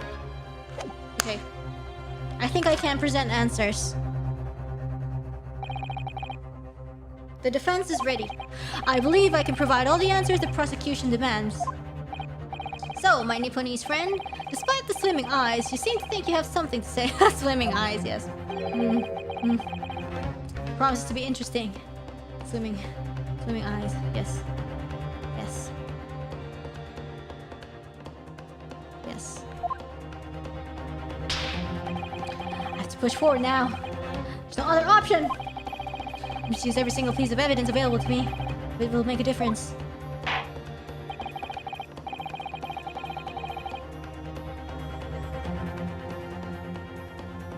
Okay, in that case, counsel, I would ask you to present the evidence without delay. On the night in question and in the moments leading up to the death of the victim, what proof have you that there was a third intruder present at the scene? Like... this one, I think? Take that! The evidence is right here in this portfolio. By Jove, that portfolio again, is it? Do you expect the court to rifle through your papers itself? Be more specific. You claim one of those blood samples proves the presence of the third intruder. Well, which one is it?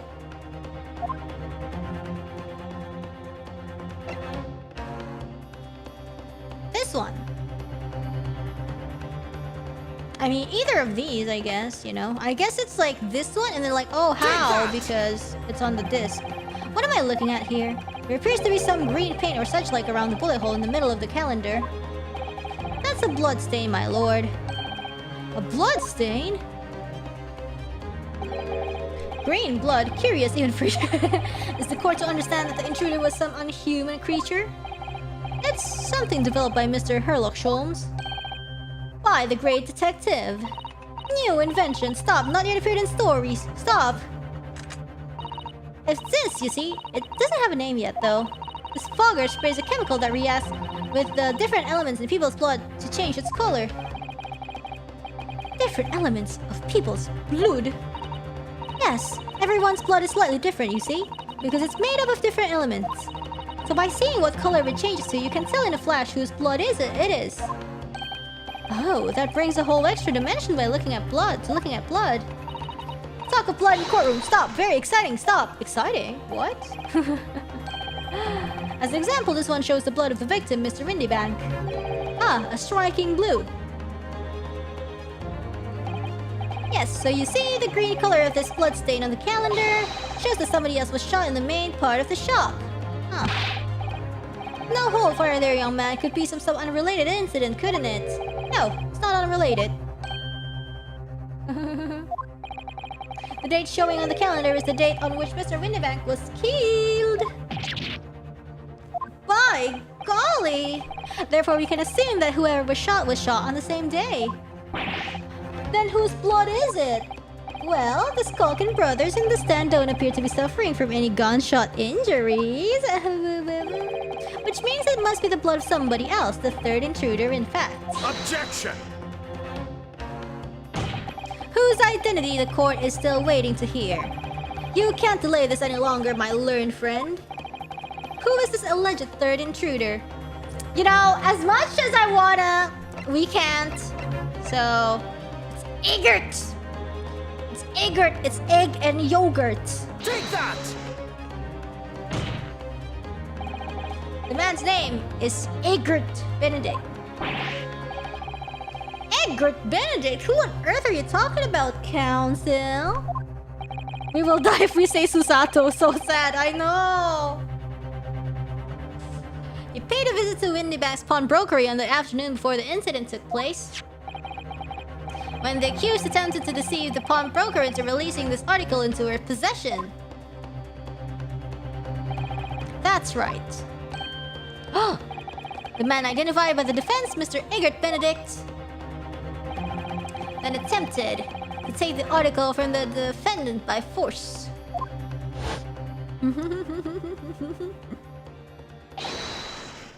If we say Susato, she comes back and Susato shutdowns us. Yeah, shutdowning from life.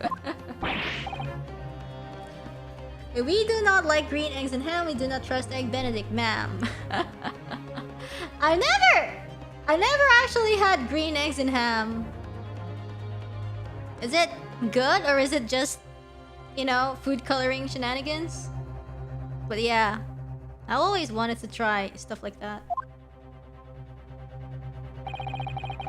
I believe this filthy pocket thief has just redeemed an article from you, nope? Or it's just eggs with food coloring. I see.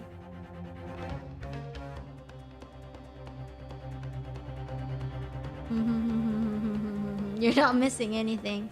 Yes. The article in question belongs to me. I demand for it to be returned at once. No, that's a lie. What are you trying to pull? Give me back my overcoat, you vast troll. I don't know what that means. And needless to say,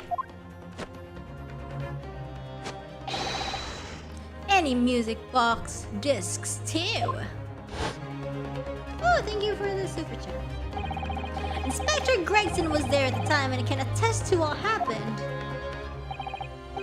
In the end, it was the inspector himself who took the disc. Can you corroborate this account, Inspector? Yeah. That's more or less what happened. In the interest of being thorough, I asked Windybank for a print showing the fellow. Oh, yes.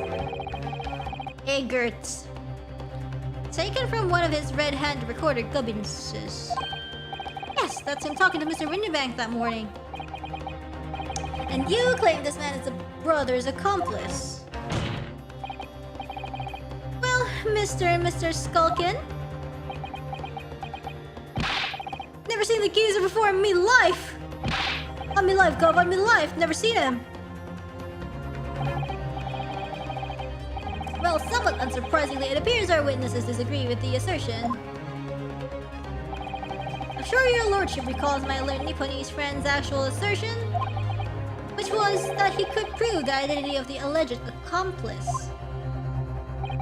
Yes, and I can. Then show us the evidence.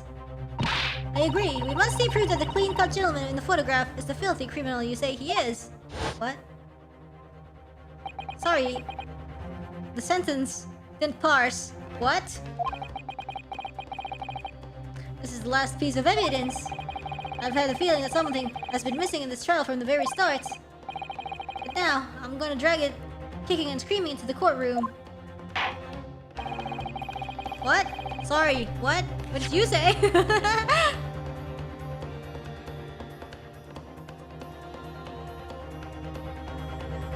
Which was...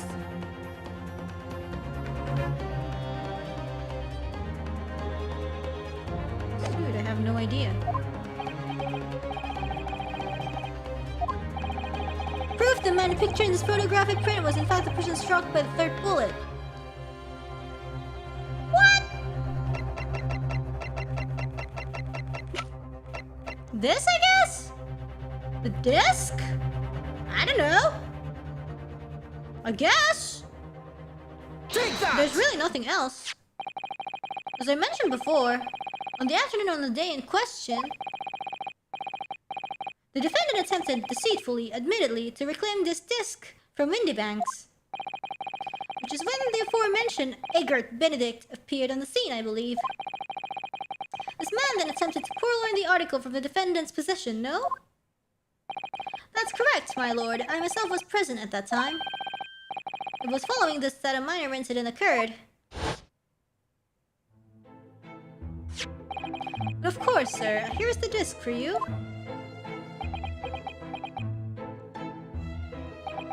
Very well. Then I shall bid you farewell. Say goodbye to style. Wait a minute. That disc is mine. Oh.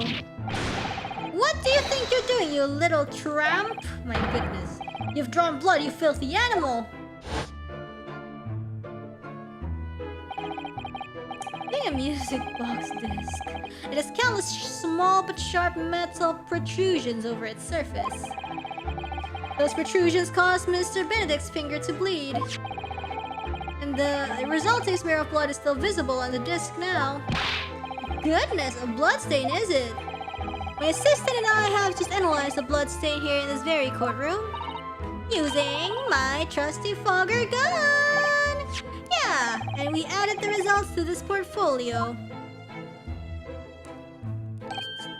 I say, it's green! OMG, it's exactly the same color as the blood around the calendar! The evidence is conclusive. The man calling himself Mr. Egbert Benedict, who was in Windybanks earlier in the day, is the accomplice who was present at the scene of the crime that same night. So there was someone else. Look at those two brothers now, they're sweating buckets. Oi, who are you talking about? It's boiling in there. My lord, it is the opinion of the defense that Mr. Egbert Benedict should be summoned to the courtroom to testify. Ah, it would certainly seem that we can ill afford to ignore the gentleman's apparent presence. Objection! Oh, this has gone on long enough now, this flagrant ignorance of the mechanics of law. Sherlock Holmes, you say? Yes, I've heard the name. The protagonist in a series of short stories for the vulgar classes, a god of detection of some such. And now you employ chemical substances devised by this fantastical persona in the highest court in the land? Do you expect us to take you seriously? Samples made by this plaything are not fit to be called evidence. Huh. So the bloodstain turned the shade of green. What of it? You see you successfully proving that no other blood in the world would turn the same color. Ah, well. And pray, do not even think of suggesting that we should take Mr. Sholmes' word for it. Oh. Is he right? Is Mr. Sholmes concocting a load of rubbish? Rubbish. What are you talking about? We can't let him get away with that. OMG. I knew it would come to this. Of course, Mr. Sholmes' invention is going to be recognized by any official body. But what other choice did I have? I'm just remembering what Father Christmas over there said before. Father Christmas. About how he was temporarily suspending the summation examination. Ha! In other words, the examination isn't over yet, is it? Good grief! What did you just say, young girl? In a summation examination, the decision as to whether or not the trial continues is in the hands of the 6 jurors, isn't it? So the way I see it, it doesn't matter what certain other people think of Hurley's invention. At least, not for now. Yes, she's right! Young lady, you have quite the devious mind. It really just comes down to one thing. Whether these ladies and gentlemen of the jury are convinced by what you say, Bruno. Is that about right, would you say? Or did I misunderstand something? Is Eggman's the only blood ever who turns green? I feel like to simplify it, it's just like a color to differentiate people's bloods, like for somehow, I don't know. Yeah. I think it's still a fun mechanic. Unbelievable. Mr. Shelton's partner is a force to be reckoned with. Eris Wilson, sharpshooter.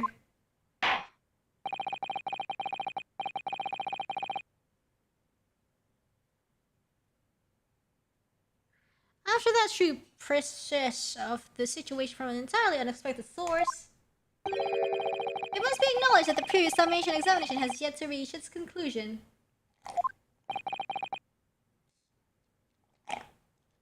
Yeah, so it's like a fantasy mechanic, but like similar concept to DNA tests. I feel like they can like get away with like, you know, yay, she's a super genius, you know.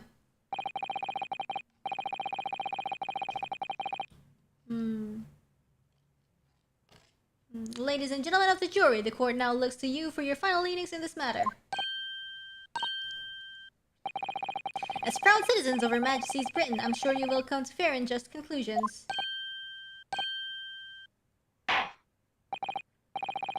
So then, state your final decisions in turn, please. Not guilty. Yeah, Not like the whole guilty. mechanic was explained Not in the guilty. last stream. Guilty. Guilty. Not guilty.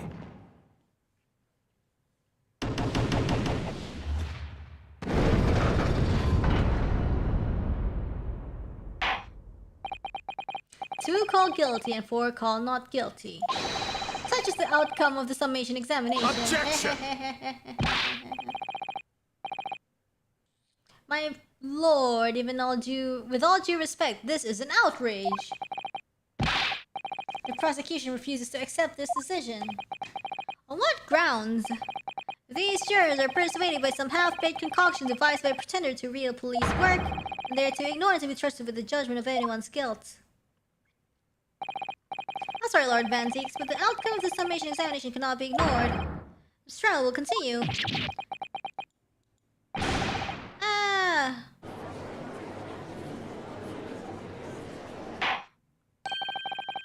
Nevertheless, we find ourselves in a rather awkward situation.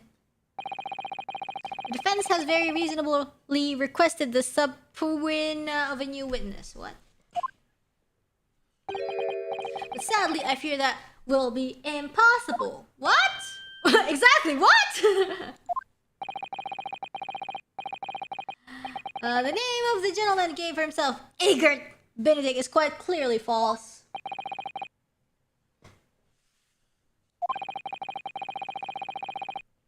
Just when I managed to prove the man was there at that night. Could I say something? Who was that, please? Who spoke? It was me, my lord. Turn number 5. What have you to say, madam? If possible, Inspector. Hey, me, ma'am? I wonder if you might show the photographic print to me again. The one in which the gentleman is shown. Ooh, she's gonna be like, ooh, I know this guy. Of Mr. Benedict. Yes, there's no doubt in my mind. Sure, number 5, you don't mean to say. You know this man? Yes, I know him. What? Whoa! Good gracious! Oh ho ho ho ho ho ho! I am a communications officer. Stop. As we can clearly see, the gentleman in the photograph is also a communications officer. He works at my office. Whoa. A very talented operator, in fact. He should be in the communication station now, tapping away on the telegraph. This doesn't seem right somehow. I can't put my finger on why, but it doesn't feel right. I suppose we'll imagine the accomplice would be some sort of hardened criminal. It's a bit unexpected to find out that he has a respectable job by day, whatever he gets up to at night. I suppose that's it. I suppose that's why I felt something was wrong. The gentleman is at London's communication station. I mean, I don't know. Just because you work at a communication station doesn't mean that you're not a bad person. We should be able to subpoena him within the hour. Lord Van Zeeks, if you please. Yes, my lord. Make the necessary arrangements with all haste, as your lordship bids. The court will recess for an hour. When the new witness arrives, shall reconvene to hear the gentleman's testimony. Inspector Gregerson. Yes, my lord. I should like to hear from you specifically about events at the pawnbrokery on the day in question. Come to my chambers during the recess. Yes, sir, my lord. Very well. Court is adjourned until 1:40 p.m. How does the random juror happen to know the witness? Yeah, the city probably has like 20 people. To be continued. 2 hours in. Pretty interesting.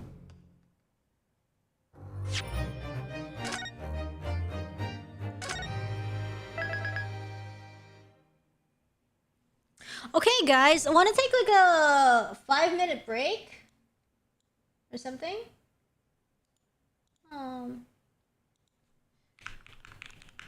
Be back around 47. Yes. Let's take a little break. Breaks are good. Breaks are good. Yeah. Interesting. So Egbert is obviously a fake name, I guess. So 2 hours in, we're probably getting closer actually. Not bad, not bad. We only have 1 life left, but you know what? Not bad. Not bad at all. Let's go. I'll be right back. Okay? Be back soon.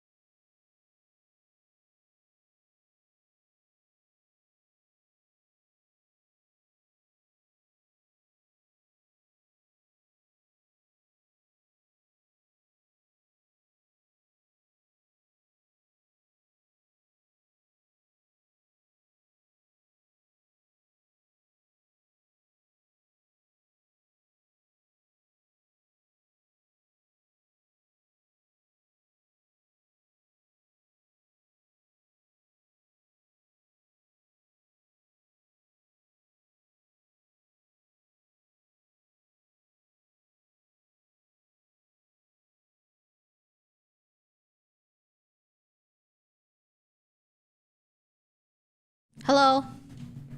I feel really bad for my cat. Like I opened the door and then she was like, "Ooh, I want in." But then I was like, "Nah." But wait, she's here now. I'm gonna like get her outside when it's time to continue. But hey, here. Hello.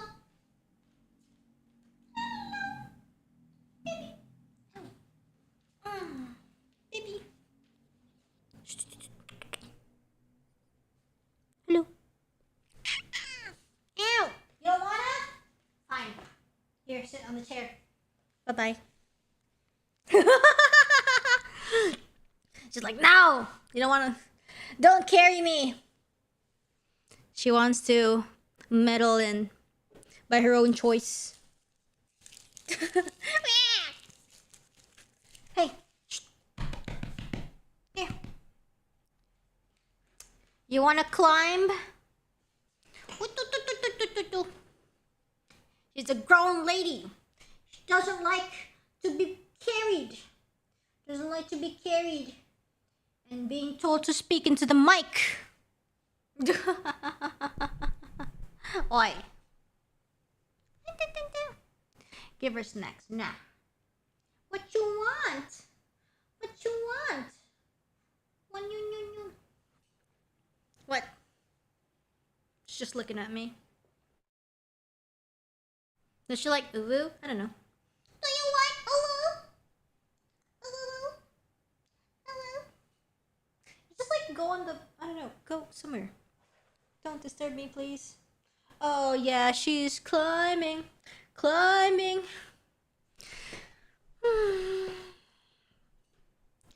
Yeah. Just sit there, don't climb.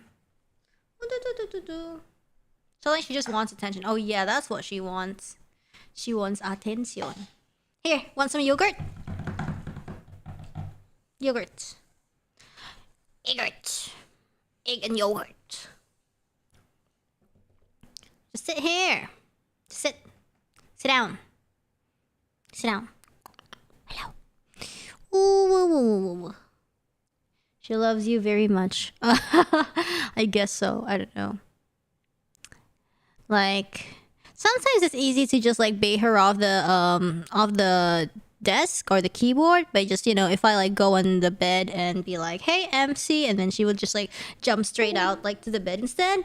But yeah, but that way, I mean, I can't work if I need to work. Hello. You want to speak to the masses? You want to give them God's words? Do you want to give them God's words?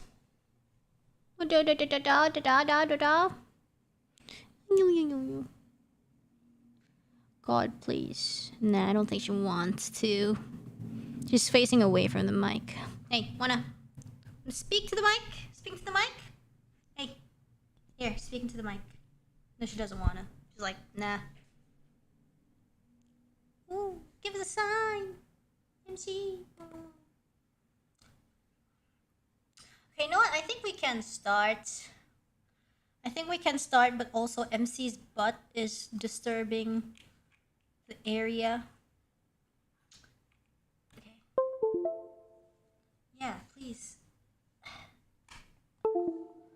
Okay, let me just save complete. No! Don't step on it!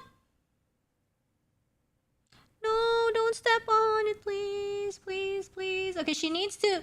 Yeah, she needs to go outside. No, you cannot stay. Okay, do you want to go on there instead?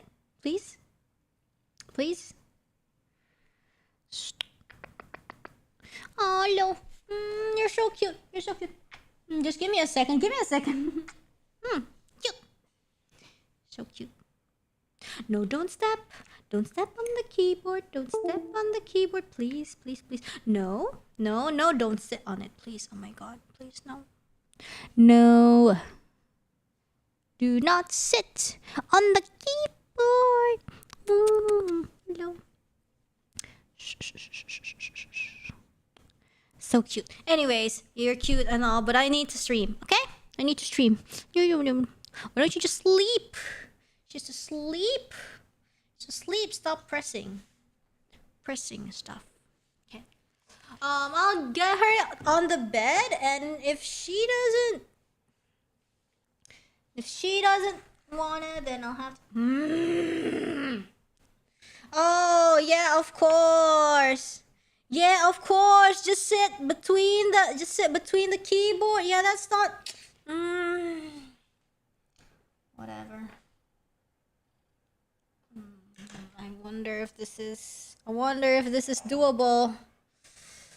I mean, if my keyboard was wireless, then probably, yeah. Okay.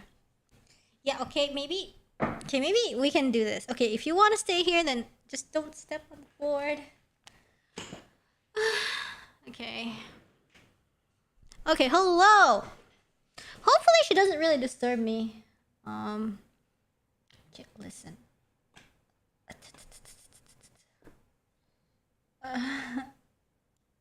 My goodness, okay. Okay. We saved, right?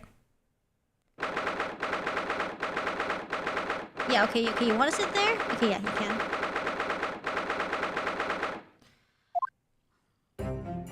I don't know if you can hear the... I don't know if we can hear the purring. I'm starting to feel quite warmly towards her frequent cold shoulders now. Jenny! Are you alright? Why aren't you saying anything? Wait, why is it automatic? Is MC pressing anything? What's the point, eh? Why go to all this trouble and fight so hard for the likes of me? Oh, snack break. Still up, yeah. What? Well, you saw it, that picture. What picture? Ah, you mean this? Photograph taken by Hurley's red-handed recorder. Hold on, excuse me.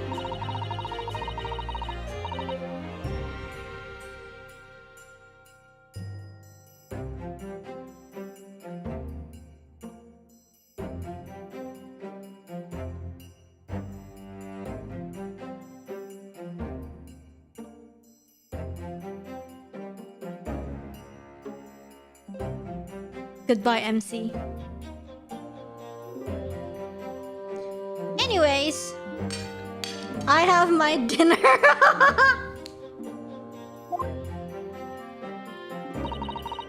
It's soapless. Anyone who sees that's gonna think I did it, ain't they? Well, I won't pretend it wasn't a bit of a shock when the prosecution first presented it to the court. Surely you've gotta have your doubts about me now. You just can't still think I'm innocent.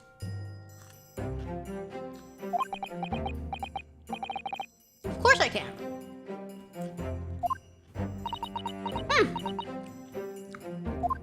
What's for dinner? Meat and asparagus? I don't know. Gee, why don't you talk to us? Tell us what really happened that night. Huh? Really was cleverly managed to piece together a lot of new information, but still. We'd really like to hear it from you.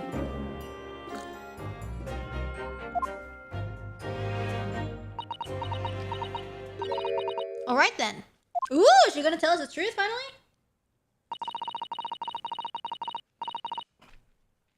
It was at her we had the dinner together at your place, right, Iris?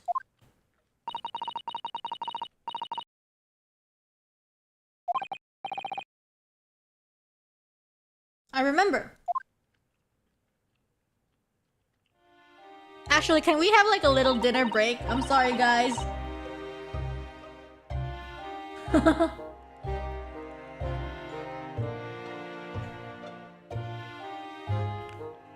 Yes.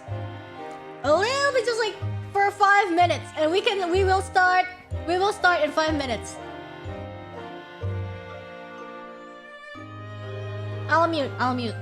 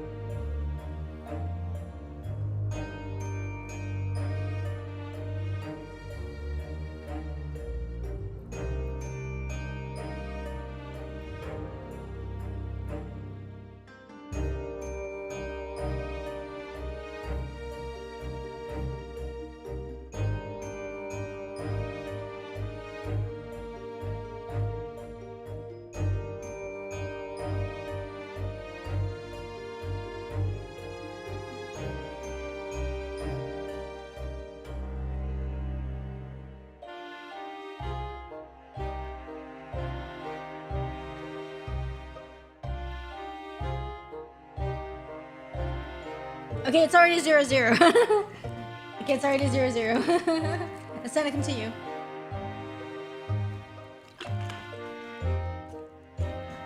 Delicious. But yeah, need to fill up energy.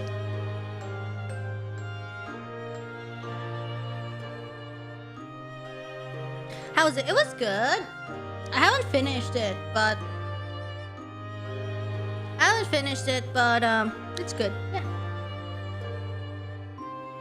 I'm just gonna get sleep.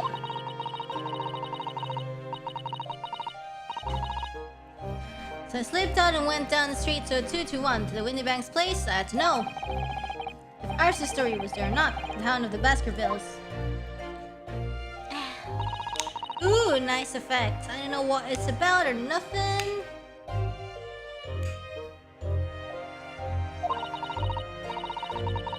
But if you ask me, there's something in it that Sholmes don't like. Something what you don't want people reading. So that's why you lied to Iris about sticking it low with Windybank for safekeeping. At least that's what I thought at the time. So you broke into Windybank's? Just had to know if it was there or not. I mean, I had no idea all of that was gonna kick off, did I?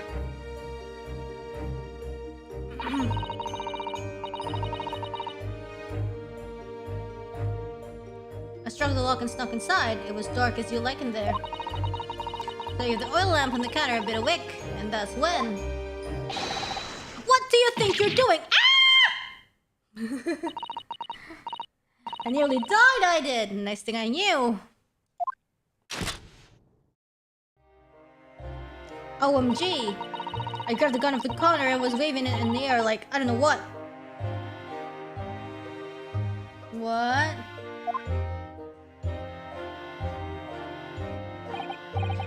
You're the girl who wasn't here this afternoon. I didn't think pickpockets went in for armed robbery. The mantle script. But you got it here. It should also leave a lot of papers with you, a story. I beg your pardon? The Hound of the something or other. If it's here, I want to see it.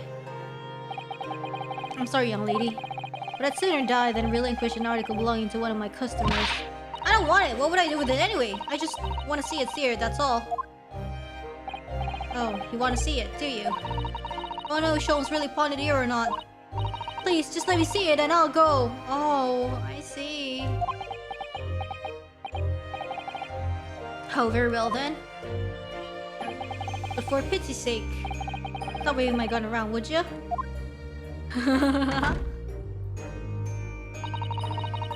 So then the old cove unlocked the storeroom door and we both went inside. And it was there, right? The mantle script. Sholmes weren't lying after all. We did all that just to check for me, Ginny. Anyway, then there was a bit of a kick-up out in the main bit of the shop. Skulking brothers arriving on the scene, yes.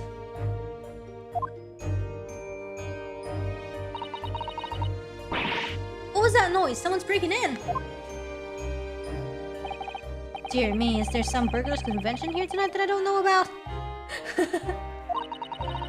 I think I forgot to shut the door behind me. Sorry. I better go and take care of it. Could I possibly have my gun back? Oh, well, I'll come with you and... Now, don't be foolish, young girl. You must stay right here. Don't leave this room under any circumstances. What? That's so ominous. That's like a flag. And with that, I took the gun out of me and walked back out to the shop. I am back in the storm, like you said, straining my ears in the dark to hear what was going on. Sounded like they got into a bit of a scrap. I started to think I should help, see? I was just about to go out the storeroom myself when... Ow, ow! 2 shots! Heard a couple of shots go off too, I think, almost at the same time. There it was, right at me feet, lying face down on the floor. It was right next to the storeroom door, so I slammed it shut and locked it quick as you like. Because you thought whoever had shot Mr. Windybank might come for you? Yeah, so I went to grab the old cove's gun. Figured I'd put up a fight at least. But when I got a better look at him, I knew he died it. Bank was a goner.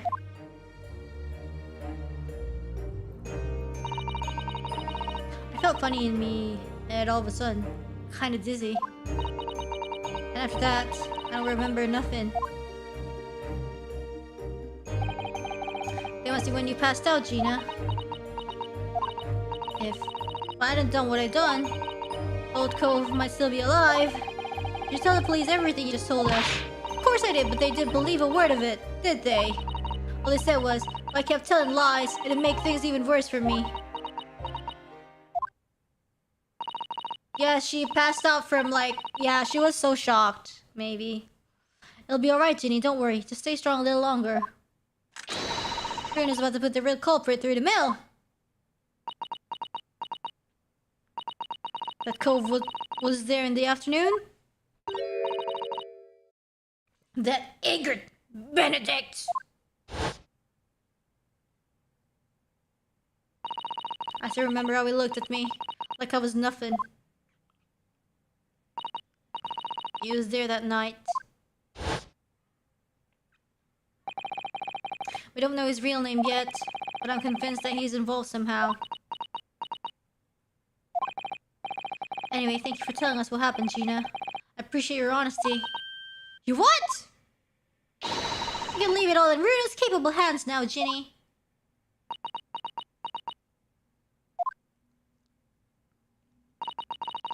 Mr. Norbert Otto. Yes? How come you trust me? I don't get it.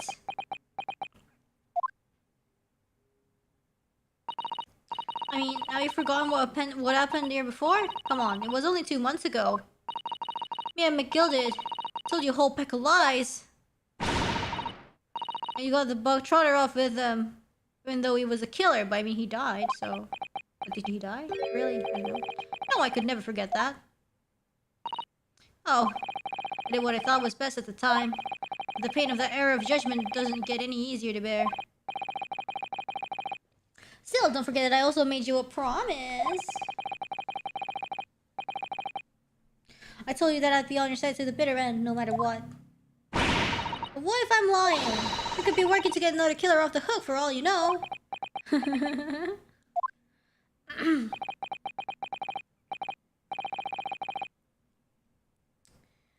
I was once there in your position, Gina. I was the accused in the trial. You were? Yeah, memories. Before I left Japan, I was accused of murder. As strange as it might sound, the circumstances of the crimes were pretty damning. I was sure that no one would believe it wasn't me who'd done it. Oh, Bruno. But there was one person who stood up for me, who believed in me, and was prepared to defend me. It was me! My best friend, yeah. Ryunosuke, no one believes in you more than I do.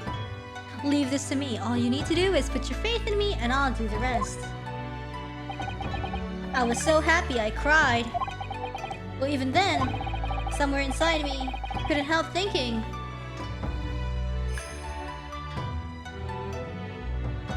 Oh, because the stakes were like also super high for him, right? Like, for this guy. Surely he doesn't really believe in me. Not completely. But I was wrong.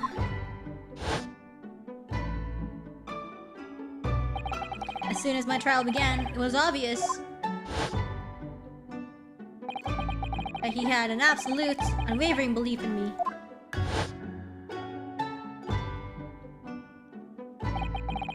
Yeah, like his study tour could have been cancelled if he messes up. And in turn, I developed an absolute, unwavering belief in him.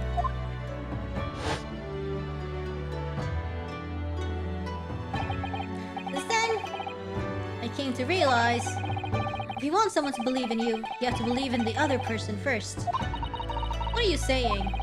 I promise you, Gina, that no matter what happens, I'll keep believing in you. So you don't need to worry. I won't let you down. Oh, that's kind of cool of you to say that. Even though I'm a diver, No good liar. You're not like McGilded. I know that. Eh? That's right! You're our friend, Ginny! Iris! You know you better than you think. We've come to the conclusion that you're someone we can trust. Yes! That's really all we need to know. Exactly! Mr. Naruto, I...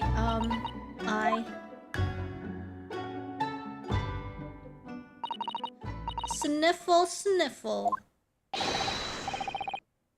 Defendant Gino Straw and her legal representative. Court proceedings are about to resume. Please head to the courtroom immediately. Yes, of course. Thank you.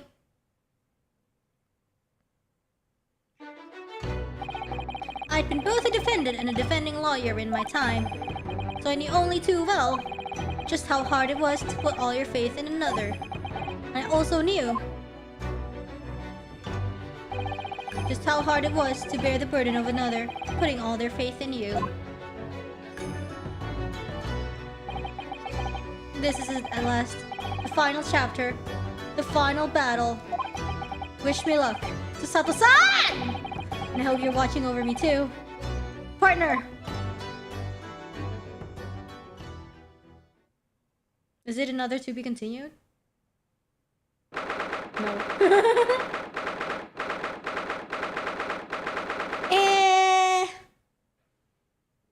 Should we stop here?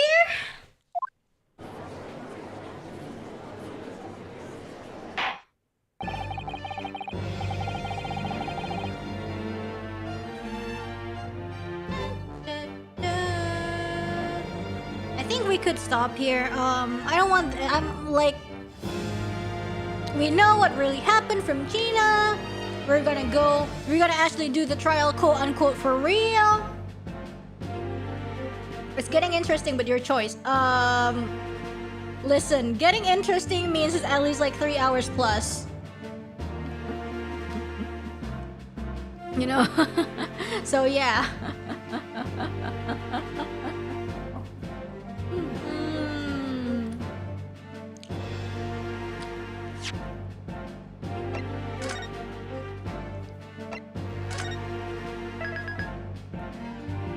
Yeah, it's gonna be real long. If you think it's getting interested, that means it's just getting started, and it's like, you know, it's probably like an extra, like, super long time.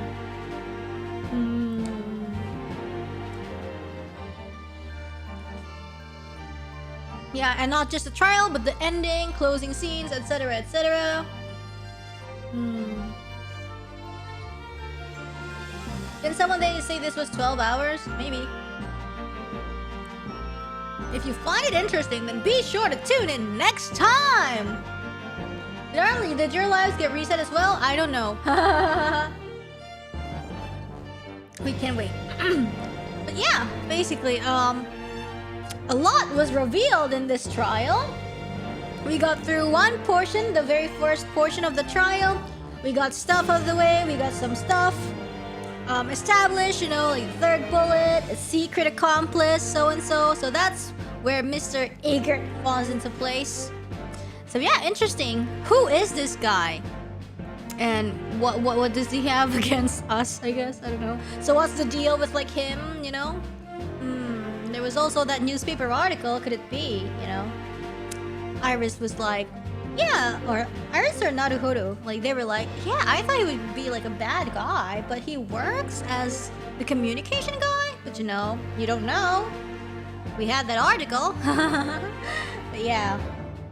I think the game portion will end here. We will talk a little bit. We will talk a little bit before we end the stream. Thank you so much for watching. And yeah, I'll see you guys in the next day's tutorial. I'm also super excited. But yeah, we've played for quite a long time, so maybe it would be nice if we continue another time. Yeah. Thank you, everybody. Thank you. And we're gonna switch. We're gonna switch here. Okay. Hello, everybody. Thanks for part 9. My goodness, so many parts, yeah? There's so many parts. Thank you for the stream. You're welcome. You're welcome. But yeah. Wait, 9? Yes, it's part 9. It's a very long game. I think we can finish in like 10 or 11, hopefully. Yeah. And this is just the this is just like the first arc out of the 2 arcs, I feel like. 2 games. So there are actually 2 games in this bundle, you know. So yeah. Is that a 999 reference? Part 9.9. It's probably 10 streams for just first part of TGAA. Yeah, I guess so. Will this be the most parts in one of your playthroughs? I don't actually remember. Yeah, I think the longest I had was 9 parts, and then this is beating it, I guess. Second one is even better. Ooh, that's amazing. That is amazing. Yes, yes, yes. Second game, first game has a new MC. I have no idea. I have no idea, and I don't want to look. I have no idea. I don't want to look. So okay. Yes, yes, yes, yes, yes, yes. How long was I? I was surprisingly not as long as I thought it would be. Like probably like 5-6 parts or something. Yeah. BLR was 9 parts. Yeah, that was very, very long. Oh, I was 7. Okay. 7, I see. Well, that's what I remember. Like around 6 or something. 7. I was 7, and then I think 999 was 6, and then VLR was 9, and then what was it? ZTD was like an odd number. Like I forgot what it was. It was like in the between. It was longer than 9. I don't even know. I don't remember actually. Yeah. The last one is super long. You were up past 3 in the morning. Yeah. Oh, ZTD was 5. I see. But yeah. I enjoyed ZTD. A lot of it was just like watching and me commenting on stuff. Yeah, this one has like full dialogue, so it's like, ooh, yeah. Thank you for the super chat. Yes. Thank you for the stream. Aw, thank you for watching. Did we read super chats from part 8? The spicy analog printing was fun indeed. Yeah. Did we read? I forgot what we read. I feel like, you know, because the super chat reading is tomorrow anyways, but you know, we could get Ace Attorney out of the way maybe. So that it's not mixed around. I don't really know. I'm not really sure. I think you did. For real? It will. I mean, we could check. We could check, and I would be able to know once I read. You didn't read them since like part 6. That's what I thought. I was like, maybe we got, you know. But anyways, I mean, if that is the case, I think maybe I should read all of the unread Ace Attorney tomorrow. Would be nice, maybe. Yes. Yeah, what I love about this this Ace Attorney, the Great Ace Attorney, is there's like a lot of, you know, cultural stuff, cultural concepts. Like, you know, back then, you know, there's some stuff that you thought was like, huh, you know, but then they're like, oh yeah, back then it was kind of like that. And it was like, oh, I see. You know, I basically love, you know, I miss Sasato. I miss Sasato already. My gosh. And yeah, I do love Ace Attorney a lot. In general. Our backlog is to the moon by now. You know what? It's actually not that bad, you know? It's actually not that bad. Considering, you know, our last donation reading is actually pretty recent. It's just that there were, yeah, a lot of the Ace Attorneys recently, they took quite a long time, and it was like pretty I felt like at the end of each playthroughs, my voice were like dying. So I was like, yeah, maybe. You know, like, because I don't really like rushing when I read super chats. You know, like, oh my god, my voice is dying, so I gotta like rush this as fast as possible. You know, I don't really yeah. Relationship ended with Susato. Gina is now my new girlfriend. No. Relationship not ended with Susato, okay? Susato gone. Yes. Yeah, a lot more reading in these games and then even Zero Escape. Yes. That I do admit. But it's like, you know, it's fine. It's that kind of game. And, you know, I wanted to play it and it's just like, okay, I need to read it and it's fine, I guess. Gina's already taken by Iris. Well, move aside. Move aside then. Relationship with Sato on pause because, you know, she's not here, I guess. We have two hands for a reason. True facts! Right. But anyways, tomorrow morning, I still have no idea when I'm gonna read donations. I planned it to be like 11, but I felt like if I could finish earlier, it would be like nice. So I was like thinking if I should start at like 10 GMT plus 7 AM. So I'm like thinking. So I'm like thinking. Like, do I want to try doing it in the morning? But I mean, I will wake up. I can wake up. Did you finish your dinner? No, not yet. After this, I'm gonna finish. But anyways, yeah. 11 is safe bet. I guess so. Mayhaps. Morning yabe time. 11 is safe bet, but I gotta do some chores. I forgot about something. It's like lately I've been forgetting things a lot. Yeah. Some things I gotta do. Some chores. But yeah. It's fine. It is fine. I'll think about it. So anyways, yeah. It's gonna be between 10, 11, or 9, which is probably unlikely, but you know, just to put it out there. Yeah, Reine forgot. I've been so forgetful these days, you know? Cleaning. Cleaning. We'll be looking forward to it. Thank you. At yabe time, Reine. At yabe time. Mayhaps. Alright, so it's like yabe. It's like yabe but on a Sunday, but it's actually super chat reading. A lot of it. Yeah? Okay. I mean, thank you so much, guys. Thank you so much for watching today. And, you know, I'm gonna get the waiting room up soon for tomorrow. And that is it. Thank you so much. It's Sunday brunch. Yeah. What's an eating word with S and C in it? Huh. Yabe standard time or standard Pokemon time? Yabe. Yeah, this week there's no Pokemon. We're gonna resume next week. Yes. It's gonna be Yabe standard time. Thank you, everybody. I'm so excited too. Terima kasih perhatiannya. Thank you very much for your attention. Salam merakyat, everybody.